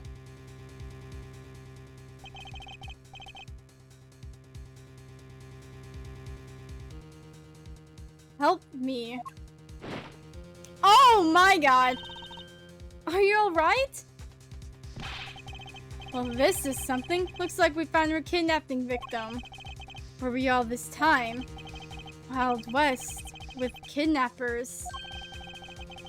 He was in the room next to the one that I was held in. Ran away using undergrounds and got lost. The kidnappers... What is it? Can't understand what you're trying to say. The kidnappers escaped wearing costumes. Did you see the faces of your kidnappers? No, I didn't see their faces. But one was a woman. A woman? Quite an important piece of testimony. Hey, what are you guys doing? Stop standing there and get your cops on this already. I'll even let you guys have what the kid said just now. Consider it a gift. Now you're going to get out of my crime scene, or am I going to have to get rough? Get rough. I can't speak. Again. You're nothing but a big bully. Come on, Mr. Edgeworth, let's go. Oh, no, not you. You're a very important witness for my case. I'm not about to let you get away that easily. Don't count on me to testify, because I won't. Not for you. That's right, I won't either. You hear me, you young whippersnapper? Hey, calm down. There's no need for all this hostility. I just want to take a statement from each of you. I'm not going to rough either of you up. I give you my word. Come now, fair maidens. What do you say? Will you cooperate? She got swooned real fast. My, you little rascal, you sure know the way to a woman's heart. Playing Z says, the passage of time is but a fleeting moment, and a lady is young forever. Trying to outdo my edgy poo with your fancy schmancy sayings. Let's get this over with, so we're clear. I'm only interested in giving you my statement. Sure, just as soon as Mr. Prosecutor leaves us be. Mr. Edgeworth! Frick this man! Frick him! And also the cat's screaming at me! What the fudge? Hold on, I'll be right back.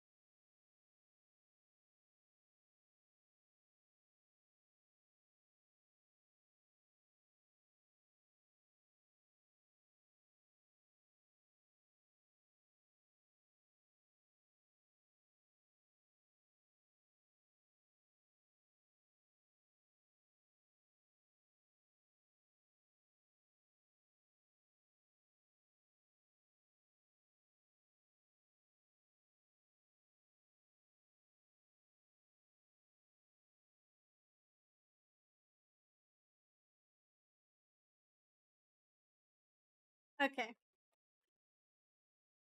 I didn't even put the BRB thing up. Whatever. I still have the stinking sandwiches in the corner.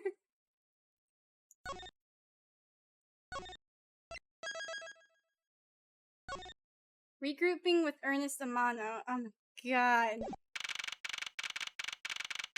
Yeah, your freaking son's alive and well. Where did he go? Looks like we've got the boot again. Oh, she's so defeated. No, okay, it's gonna be alright. With Lance safe, the focus of the investigation will shift solely onto the murder. You mean the infight between the kidnappers? Yes, and also the identity of the remaining kidnapper. Miles, my boy. Tell me it's true. Tell me that you really found my boy. Yes, Mr. Amano. We found him earlier in the stadium. Then my little Hans is unhurt. He's not exactly the picture perfect of health, but his life is not in danger. He's being questioned right now by Agent Lang. Poor Lance. It must have been so horrible for him. Locked up like a...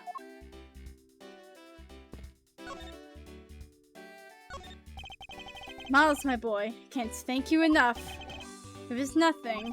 I'm still in shock over what happened to Oliver. I have to say I'm relieved that Lance is alright. Well, that's right. You mustn't forget to pass this on to Lance as soon as the police are finished with him. A letter? Why is there a letter? What? Out of the way, Lance is being chased after my woman reminds of someone I know. I almost can't believe he received yet another love letter, you know? Here, take a look for yourself. Isn't this a breach of confidentiality? It's a very simple love letter.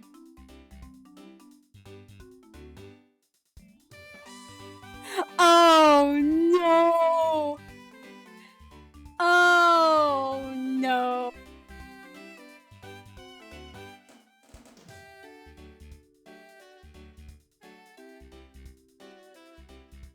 That is not a love letter. That took me a freaking minute to like... I was like, Viola? Who's that? And then I look at Tender Lender Loan Company. Oh no, they're still in business. What? I thought they all got arrested. What the? That Edgeworth, I can tell you that much. I can tell you this much. That is not a love letter. Nah.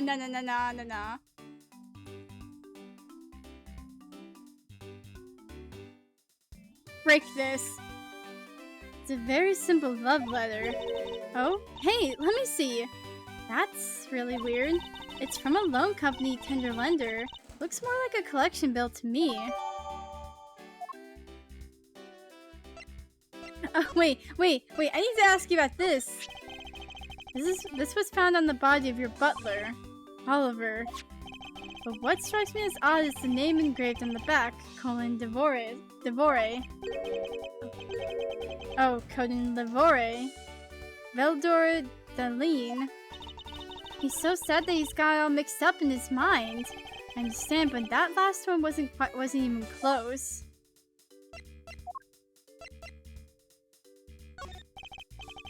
Looks to be something with quite a bit of value.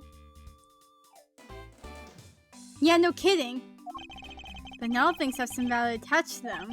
Only by probing deep into the unknown can we become true winners in this world, Miles. Thanks, but knowledge isn't what's going to make a winner here. Isn't what's going to make a winner here. It's information. Okay, I don't even know how to talk to you. He loves me not. He loves me not. Oh, that's 12-1. Oh, you can't give up, Lauren. Just one more try. Excuse me, but I can't help but feel a bit sorry for all the flowers you've gone through. I suppose, if they were me, then... I believe you said that you were Lance's girlfriend when we first met, correct? Yes, I am, but oh, it's not like we both think of each other as lovers. But he did give me this ring, so I guess we're not just friends either? I mean, because this isn't just an ordinary ring. Oh, it's a ring pop. It tastes so sweet when you lick it. It's so wonderful. You mean to tell me that he gave you a lollipop ring? So, which is it? Hey, have you guys not decided if you're going out, or is it just one-sided? Decided? Shouldn't the parties involved naturally just know? My father used to work for Mr. Amano, and so Lance and I grew up together. I said it out loud.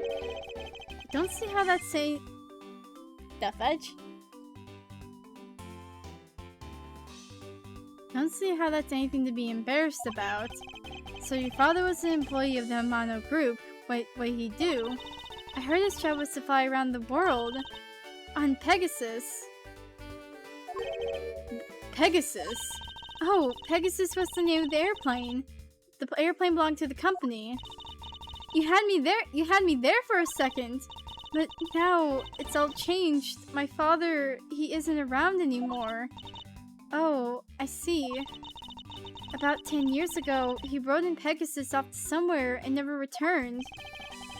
Riding Pegasus to whereabouts unknown. Sounds like the stuff legends are made of. It's been so long, I don't think I'd recognize him if we were to ever meet again. I'm so sorry, Lauren. I won't give in to the sadness. I have to live. Yes, Lauren, live! About this incident. But isn't the kidnapping already over and dealt with? I've been here the whole time, so I'm afraid I don't know much about any other incident. How'd you come to know what Lance had been kidnapped? Oh, that's because of my woman's intuition. You based everything on that. I know everything when it comes to my Lance. It's really strange. It really must be destiny. She's starting to fantasizing again. So, what are you going to do now, Mr. Edgeworth? We already established that there's a good chance that the killer is the other kidnapper. It's my duty to figure out who this other person is. I believe there is one location that might hold a clue or two.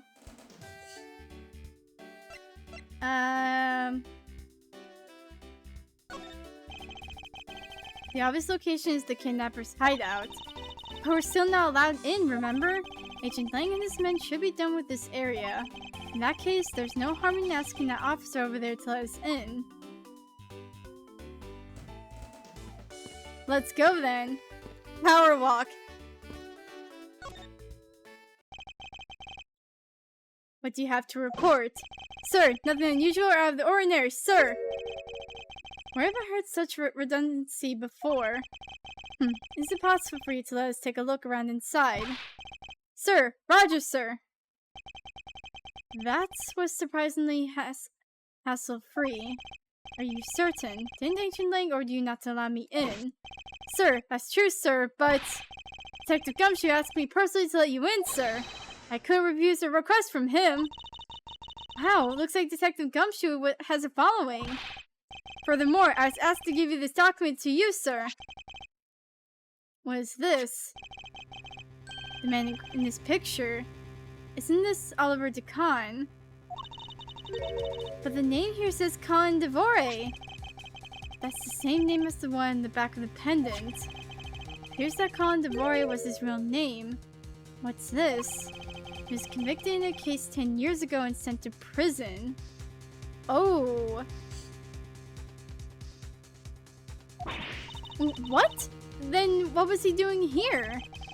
Apparently he broke out of jail and then just vanished. He must have become Oliver DeCon to cover up the fact he was an escaped felon. Now I'm not sure what's going on anymore. Is there some sort of link between the victim's past and this current case? These police documents are rather detailed. Should take the time to give them a thorough read eventually.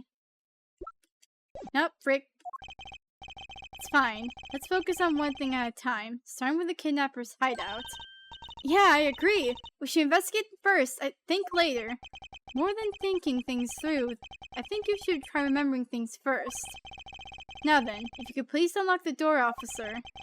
It was locked up until a little while ago, but since then the door's been wide open, sir. I'm not sure I follow what it is you're saying. Care to explain it in a bit more detail?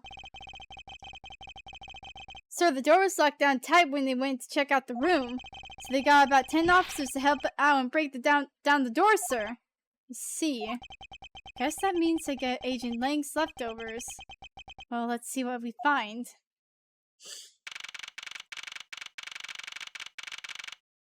Okay.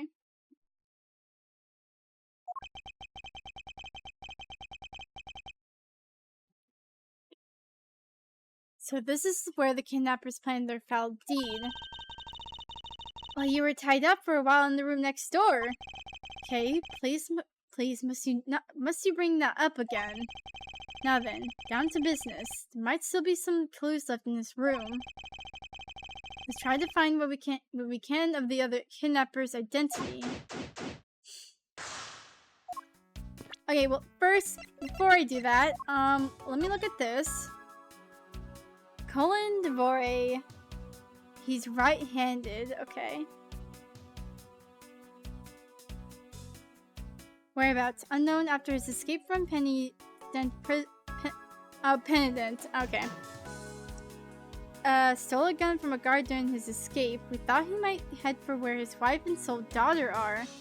But despite our surveillance, he has yet to show up. Okay.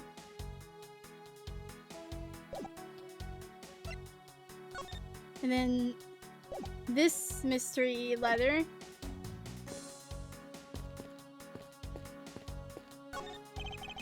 Beyond this door is where the kidnappers held you after getting the jump on you. Must you keep reminding me? That's the room where I got to see your awesome new face. Didn't need to remind me of that mortifying moment either.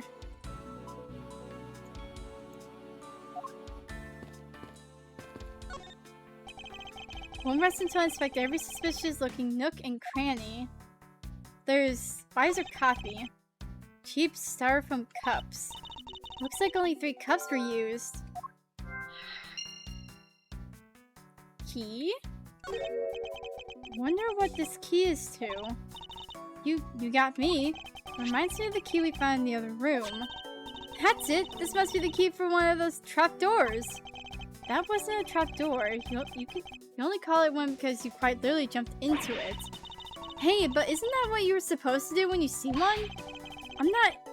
I am not having this conversation with you. Poster of the Gatewar land is stuck on this wall. Intrigue, fun, prestige. Gatewar land has it all, and it's waiting for you. It's not especially catchy, is it? Even 3 chairs. Folding chairs, by the looks of it, they were probably used by the kidnappers.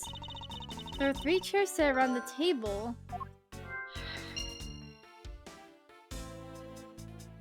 The Badger photo rally. Sign advertising the photo rally is something I have absolutely no interest in. Yeah, but I do, and I'm going to get my hands on the rest of the Badger family. You'll see. She definitely brings a decidedly different atmosphere to a criminal investigation. Miles, you were somehow standing on top of the freaking board. Watch out, Mr. Edgeworth! It's a broken mirror. Probably came from the haunted house. Why is this here? Are they planning to repair it? Unused folding chairs leaning against the wall in their folded state. Wow, whoever lined these up did it perfectly. Not even a single hair off. I feel bad using these cuts to be like stealing the perfection away. I suspect it's more like you wouldn't want to be the one to put them away. This must be where they dispose of old and worn out costumes. That's so sad. It seemed that they throw the costumes away in the pieces. Can I not look at the freaking... Oh, they had barrels like these just outside. Yes, and? Well, I know I already asked you when we were out there, but if these were real, what would you put in them? There's an expectant gleam in her eyes that I'm about to dash. What we have here? Looks like a sword. Looks like a sword. A broken sword. Strange. Why would they be broken like that? Swords don't usually break on their own. That's true. Alright then, let's think about it in this way. Maybe it broke when someone was trying to use it or on something. Hypotheticals aren't going to get us anywhere. Perhaps we should think more on this later. The sword is thoroughly broken thanks to the police force who forced it open. We'll rest till I've inspected every suspicious looking nook and cranny. That doorknob handle thingy, is looking pretty beat up. I suppose that's what happens when the 10 officers break their way in with brute force. Hey, that's odd. The lock on this is completely fine. Look, not a single dent. But how is that possible after what the officer told us? Yeah, if the lock had been in use when the door was busted down, then the lock itself should be completely wrecked. So the lock on the door leading to the outside is undamaged. How can that be?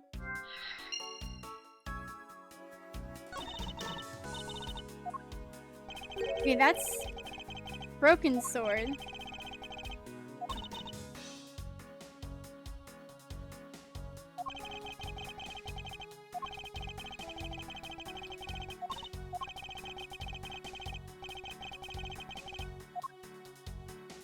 Wait, so instead of locking... Wait. They just barricaded the door with the sword or something? The panel that hit the entrance to the underground is propped up and wide open. Careful where you step, Kay. I only fell into that other door opening once, you know.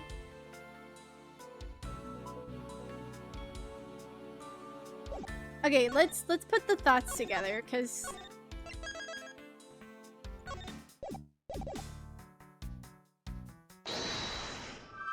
Okay. Okay, well, folding chairs, 3 cups.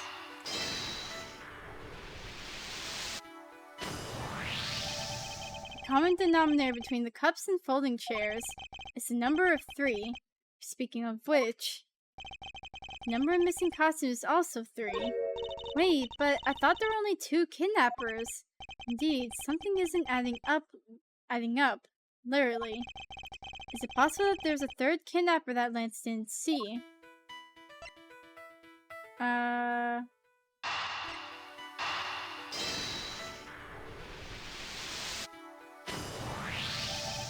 It's a bit strange that the police had to force their way into an unlocked room. One look at the pristine door lock and anyone can see that it was not in use at the time. But the policeman outside said that it took 10 men to get it open. A door that was locked tight despite being not locked at all. It can only be because of this. Oh, you mean... Yes, it was used to jam the door.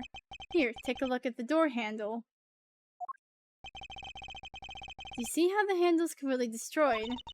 So that's how the sword broke. I thought that we might uncover the true identity of the kidnappers. Instead, we've only uncovered more questions that need to be answered.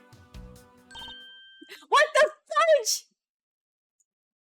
Oh my god, that freaking scared me. Bro. Why are you here? What is it? Well, Mr. Edgeworth, am I correct? What are you doing suddenly popping out of the secret entrance like that? This is an underground passage used by staff members, sir. We bound ourselves to make use of it in our duties. Look, why don't you get out of there first and then we'll talk, okay? I beg your pardon, miss. Pro Badger, get! Alrighty, only one more to go. What are you getting all excited about? Did you forget the photo rally? Duh. See? Look, now I have all I have to do is get a picture of the Bad Badger and I'm done. Ah, yes, I vaguely recall a contest or something of that sort.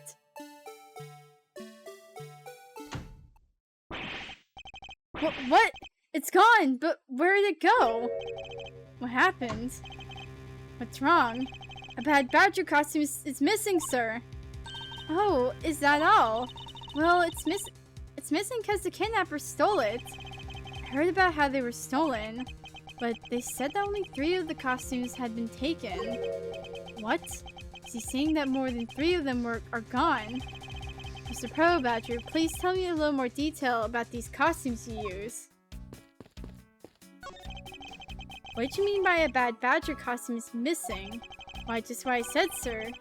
We are one Bad Badger short. Counting the spares, we have 2 of each costume in hand at all times.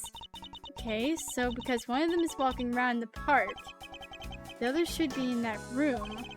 Actually, both of them should be in that room. Huh? What do you mean? Normally we don't use the Bad Badger costumes. In fact, we only use them during a certain event at a set time each day. It's the stage show where the Bad Badger wreaks havoc around the park. And the other Badgers must work together to apprehend him, sir. I'm speechless that such a show exists. Well, sir, I was just trying to explain to you the only time we use that costume. Then, doesn't that make it near impossible to take a picture of the Bad Badger? Personally, I can't believe that it's this close to showtime and there's no costume. Dear, what am I going to do, sir? All this basically means that the kidnappers stole 4 costumes in total. Then, are you saying that there are 4 kidnappers? No, I don't think that's very likely. Oh? Recall the costumes for a minute. The stolen ones, you mean? What proves that the 4th kidnapper does not exist? Oh, Pink Badger? Take that! If you had 4 people and you had wanted to steal a 4th costume, wouldn't you naturally go for the full set and steal a Pink Badger costume instead? Yeah, that makes sense. And yet the kidnappers decided to steal another Bad Badger. I believe the couple need 2 Bad Badger costumes, but the question is why?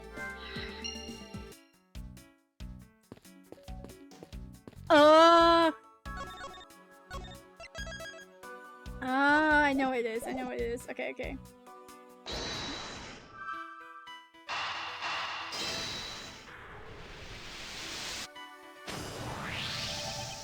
The second Bad Badger costume. I believe it may be closer at hand than we think. What do you mean? That costume in the trash. Wouldn't you say that it's wearing some very telltale pants? Hey, you're right. Let's get it out of there and take a look. As I suspected, it's a Bad Badger costume. Well, minus the head.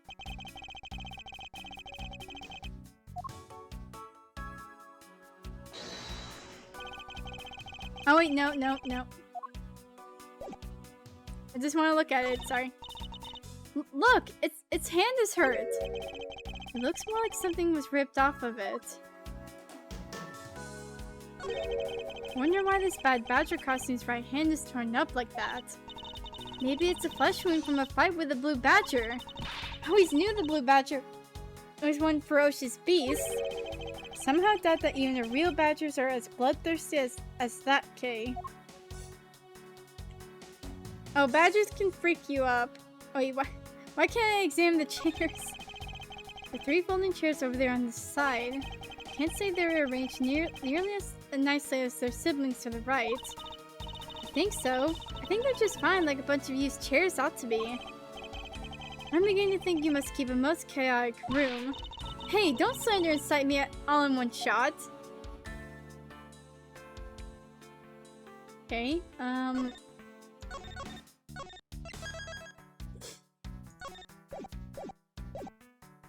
this doesn't make sense.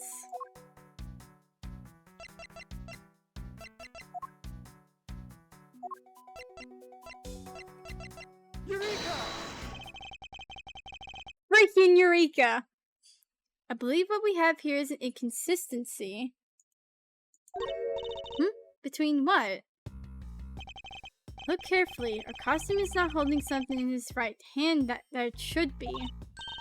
Oh, the gun! Precisely. The Bad Badger was designed to have always hold a gun in his right hand. However... You there, did you remove the gun from this Bad Badger's right hand?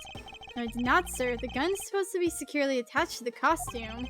As I thought, the rip itself confirms my hypothesis that the gun was forcibly removed. Mr. Pro Badger, the gun is of course not a functioning weapon, correct? Absolutely not, sir. It's just a model gun. However, it can fire blanks. We need to use them for the stage show. Seems that our kidnapper also had a need for a model gun, my dear costume friend. Yo, this is a threatening image. There's a plush freaking badger hand with a gun.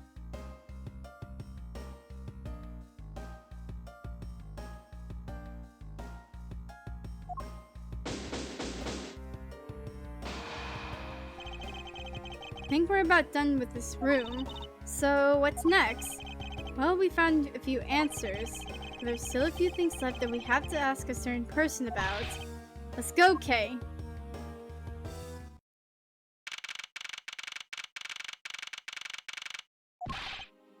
Mr. Edgeworth, sir! Gumshoe! I hope you're not getting dragged off again. You gotta hurry, sir, come on! What is it, detective? I found a blue badger costume down in front of the main gate, sir. What?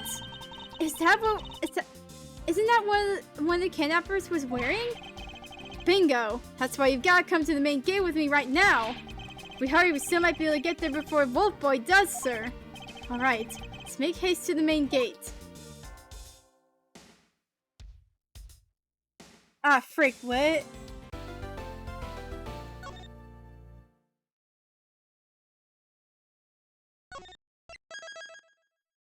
Oh my goodness, we have to be like... Blue Badger! Ah, frick. Where's the costume detective, Gumshoe? Just on the other side of the fountain, sir.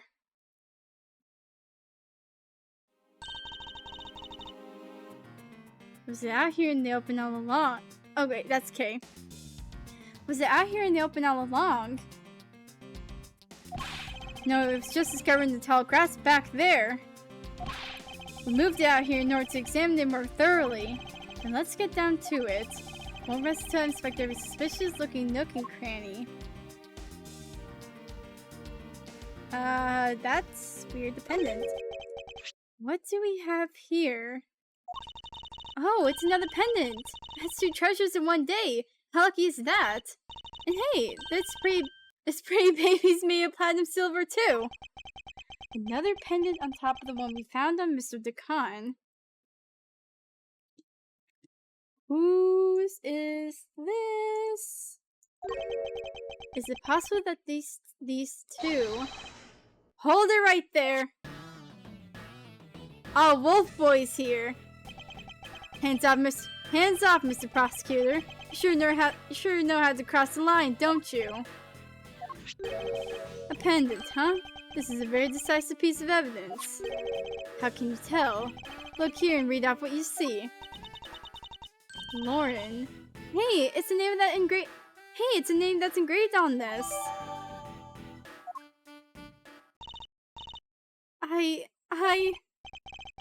We have you now, Miss Kidnapper! No, you don't understand, Lolly, I can't believe you're one of my kidnappers. Lance! This is so sad. Can we get an F in the chat? Oh my god. You're kidding! Miss Pops was one of the kidnappers? Yes. It was me. I held Lance hostage. So Miss Pops is one of the kidnappers. But even knowing that, I can't call this case solved. It's over. Hey guys, case closed. Get the car ready, I mean the special one for this young lady. Again, Mr. Prosecutor? What is it this time? Are you proposing that Miss Pops is also the culprit in the murder case? What happened? I thought Officer Meekins was your suspect. We found it. Found what? The officer's gun. He literally dropped in the middle of the thick patch of grass. Your country's police are a sham. Just look at how careless they are. Who are you calling a sham? The officer's gun didn't show signs of having been fired, so it can't be the murder weapon. So Officer Meekins had been cleared of all charges, I see. And that's when a brand new suspect comes walking onto the scene. The murder only happened because the kidnappers started fighting amongst themselves. As I recall, it was you who said that, right, Mr. Prosecutor? He's so smug. Miss Pops, did you really kill Mr. DeCon? Yes, I killed him. I can't believe it. Thanks for the confession. Ancient Lang, it's much too early to declare this case closed. Look at you, so sure of yourself. We've got the culprit's own confession, some very incriminating evidence. Oh boy. What more could you ask for? Miss Lauren Pops. Yes? I want to hear it from you.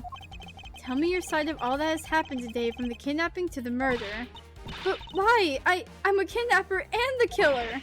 Isn't that enough? Oh my god, do not cut your hair. It's fine if you're the one behind everything, but only if that is the truth. Now then, will you tell us the truth? Or is there some reason why you can't?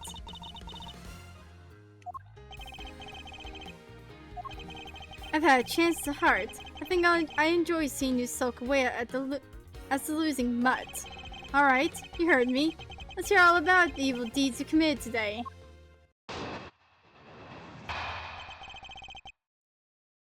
Oh my god, this case. I can't. Hold on, I need to... Okay.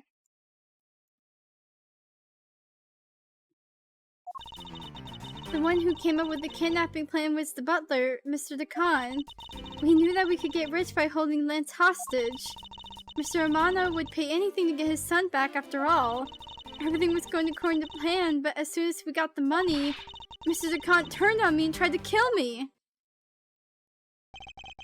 There, are you satisfied? She just confessed to her crimes the second time. At least you have the guts to admit what you've done. I can at least respect that much. Miss Pops, is what you said really the truth? Yes, it is. If that is the truth, it certainly isn't the whole truth, because there's something that seems a bit too improbable in her confession.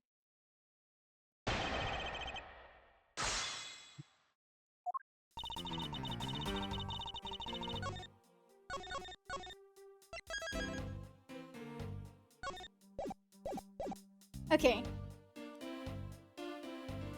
The one who came up with the kidnapping...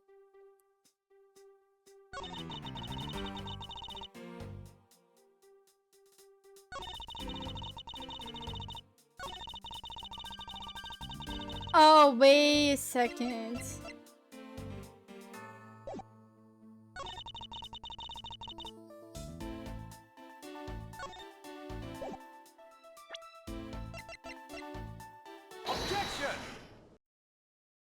Okay, I figured it out. Okay. I figured it out. Okay. Miss Pops, you really are clueless, aren't you? What do you mean? You never knew what your role in the kidnapping was, nor do you know who you really are. But I do, and I can show you with this piece of evidence.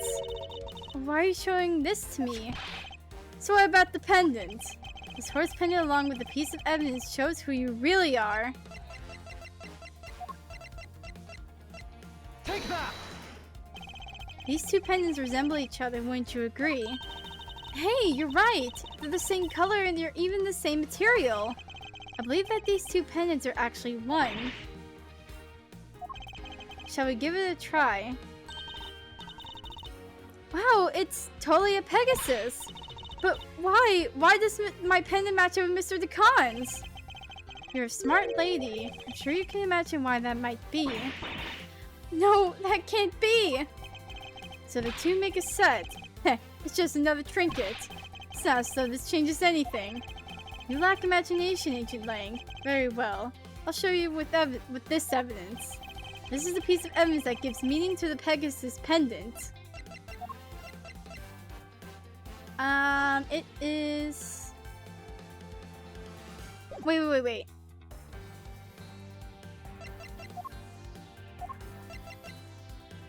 Take that!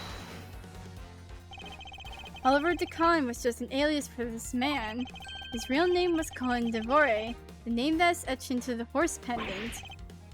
An alias? I suppose he had to hide that fact when he was a felon somehow in order to live. And it makes sense given what is written in Mr. Devore's dossier. But what I really wanted to point out was this. The specific section which reveals the true meaning behind... Oh my god, can you let me speak? Take that! Mr. Devore had one daughter, and her name is Lauren Pops. That's a lie! That person was not my father! He couldn't come out and tell you he was your father because he was in hiding. However, I believe he was trying to secretly watch over you. This is messed up. Do you still believe that man like that could kill the daughter he was separated from? Or even that such a man would allow his daughter to get involved in a kidnapping plot? And what is so funny, Agent Lang? You're good at making things up in your head and deciding it's the truth, aren't you? What are you trying to say? Your thinking is much too innocent. After all, I've thought of another possibility. Is that so? Well, let's hear it.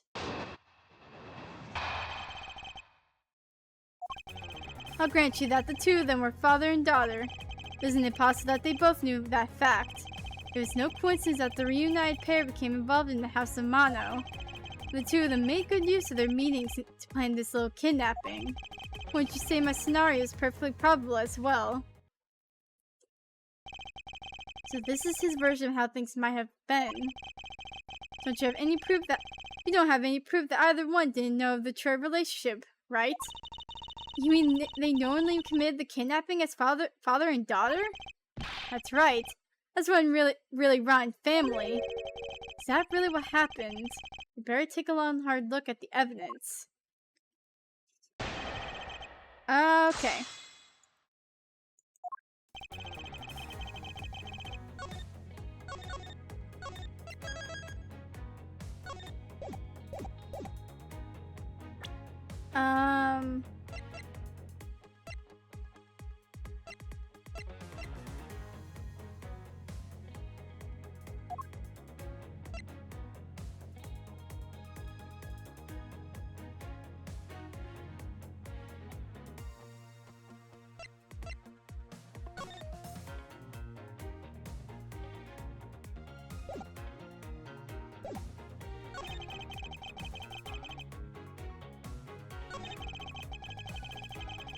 Hold it!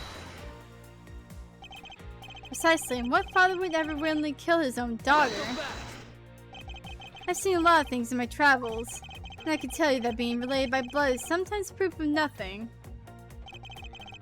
Oh, okay. Hold it! You think they knew? Yeah, I don't think only the victim knew. I think the girl realized it as well. They both knew who the other person was, but they had to pretend they didn't. Because he was on the lam. You got it. The victim couldn't exactly go around flaunting who he was. Furthermore... Oh my god, my brain! Hold on, let me right back.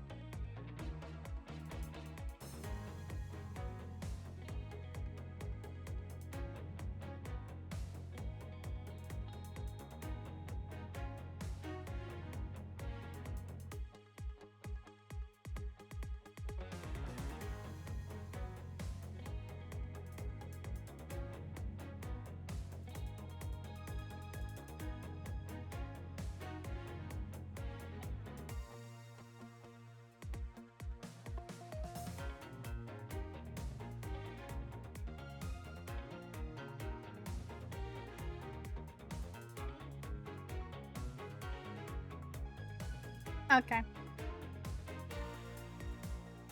Oh my goodness, I just realized that the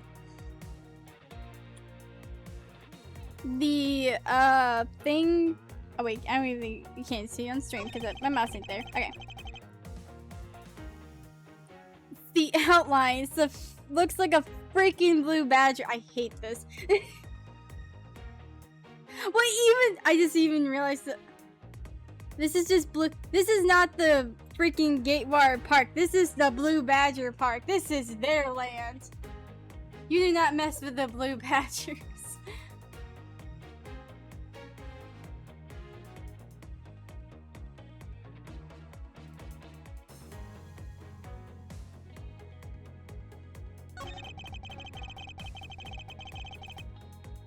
Hold it! One is the butler and one is the friend of the son. You mean? They probably thought that was their best shot. Is that what you honestly believe? Of course.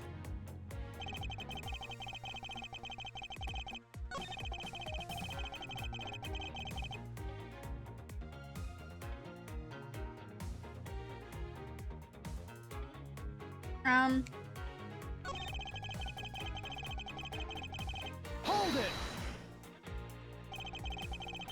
You mean how they plotted to commit this crime as blood relatives? Can you think of a better partner? They're certainly a clever pair. The butler and the girlfriend. No one would ever suspect that they were in fact family. Yes, from the very beginning, they painstakingly practiced those roles well.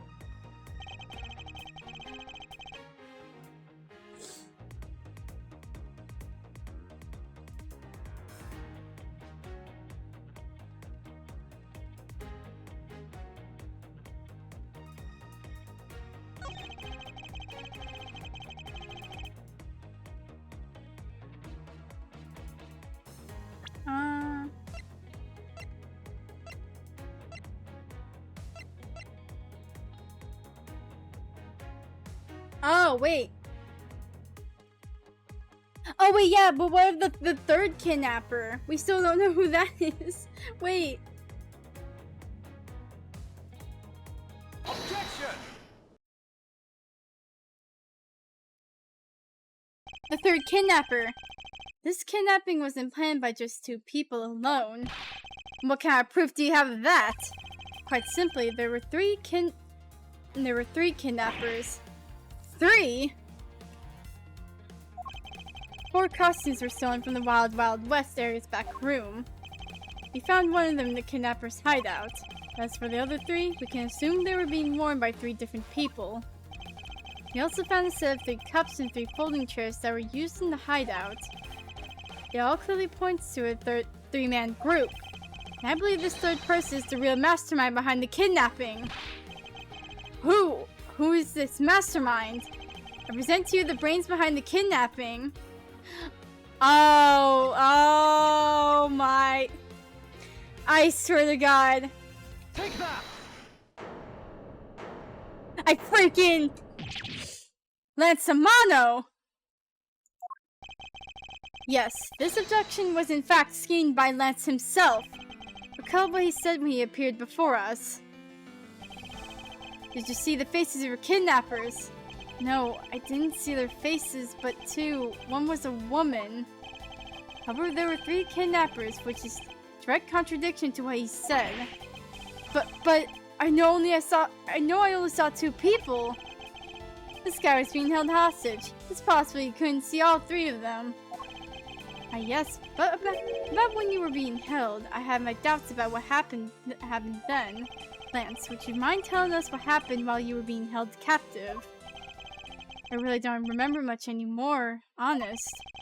But if I don't tell you at least something, you won't believe me at all, will you? Yeah, no. I was kidnapped yesterday morning. They had me shut in that room blindfolded the entire time. The kidnapper suddenly disappeared around the time I heard rain falling outside. My hands were cuffed, but it was a stroke of luck that they left me alone. I made my escape and ran away from that room as fast as I could. Through the underground passageway, I presume. Okay.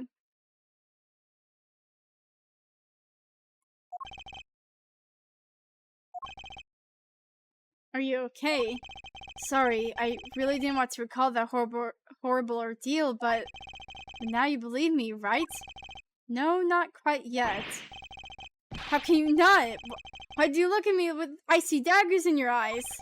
Because he's a prosecutor. Because they're all like that. I'll have you know, Agent Lang, a prosecutor's eyes are for discerning the truth. How should they be interpreted to be cruel at times?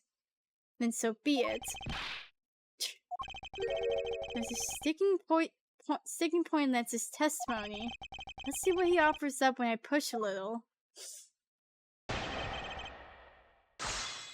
Okay.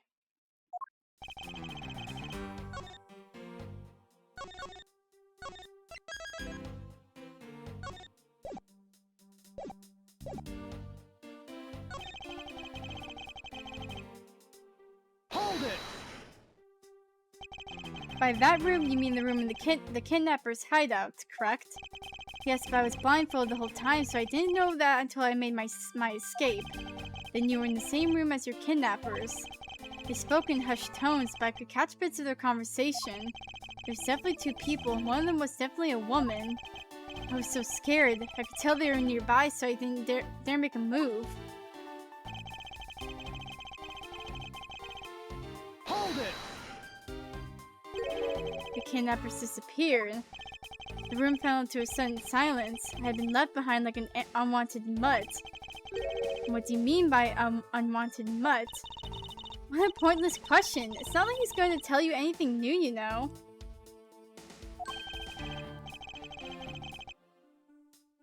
It's a poetic smile. You should learn how to use them too. You may look refined on the outside. But it's no good if you're not refined on the inside as well. What the frick was that? Was that supposed to be some dramatic wind? Just like looking off to the distance?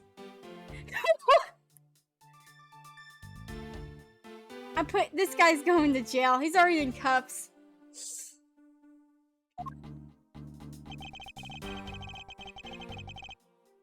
He seems... Hold it!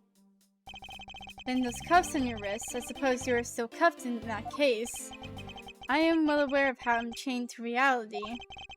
Couldn't find the key, so I'm afraid that I'm stuck like this. Even though I escaped from that jail cell, I will forever be a prisoner. Hold it! How did you manage to escape? I wanted to just get out of there, but the door leading outside was locked. Oh! Which is why I had to use the underground passageway to make my escape. Remember, our escape to be equally as hard. This is an invaluable piece of testimony. You mustn't let it go unexamined. You fricked up, man. You fricked up. E, present. Where's the freaking... This? Objection! Boom! You say that the door leading out was locked, but was it really? Oh! We're talking about that room behind the saloon front, right? Look, I heard that it took quite a few men to get that thing open. Right, Sheena? Yes, that's correct. Then take a look at this! What is that? A sword? It's not especially reliable one if it's broken like that. Allow me to stand from the end. My conclusion is that the door was never locked. It was simply held shut by the sword, which was used to jam the handle. Lance, even though your hands were cuffed together, you could still use them.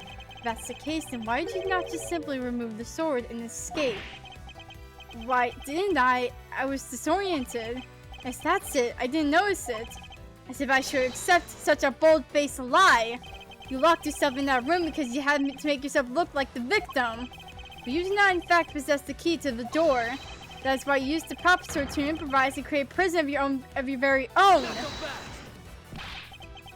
You've been making this guy out to be one of the kidnappers for some time now. I wonder if you're forgetting something very important along the way. And what would that be? A motive. What else? Do you honestly think that an uptight pure boy like him would hatch a completely pointless scheme such as kidnapping himself. Objection! I have evidence! This proves that Lance did indeed have a motive to commit this crime. Frick you, motherfricker! Take that! To put it simply, Lance has a very urgent need for money. This is hardly your typical love letter. It is in fact a collections bill. It appears our upstanding boy has accumulated quite a debt. Isn't that right, Lance? Oh, his... Looks like it's hard being the son of a rich man, too. It must be rough when you have to resort to stealing from your own old man, huh? Alright, I give up. I've abducted myself. Lance! It's over, Lolly. It's in this life. We're really bound to our fates up. I'm sorry, I cannot keep this man. I cannot, like, keep this. I cannot, like, keep a straight face when this man is doing this dramatic. It's over, Lolly. In this life, we really are bound to our fates after all. All I wanted was to go with you to a new town, somewhere where no one would know us. I wanted us to be well off with that 1 million, but now the dream's over. Oh, Lance! Then you are giving yourself up. Yes, I had planned to run away from this world with my Lolly. Oliver even helped us with the plan, but then he had to go and stab us in the back. He turned on you. Maybe he didn't want to split the ransom money, that's my guess. Happened almost right after he made the drop-off. When we were alone, he attacked me all of a sudden. After a brief struggle, I was able to contain him and keep him under control. We left him inside that room as Lolly and I made our escape. We wore different costumes and split up. Lolly left first in the blue badger costume. That would mean the person Officer Meekin saw was Miss Pops. But right then, the old man just had to wake up. He was careless and he attacked me pretty hard from behind. And Oliver put on a bad badger costume, took the suitcase with $1 million and ran. Contacted Lolly right away and warned her that he had a gun. I had no idea that they were related, so I thought that it could only end badly. I still don't believe it. That person was not my father. Because if he was, I just killed my own father. Lolly, then it really was you. That man was not my father. I mean, because at the stadium, there was a bad badger pulling the suitcase with the 1 million in it. But that badger pointed his gun at me, aiming to shoot me dead. That's why I used the gun I got from Lance. There was a gunshot, the other person crumpled to the ground, and I ran scared for my life.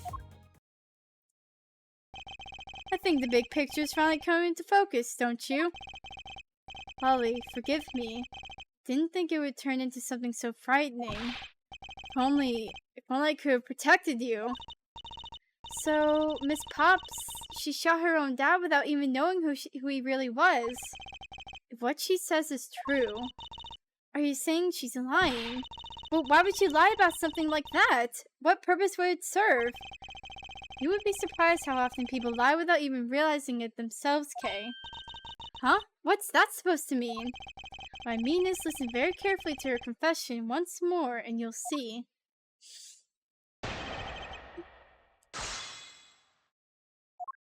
Okay.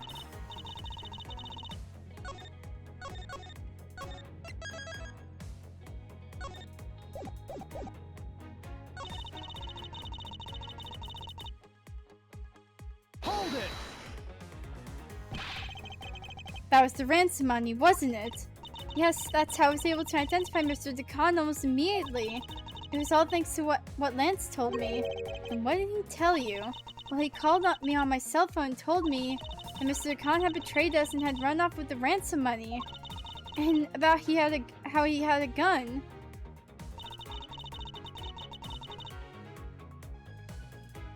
Oh, wait.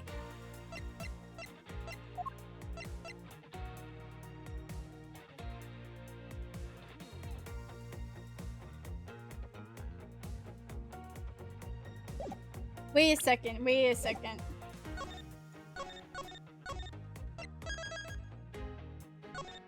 He couldn't have had a gun.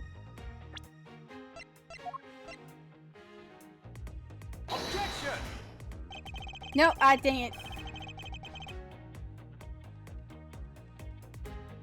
I mean, If you ever look at this, can you still claim I can? She showed you. Oh. He's laughing pretty hard at you, Mr. Edgeworth.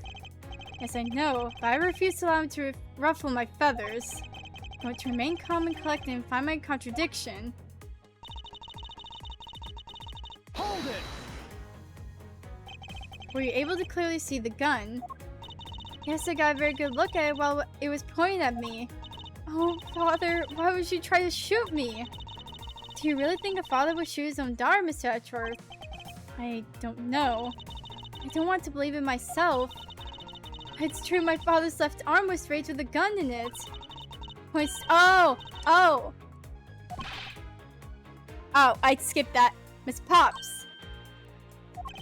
Please calm down and take a deep breath. And then would you allow me to please hear that last statement one more time? Yes, of course.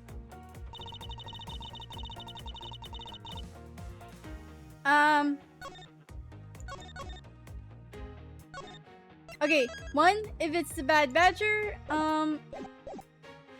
wait.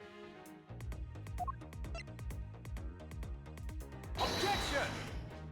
No, wait. Okay.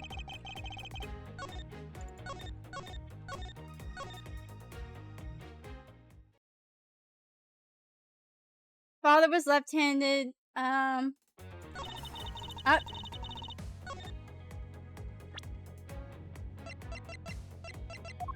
Give this to me. Objection! There you go. Okay. I'm cool. I'm collected. I'm so good. Okay. I have here a dossier on your father. And according to this, your father was right-handed. Then, the person pointing a gun at you from atop the stage was not Mr. DeCon. Hold on there, Mr. Prosecutor. I think you need to take a refresher course. The Badger has a model gun attached to his right hand, which is why the only hand he could have held was his left. It's impossible that he went down like that. Agent Lang, were you paying attention to what Miss Pops is saying?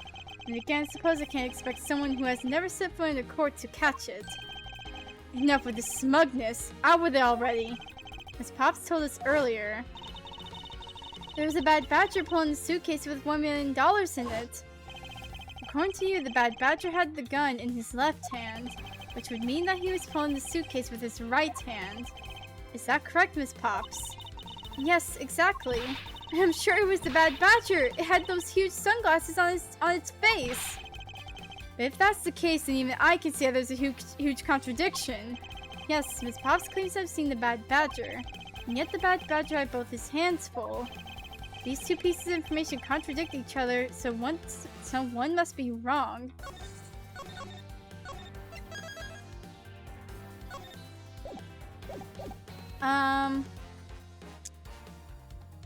Well, okay.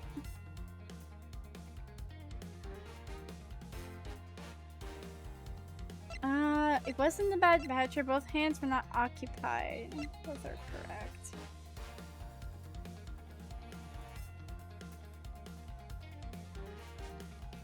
No, okay. They had to be correct, because they're both correct. Impossible! That just leaves an irresolvable contradiction. Miss Pop's entire statement rests on the fact that she saw his sunglasses and beard. Wait, what? But what if that Bad Badger wasn't wearing pants on his lower half? This proves that there was a way for the Bad Badger to freely use both of his hands. Don't inspect your freaking...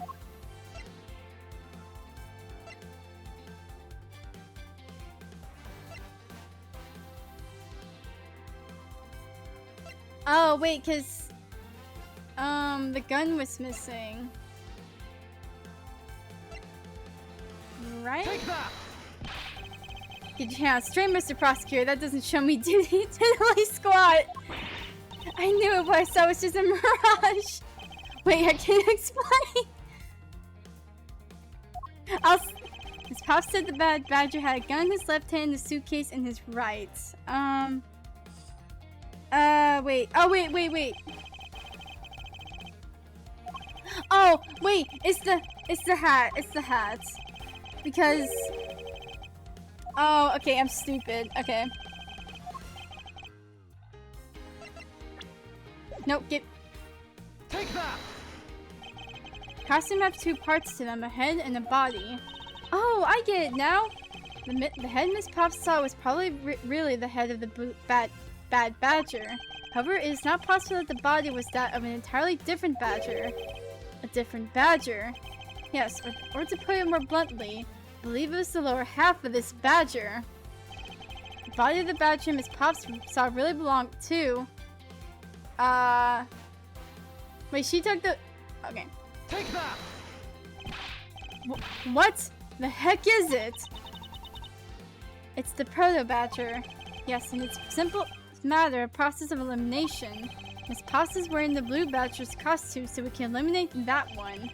And the pink badger is of the wrong color, which would have been incredibly obvious.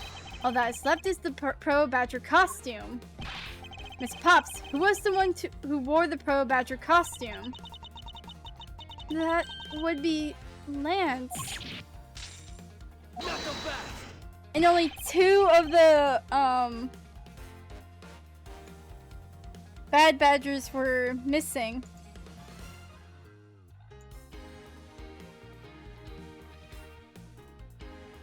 Are you saying what I think you are?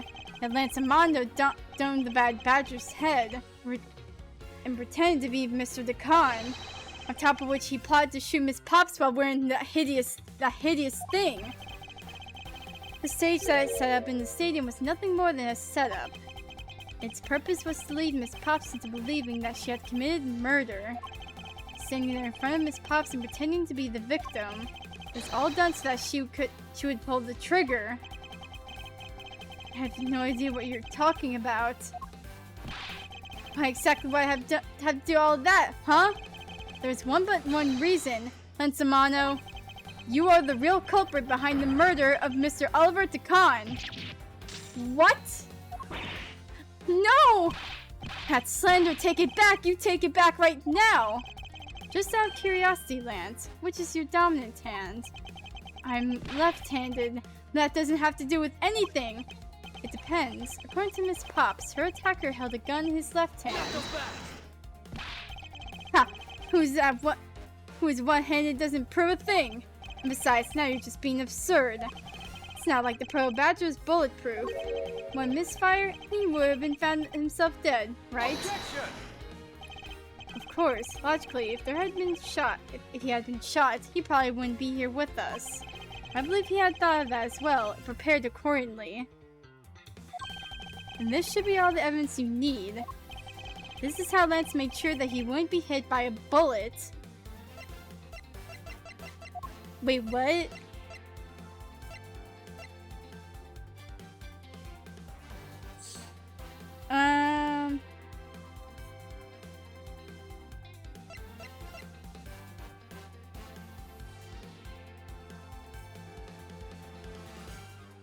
Wait. Take that! We found one half of a badger costume in the hideout, a broken one. It was not the same one that the victim was wearing, plus it's missing something. That something is the model gun that the bad badger carries, which can fire blanks. What? Miss Pops, where's this gun you used now? I threw it away into the sea. That makes it a bit tough to verify what it was. Although I believe that we can safely assume that it was the model gun in question. I've heard enough. I'll even spout in so far as pure conjecture. I admit that as long as the model gun is lost to us, I can't prove I'm right.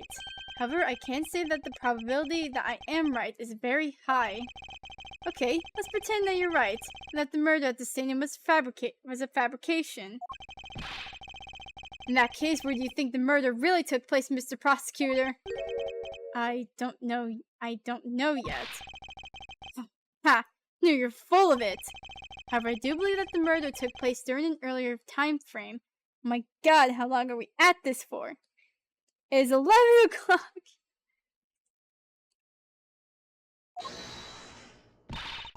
Please, wait a second. It's simply not possible. Because I saw Mr. Khan after he was restrained by Lance. She saw the victim in a state of being restrained. How long are we going to be at this for?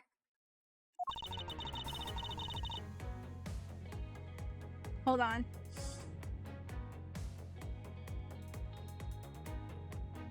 Oh my god, we're almost 6 hours. Okay, hold on. I'll be right back.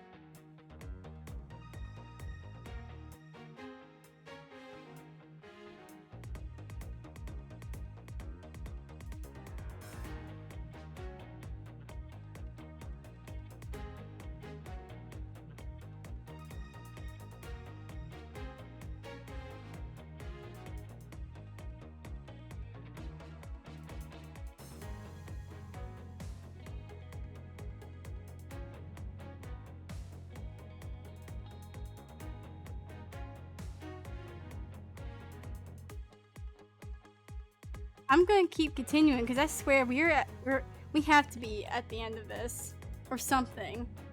I'm not having a part 1, part 2 for this. It's freaking heck. We're doing this freaking case. Okay.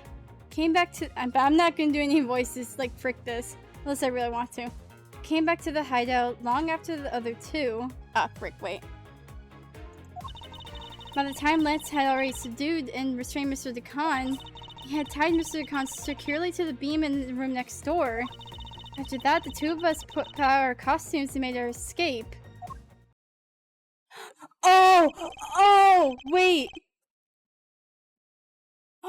Oh!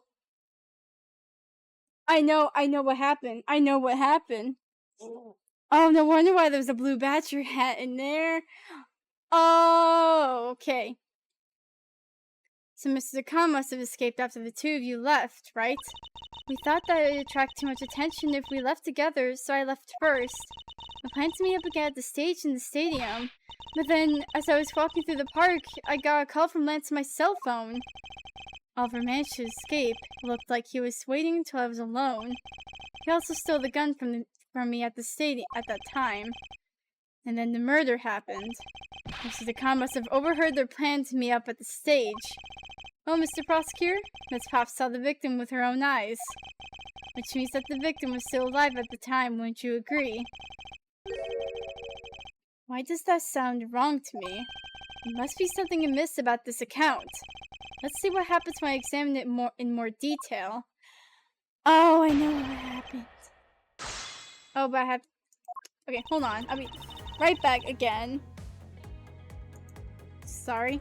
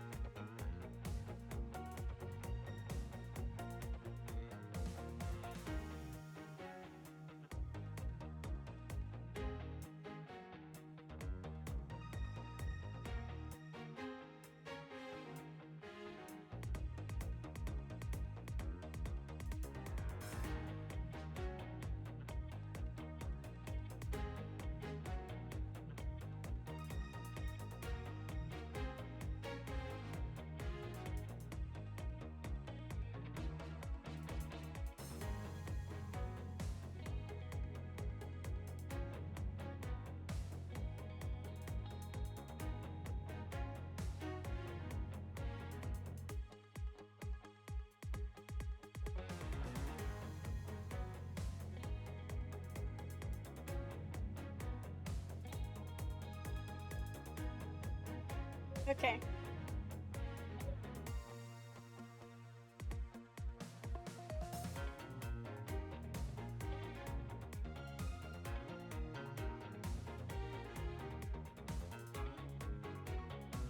Okay. Get rid of this. Came out of the hideout. Okay. You.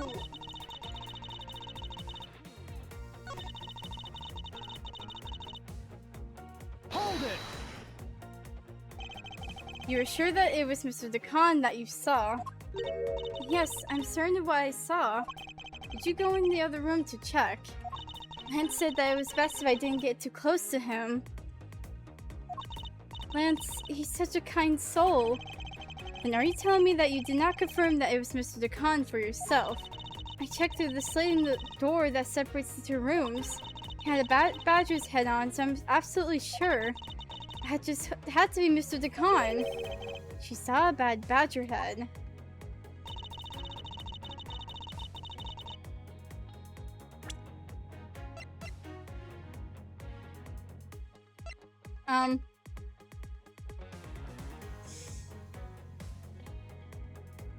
Okay, we have a list of, like... Bruh.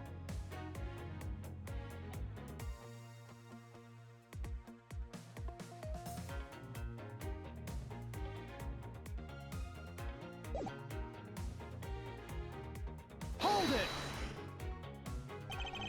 So the title of Mr. Decon was still in his bad badger costume. Yes, and? It would appear that she misread the whole situation. What now? Should I raise an objection? Yes! The person you saw was not the victim. What? Why not?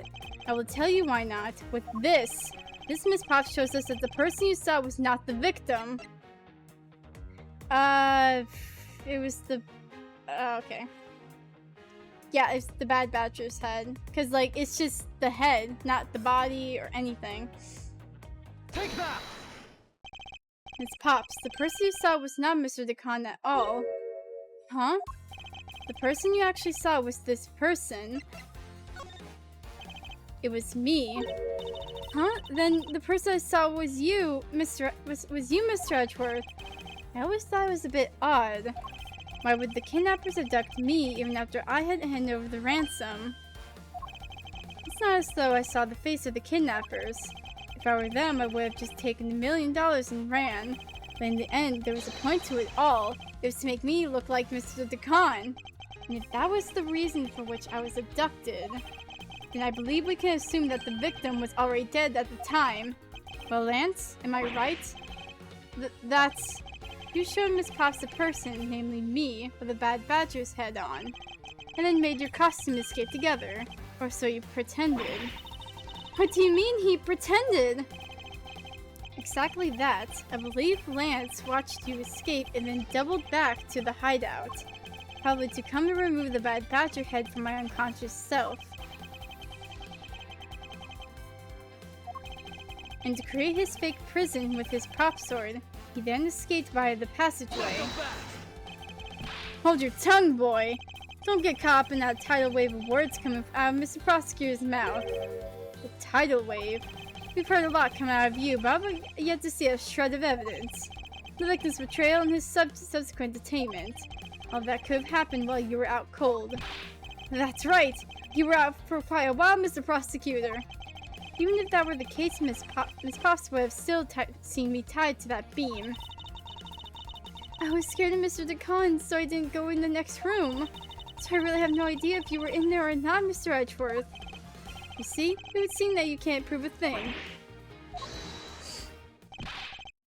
Who said that? Please, wait. Mr. Amano. Miles, my boy, it looks like you're really giving it your all. And Lance, it's not good to cause trouble for others. Dad! Let's see, you're the ones in charge of the investigation, correct? Yeah, that's right. I'm sorry that my son has been nothing but trouble. This probably won't make up for anything, but I have some evidence for you. Do you now? Is that what I think it is? is the bad badger costume the victim was wearing and a gun.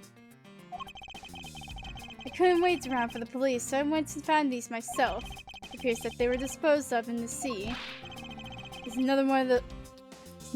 Is there no one in this country who actually can base the law? There. Now. Agent Lang, please calm down. What the heck is that scrap of paper? This appears to be... This appears to be a letter from the Chief of Police. Please allow Mr. Amano complete freedom to do as he sees fit, it says. What? The Chief of Police? What the... Just who does he think he is? The person who wields the highest authority in this area. There. Now. There is no need to be so upset. I'm not a cop in this land, so I'm not bound by the laws of your country. Now. This wasn't meant to be to strong-arm you into anything. It's just a request. I'm only asking you please respect the laws of the land. Can't really say no to that. However, returning to the topic at hand. It doesn't matter who found the evidence. Its value remains unchanged. Alright now, let's take a look at this new evidence. I've already got the results back. I had a special forensics research lab that was on good terms with conducting the test. They verified that the blood in this costume belonged to Oliver. As for the gun, the only fingerprints that could find were yours, Lauren! What? Disappoint me, Miles. Can't believe that you would cause my son such stress and heartache. Thank goodness I was able to find the final piece of evidence. With this, you'll have no reason left to push my poor boy around. That's it. These are the case-making pieces of evidence. I'll be the judge of that.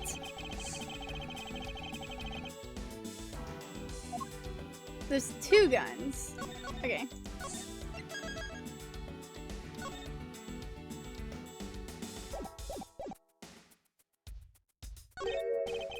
What's this? It looks like there's something inside the costume head. Hey, they sparkle! I bet they're really valuable! Sorry, but they're just pieces of a mirror. But why are they in here? I know where this mother fricker was at!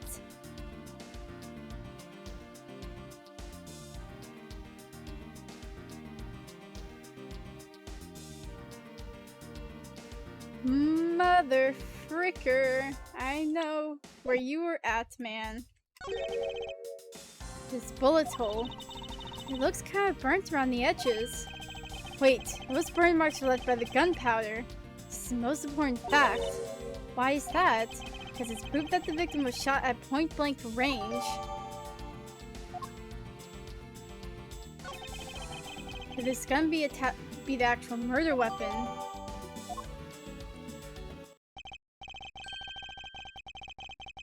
Well, are those not the most definitive piece of evidence you ever seen?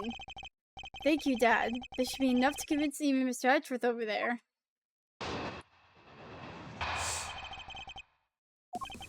Make no mistake, those are fingerprints on that murderous gun, and they prove that it was Lolly who killed Oliver. But Oliver was also after Lolly's life. So Mr. Edgeworth, even you must see that Lolly was only acting in self-defense. The fingerprints on the weapon, huh?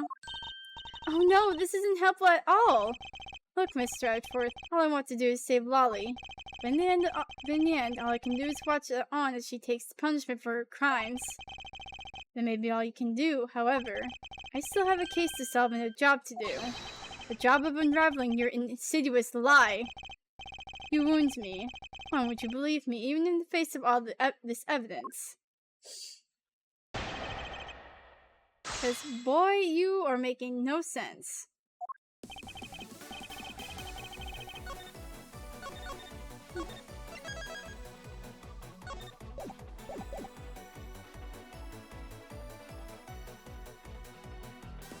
Hold it! Those fingerprints, are you sure they belong to Miss Pops? There's no mistake about it. Through my connections, I had the best forensics techniques money can can buy performed. I find that to be a bit peculiar. What? Are you trying to pick an argument with me? What should I do? Should I raise an objection? Oh. Frankly, I don't believe that Miss Pop's prints should be on that gun to begin with. And the reason why Miss Pop's prints should not be on the gun— oh wait, because they were in the freaking costumes. Take that! It's simply not possible for Miss Pops to have left any prints on the murder weapon. Because while she was at the stadium, Miss Pops is wearing a costume. Huh? But there's been no mistake. We found fingerprints.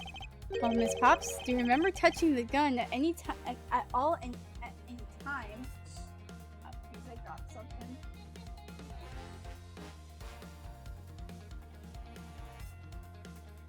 I will just have to look for it later.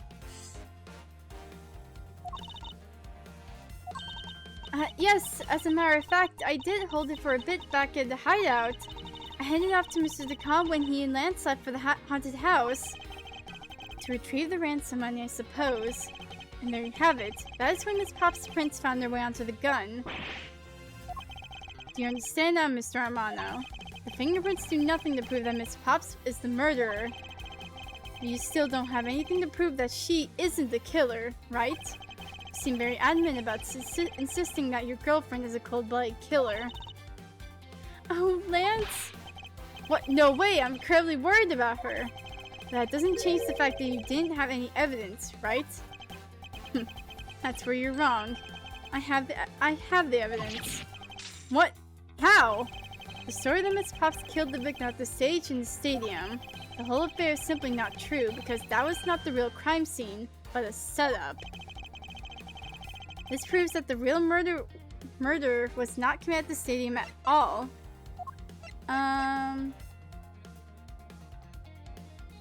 Wait. Oh, the mirror fragments. Take that! This piece of wait. Wait, it's not the glass? He?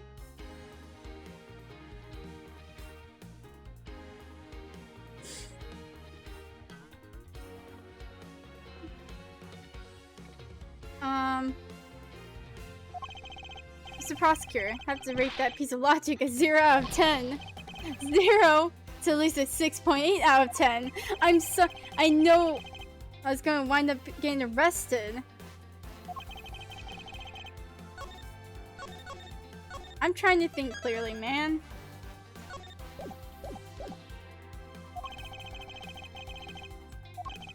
In the scenario where the victim was on the stage is down below. Wait. Oh, wait, the...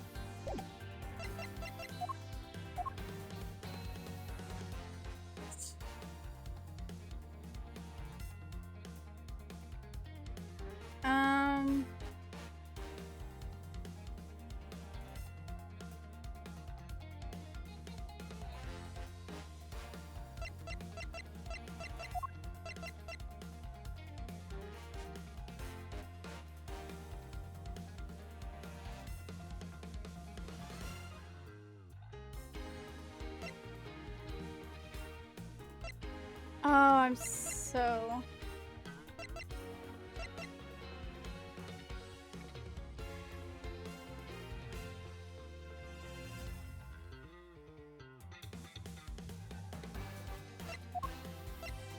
Oh wait, it has to have been... Where the frick is it? Where is it?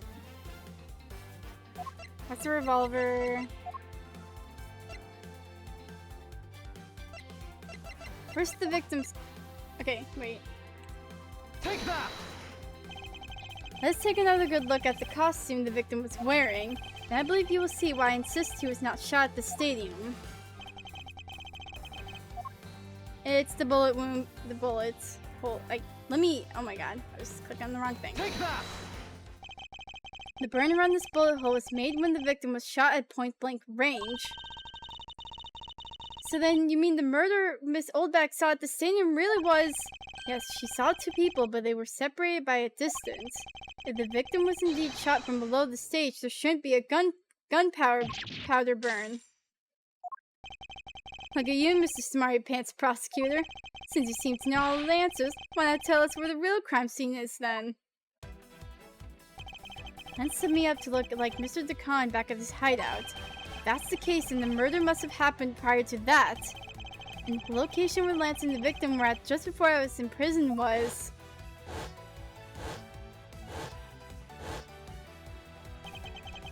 Got it! I know the real scene of the murder! The real location in which Mr. Decon was killed is here. Take that! I think it's not unreasonable to assume that the murder took place in the haunted house. The haunted house? Yes, I have proof that it's highly likely that the victim was killed there.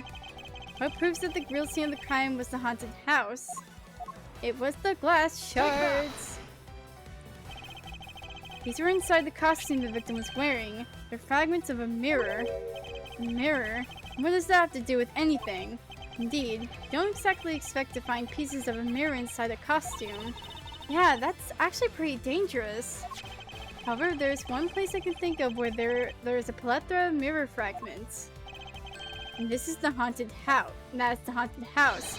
Hansamana, I propose that you kill Mr. Decon with the revolver in the haunted house.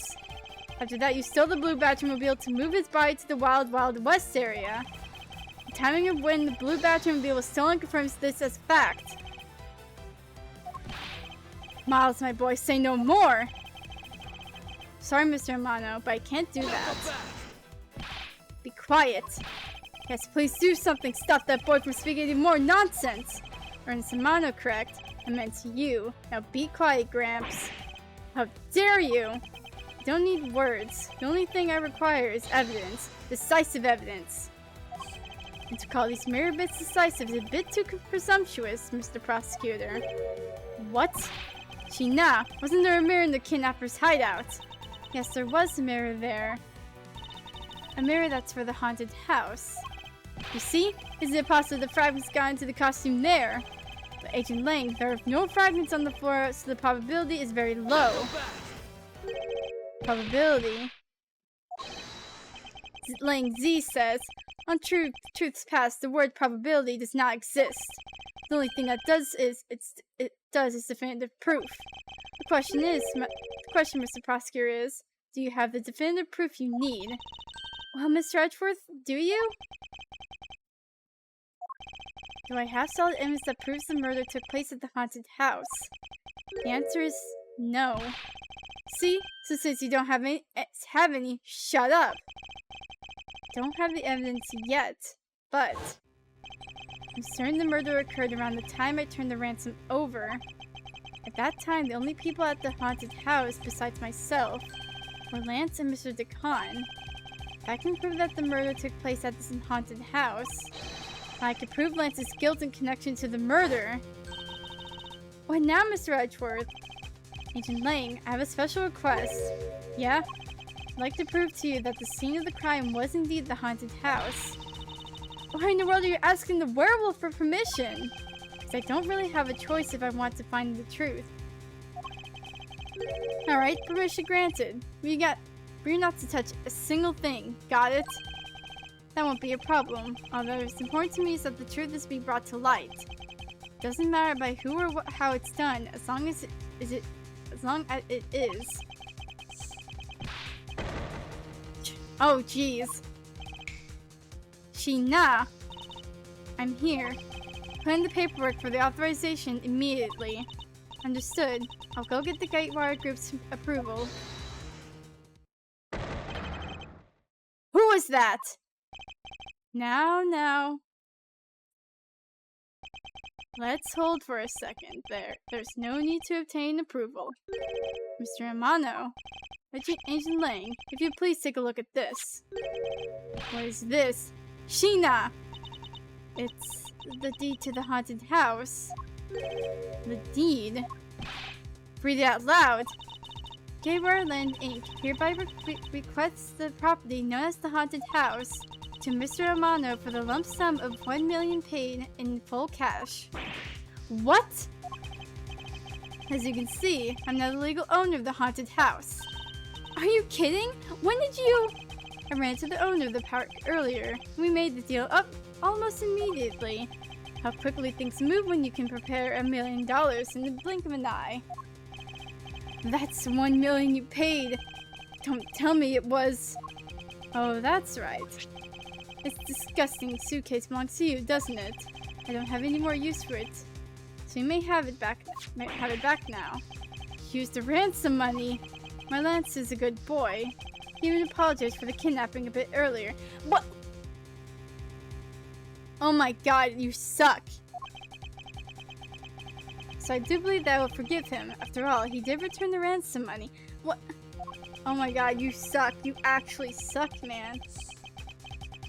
That's the way things are. So if you would please discuss things with me from now on. Discuss? What is there to discuss? My permission to enter the haunted house, of course. While we were busy listening to Lance's story, Mr. Romano was out there preempting us. Permission to search the haunted house denied. End of discussion. Agent Lang, I want you to arrest that girl. Miles, you should hurry on home now, my boy, before I really lose my temper. Mr. Romano definitely has the deck stacked in his favor here. What should I do? If I leave it like this, the truth will be lost forever. Oh my god, this has to be the end. We have to end this. I'm going to end this, alright? I swear.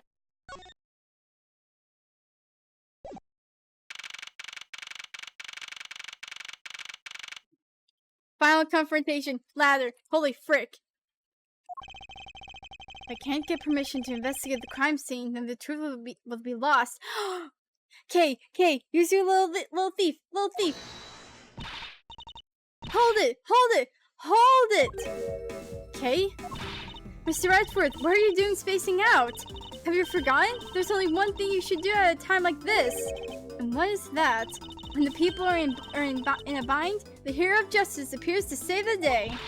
Look, you just have to leave it to me. Brian K. Faraday, the second of the great Yatagarasu. But I thought you were a thief, not a hero. Yatagarasu is noble and is always a thief to justice. That's of course. If we have enough information, I can recreate the inside of the haunted house with this. Possibly then factor in everyone's testimony. You can recreate exactly what happened when I dropped off the ransom money. We may be able to figure out some new information through this. It's worth a try. Agent Lang. So you want to use a little toy. Be my guest. Okay, hang on. You're about to witness the true power of a real modern-day Robin Hood. Detective Gumshoe. Is there a copy of the haunted house blueprints among the police references documents? Yes, sir. We got it just in case we need it for the kidnapping case. Alright, I'll input the haunted house data then. I can't speak. What's this? Where are we? It's like we're inside the haunted house. Even if we can't inspect the real location itself. The path to the truth slumbers here. If I can successfully navigate my way using logic, I'll ultimately arrive at the truth. Now then, I believe I'm ready to investigate the crime scene. Okay, what should I recreate first? You haven't figured it out yet. Maybe I have, and maybe I haven't, but I'm going to make you do all the hard work. Of course. Very well, I'd like to inspect the moment in which I was ambushed by my abductor. The two of them were definitely in this place at the time. If I can verify that, it may provide me with a new lead. I had just come out from the hallway after leaving the money inside the dining room. That time I saw a badger slumped over on the floor at the end of the hall. What was a badger doing all the way down there? I also thought it strange. However, I thought that maybe it was simply a mannequin that was set there for atmosphere. Do you know which badger it was? No, it was too dark to tell. All I saw was its silhouette. In that case, I guess I'll just program a badger silhouette in for now. Oh my god, it's like looking into a freaking mirror. Everyone else is like, Yeah, this is fine. Okay, programming complete.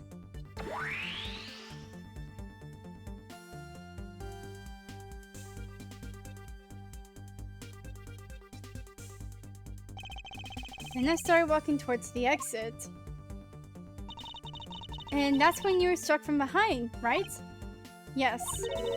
But that's odd. The hallway is dead end. Where did your assailant come from? There's only one location I can think of. I believe my assailant was lying in wait here. Take that! That doll I saw wasn't really a doll. It was in fact a costumed kidnapper. Oh, so he used the costume as the perfect camouflage to blend in with the rest of the house. Precisely. He waited until I had made the drop-off and was about to leave. And just as he saw me take a step towards the exit, he stood and launched his attack. I could think of no better hiding place than this. Hey, not bad. I'm beginning to think I should steal this tactic for myself. Just don't use it to do anything criminal, okay? Oh, that freaking blur.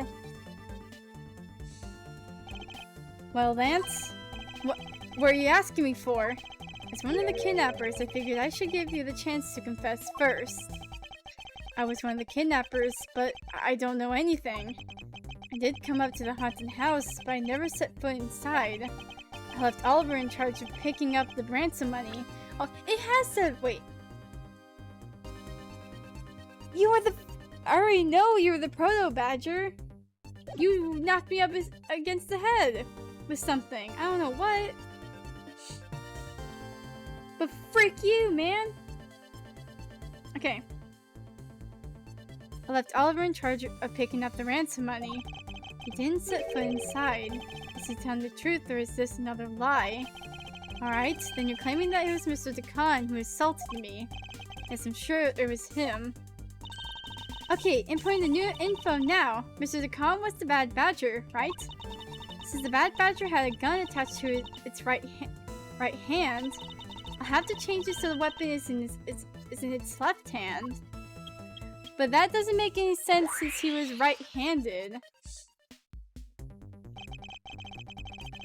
So now to verify the facts of this recreation. Wait.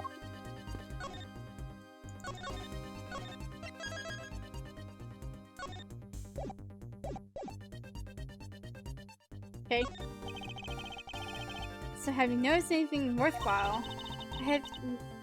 Oh wait, I would not mean to talk to you. I have no obligation to talk with you. Well, I'm fine with just a little thief in solving this case. That toy.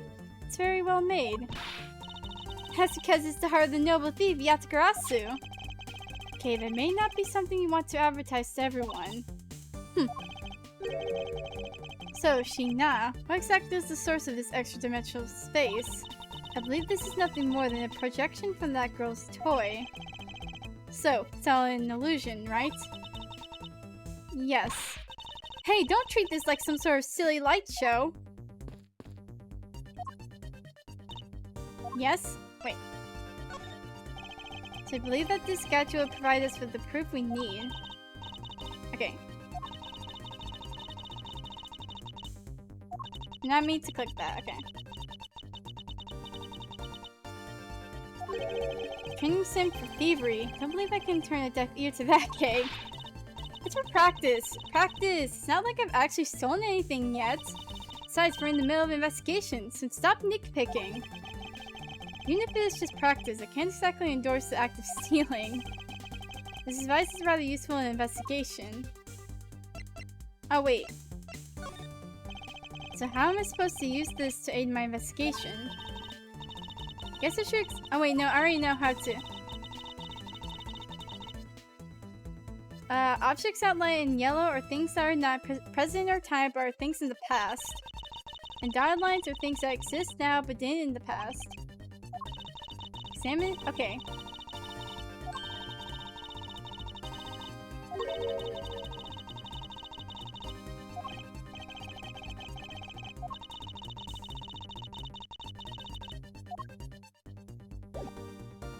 Okay. Wait.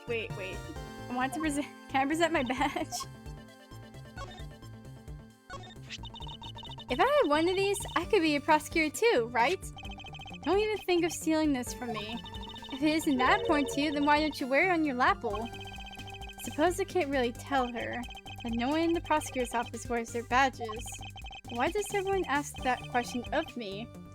That's what I'd like to know. Okay, I just wanted to see what would happen if I did that.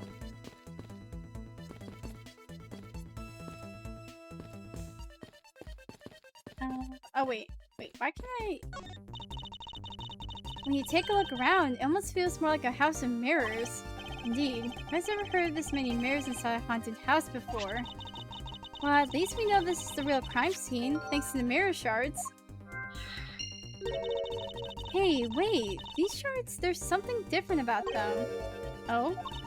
The ones we found earlier are thicker than the shards from these mirrors on this wall. And look, there's some sort of design on the back, too. Pieces from that costume are certainly different from the other mirrors. What does this mean? Could it be that our pieces are not pieces of these mirrors? Oh! Oh, wait. The wall here. It's freaking... Oh my god, it's a secret wall. Secret wall. Okay, but first, okay, we are going way off track. Can I get out of here? Get me out of this freaking place. It's like looking into a mirror. Can I?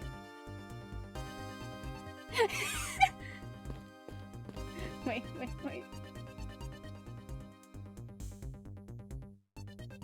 I got it. There we go. Okay. I'm like messing around. Let me... Didn't recreate the weapon.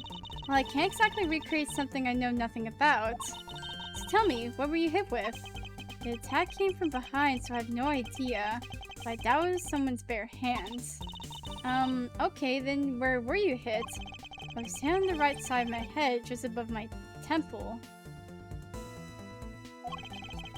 There was a bit of blood, but it wasn't anything serious. Ouch! Sounds painful. Why are you smirking like that? Like that when you say it? It's just your imagination. Now, let's see. I wonder if there's anything in the hallway that could have been used as a weapon. I'm looking for something the culprit could have used to hit you with. Oh, the sword, yeah. Take that! I have it. There was indeed one such object lying here in this hallway. Prop sword. Are you talking about this thing here? Although we did find out the kidnapper's hideout. Wait. Yes, it's possible that the culprit took it with them after using it on me. To leave no evidence behind, right? Correct. It may be worth a more thorough examination yet. What test do you want to run on this sword? Luminal. Culprit was wearing a costume at the time, so fingerprint analysis is useless. Let's run a luminal test. It's possible that some of my blood found its way onto this. Ancient Lang, may I ask for your cooperation in this matter? Like I have a choice. Sheena, call the lab boys. Understood. Except for a dab on the left side, it would appear that the blade is spotless. So it must have been the left side of the prop sword that hit you then, right? Okay, I'll update the recreation with this new piece of info.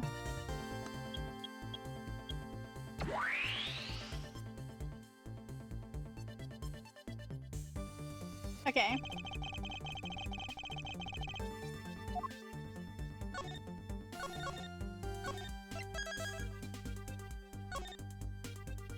Okay.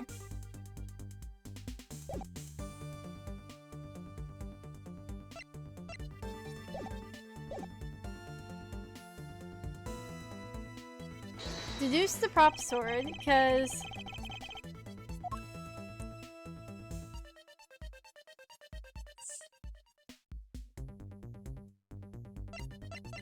Okay, so... Culprit hit me with the right temple area with this, and... but because of like where it's positioned, he shouldn't have hit it with his left hand. It should have been with the right. Eureka! Finally, I've found a clear contradiction of facts about the sword. Except for a bit on the left side, this prop sword is absolutely spotless. However, the culprit had used his left hand, the blood would be on the opposite side. The opposite side, huh? If the culprit held the sword in his left hand, then the sword's right side would hit. I see, but the blood was on the left side of the sword, right? Which means that he used his right hand to hit you. Exactly. This prop sword has a large handguard attached to the hilt. It would be impossible to hold it with two hands while wearing the costume with such big hands. Therefore, it couldn't be the left hand or both hands. It must have been the right. I'll change the data to reflect the right-handed swing. Not yet, Kay. There's no sense in changing anything yet. If you change the parameters to the right hand, it only creates a new contradiction. It would conflict with,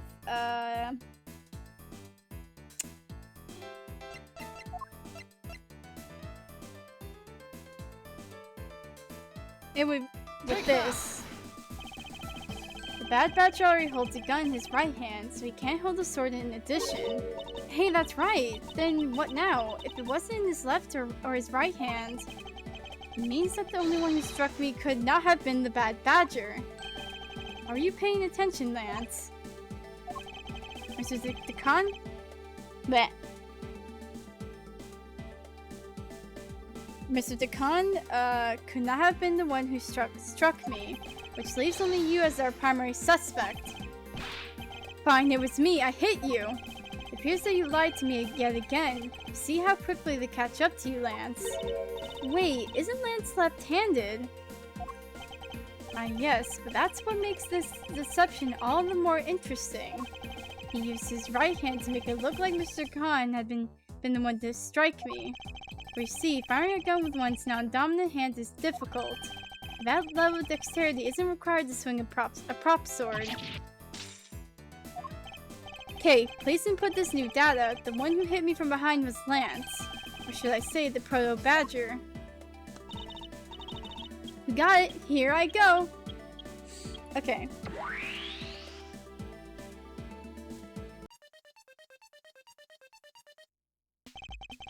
Now we have a faithful recreation of the situation around the attack on me.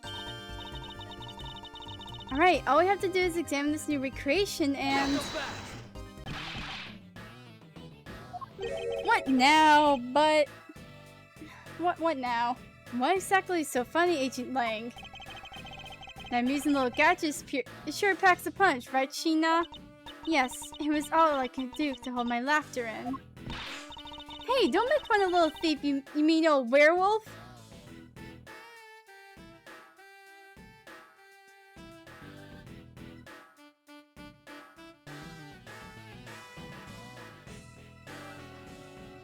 Oh god, why is the stream?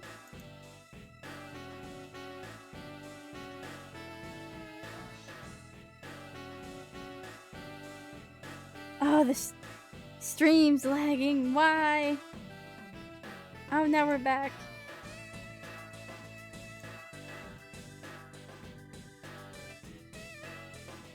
Oh my god, I've been here for forever. Okay. He and Mr. Edgeworth bring out the best in each other.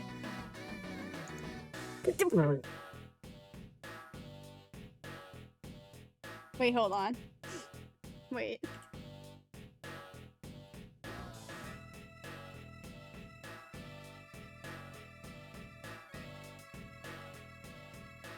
Okay. You've had your little fun, but now it's my turn. I sat quietly by, listening. For the crude conclusion you two keep spewing don'ts. Wait to Wolf's appetite.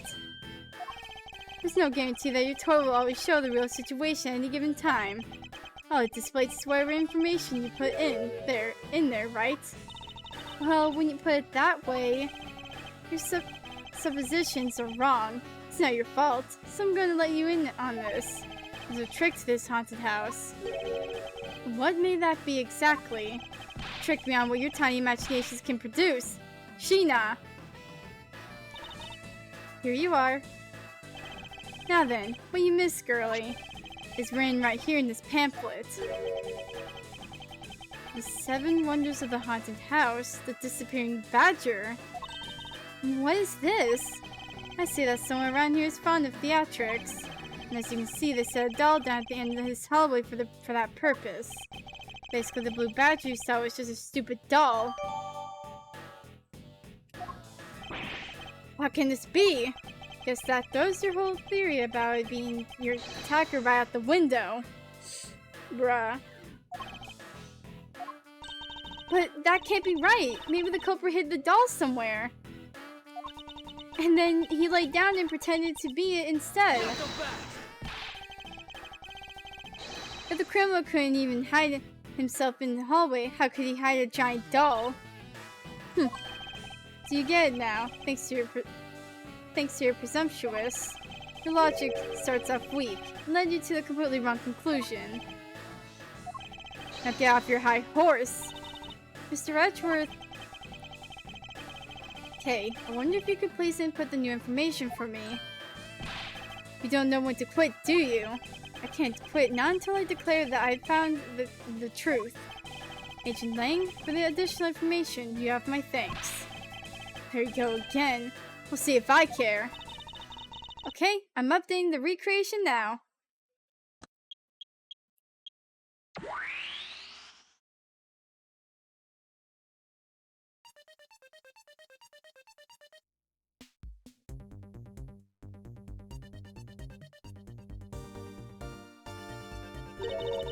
That looks really weird.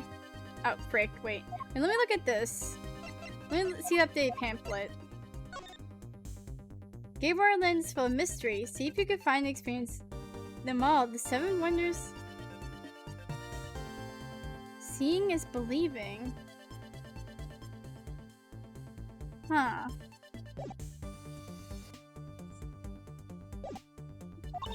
Look at how it changes from the blue badger into the pearl badger all of a sudden. The slumped over badger was just a doll. Where was my attacker hiding? Well, that's what we're going to find out, right? So come on, Mr. Edgeworth, let's go!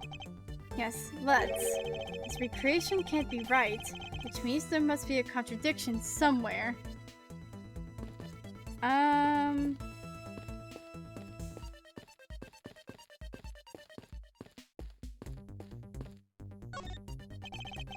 We'll rest until I inspect every single suspicious-looking nook and cranny.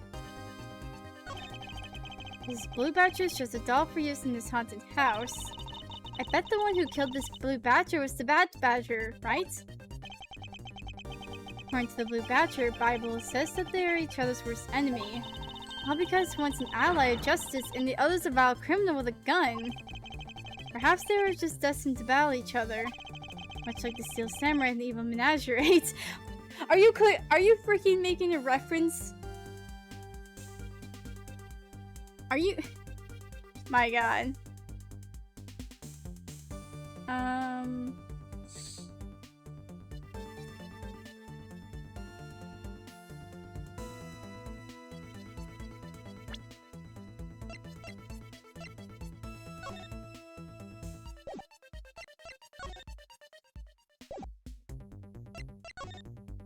Wait. Wait.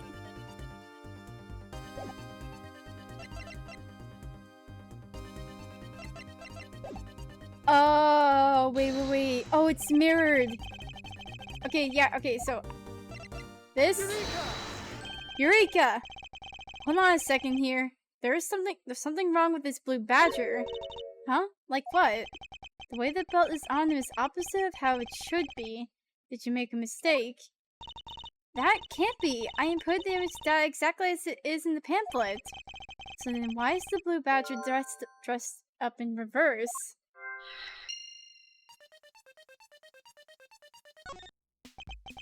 The blue badger in the pamphlet photo is in reverse to the regular blue badger. But why? There must be some sort of explanation.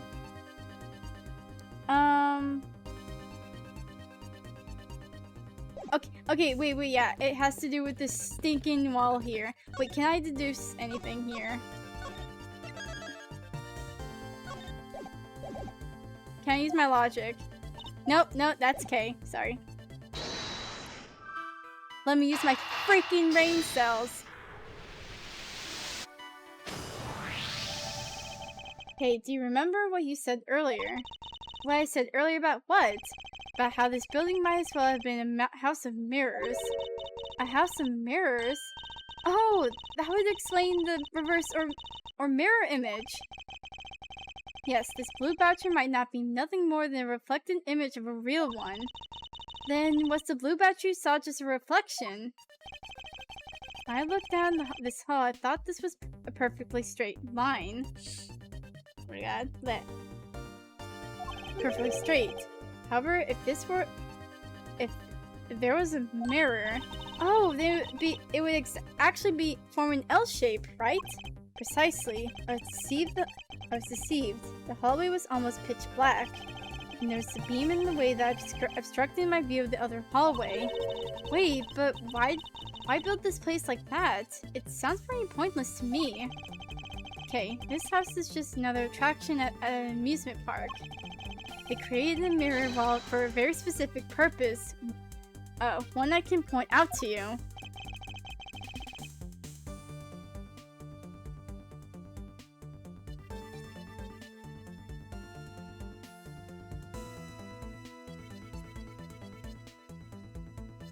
It's this. Take that! As it's written in the pamphlet, the main draws of this attraction is the mystery of the disappearing badger. You mean they built the mirror for that trick alone? You said you saw the badger, so it was definitely still there. That was true at the time, however. Doing this allows someone to make the blue badger disappear in a flash. Move the mirror wall. To remove a reflected image, simply move the mirror. First, the mirror was constructed so that it could be moved. Then beyond where the mirror was, an empty hallway had to be created. Oh, so when they wanted people to see the blue badger, they would open the mirror. And when they wanted to hide it, they simply had to close it again. This explains why the other side of these fragments have a design on them. And if the pattern is the same as the other walls in this hallway, then when the mirror is closed, it would blend in with the rest of the walls. This is the mirror trick that this haunted house employs. And this also proves the existence of a hiding place for the culprit. How so? Think about it, Kay. There was a place that was outside my field of vision. The culprit kept out of sight by hiding in here. They hide behind the wall. There was a very large blind spot, one I could not see behind, and it was here.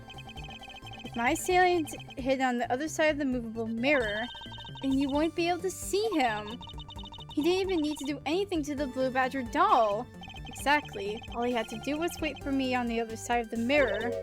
Wait, hold on. I just thought of something. Yes? Well, shouldn't the mirror wall be broken right now in reality? Since we have a few shards of it, we can probably assume it is. This most definitely is broken. The question is, when was it broken? Since we found these inside the victim's costume, that would mean that the victim was there when the mirror was broken. Wait, that sound. Give the money and go. Now.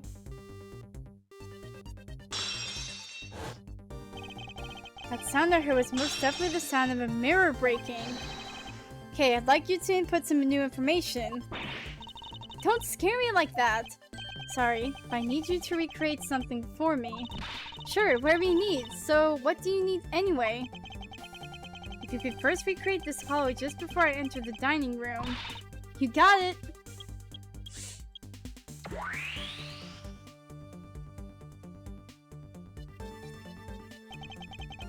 Now I believe this is how it was this is right before I entered the dining room. Although at the time I thought it was but a single straight hallway.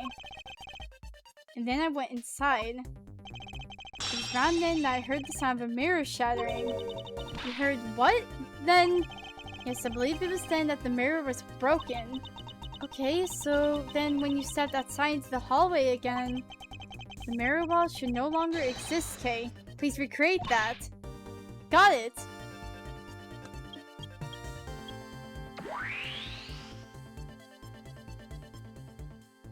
Oh my god, we had... Wait, but with the mirror gone, the culprit lost his hiding spot. So where did he go in his Pro Badger suit, Mr. Edgeworth? That's easy enough. With the mirror gone, he simply hid himself in the branch hallway. I think this about wraps it up. Looks like we finally solved everything! No, not yet. An even larger contradiction has now reared its head. Eh. Huh? Perhaps you didn't notice, but this recreation contains a very troubling inconsistency.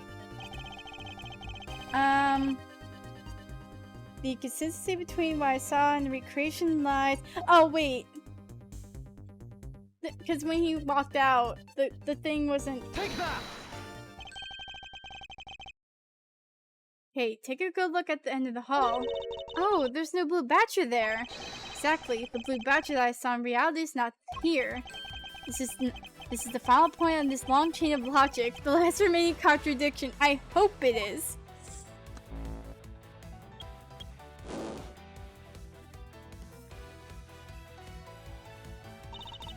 So let me get this straight. When you came out of the dining room, you saw a badger, right?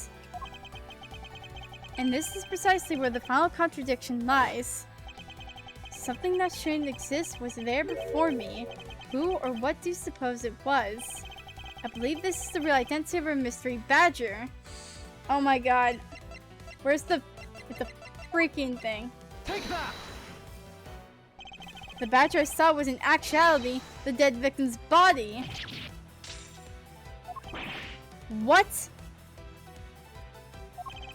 Agent Lang, the entirety of my complete logic is final, decisive piece of evidence. The murder happened in the hallway of the haunted house at the time of the drop-off. And you can consider the moment I heard the mirror breaking to be the real time of death of Mr. Decon. No! If it was due to their fighting, or perhaps it was the life-shattering bullet. No matter what the cause was, the hallway mirror wall was broken. Ha! You were in the house at the time, right? Are you telling me that you missed the sound of a gunshot? There were a variety of sound effects playing at the time, all for the theatrics, I assume. The gunshot must have blended right in. Yeah. Now then, I'd like you to recall something for me. Who was it that was with the victim at the haunted house? Who was the one who had the opportunity to rob the victim of his gun and use it on him? You're going down, Lance. It was you, Lance Amano! Oh! I'm sorry! Oh my... Is he crying? Are you really crying? Oh, that's so sad. It felt like I had a choice. Oliver turned on me all of a sudden. He snapped and turned violently right after I hung up with you. He shoved me to the ground and straddled me. I fought back as hard as I could, grabbed his gun, and I shot him. The bullet must have went through his body and shattered the mirror. If I hadn't taken his gun and shot him first, I would have been the one you found. He's a hardened criminal. He escaped from jail. See, that's justified self-defense. My boy was only trying to protect himself. That remains to be seen and will have to be resolved in court. Agent Lang, I leave the rest to you. Heh, as if you were the one in charge around here. Guys, arrest these two and get them out of my sight. Wait, it had nothing to do with the murder. The only person you should be arresting is Lance. He's dead. Oh. Sorry, but you're not slipping away that easily, Mr. Ernest Amano. You tampered with the evidence so that you could cover for your son. What a great dad you are, willing to risk it all. truly touching. By the way, do you know why I'm really here? And how could I possibly know the answer to such a assigned question? You wound me. I came all this way from across the sea, just to see you, you know. You came to see me. What's that supposed to mean? I have a few things to ask you, Mr. Romano, about the case from 10 years ago. The case from 10 years ago? Oh, what's the name of that you used here for that case? Sheena! It's known as the KG-8 incident. Oh! The KG-8 incident. Oh, so you remember it. Good. Then you'll recall that the trigger in that case was the Romano Group's scandal. Specifically, the charge of an international smuggling ring. Smuggling. There's that word again. At the time, the person that was arrested as the ringleader was Mr. Romano's very own secretary, Mr. Colin Devore. Father! Even though you pushed the crime onto your then secretary, Mr. Devore, I always suspected that you were involved with the smuggling ring, Mr. Romano. Mr. Devore, was arrested in place of you, which is why when he broke out, you hid him from the police, right? You hid him in exchange for his silence on your little dirty secret. Now. Please calm down. Honestly, I have no idea what you're talking about. Heh, pretend to be ignorant all you want. We're taking you down to the precinct anyway for a nice long chat.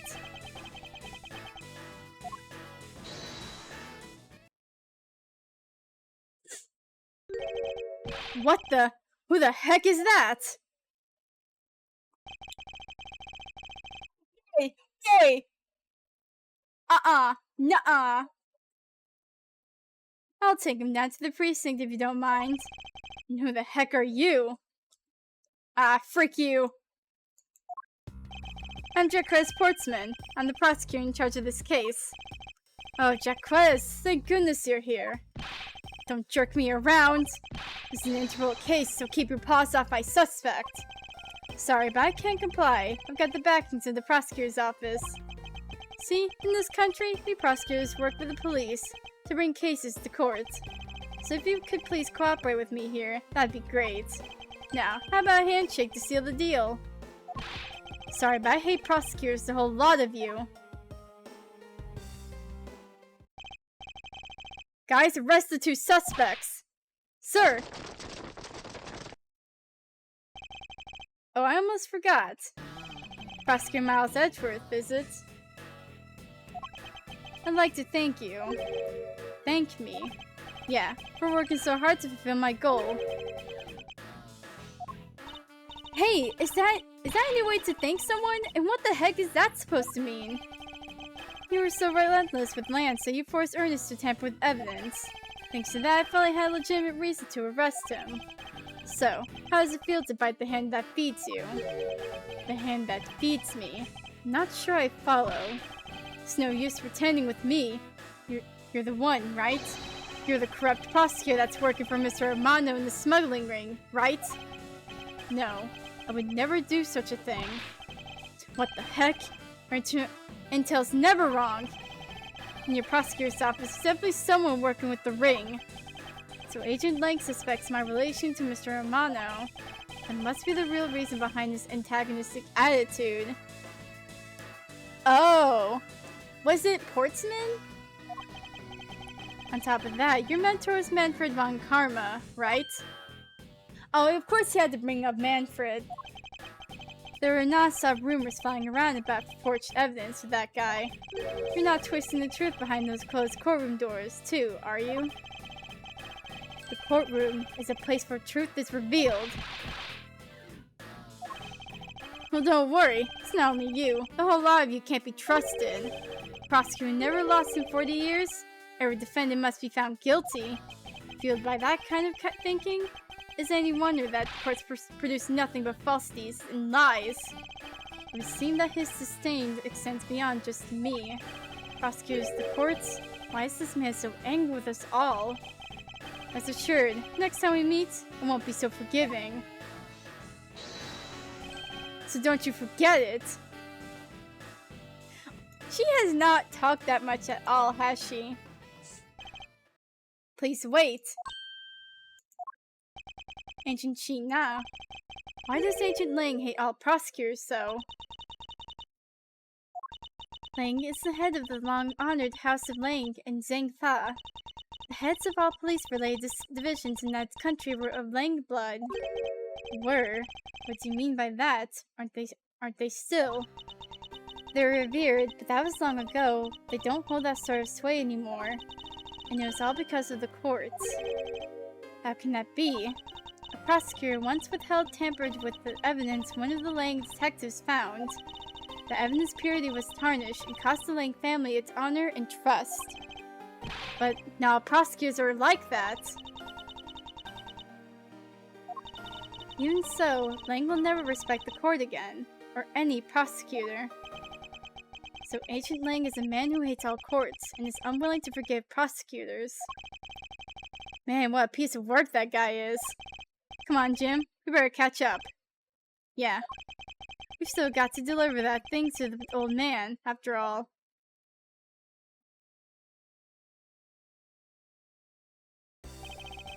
Detective Gumshoe, I believe it's time we wrapped up and head out ourselves. Yeah, are you going home, Mr. Edgeworth? No, I've done nothing but entangled in one mess after another since my return. If it's alright with you, can you drop me off at my office? No problem, sir. Excuse me. Yes, what is it? Thank you very much. It's okay. No need to thank me, pal.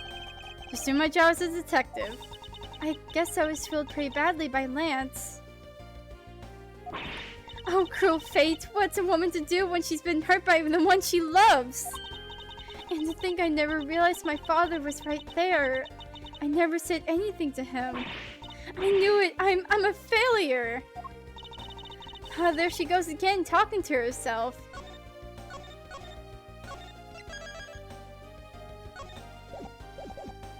Wait. Miss Pops, I wonder if you know why your father participated in the kidnapping. No, I have no idea. Your father died while he was trying to stop Lance, which means that from the beginning he had no interest in the staged self-abduction. Wait, then why did he? I believe it was because of your presence, Miss Pops. Me? Lance realized that the two of you were related, which is why he used you as a hostage to coerce Mr. Devore into cooperating. Father! As a felon, he could not tell you of his real relation to you. However, as the Amano family butler, at the very least, he was able to watch over you.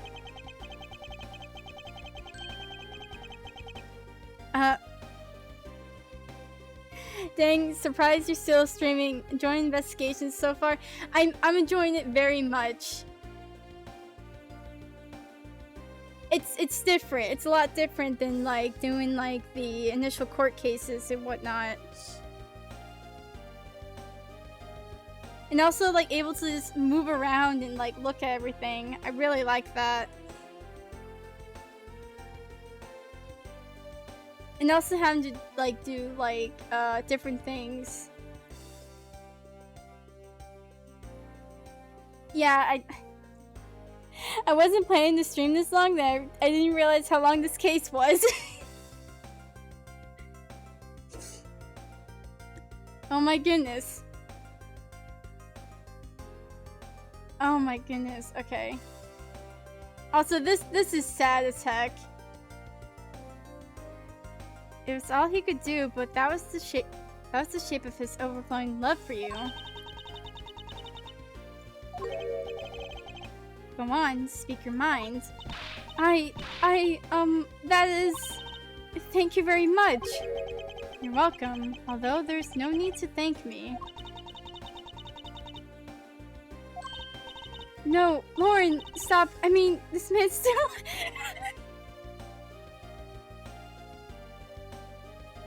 Lauren, no, Lauren, no. No, Lauren, you can't do this. No, yeah, just walk away, Just don't do any of that today. Looks like we've completely still hurt Looks like you've completely stolen her away, Mr. Edgeworth. Way to go, sir. Your technique is way beyond the level of a great thief. Where are you going on about now? Wow, your deducting skills may be sound, but you have no street smarts. That's Mr. Edgeworth for you.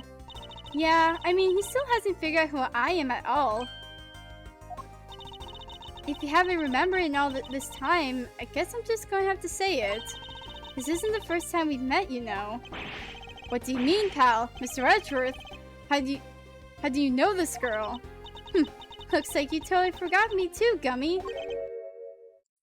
Gummy? Oh. Here, maybe this will jog your memories.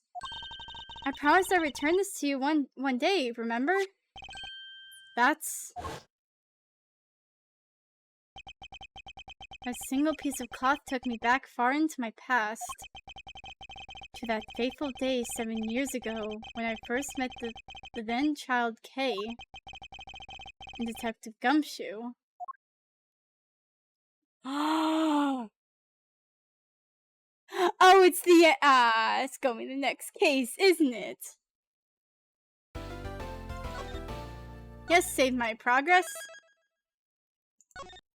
Roundabout reminiscence. Look at him! Gumshoe! Oh, I love these. Oh, these are so cool. Oh. Okay. Yeah, okay. Oh my goodness, I've been here so long. Yeah, okay, next stream, Turnabout Reminiscence. Go me this. We get freaking oh no, wait.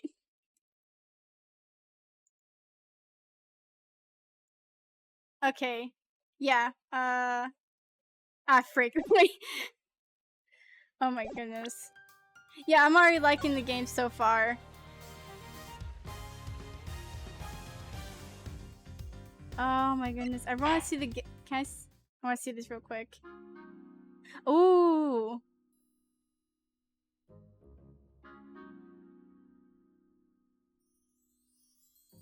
Oh, look at the... Oh my goodness, I love this so much.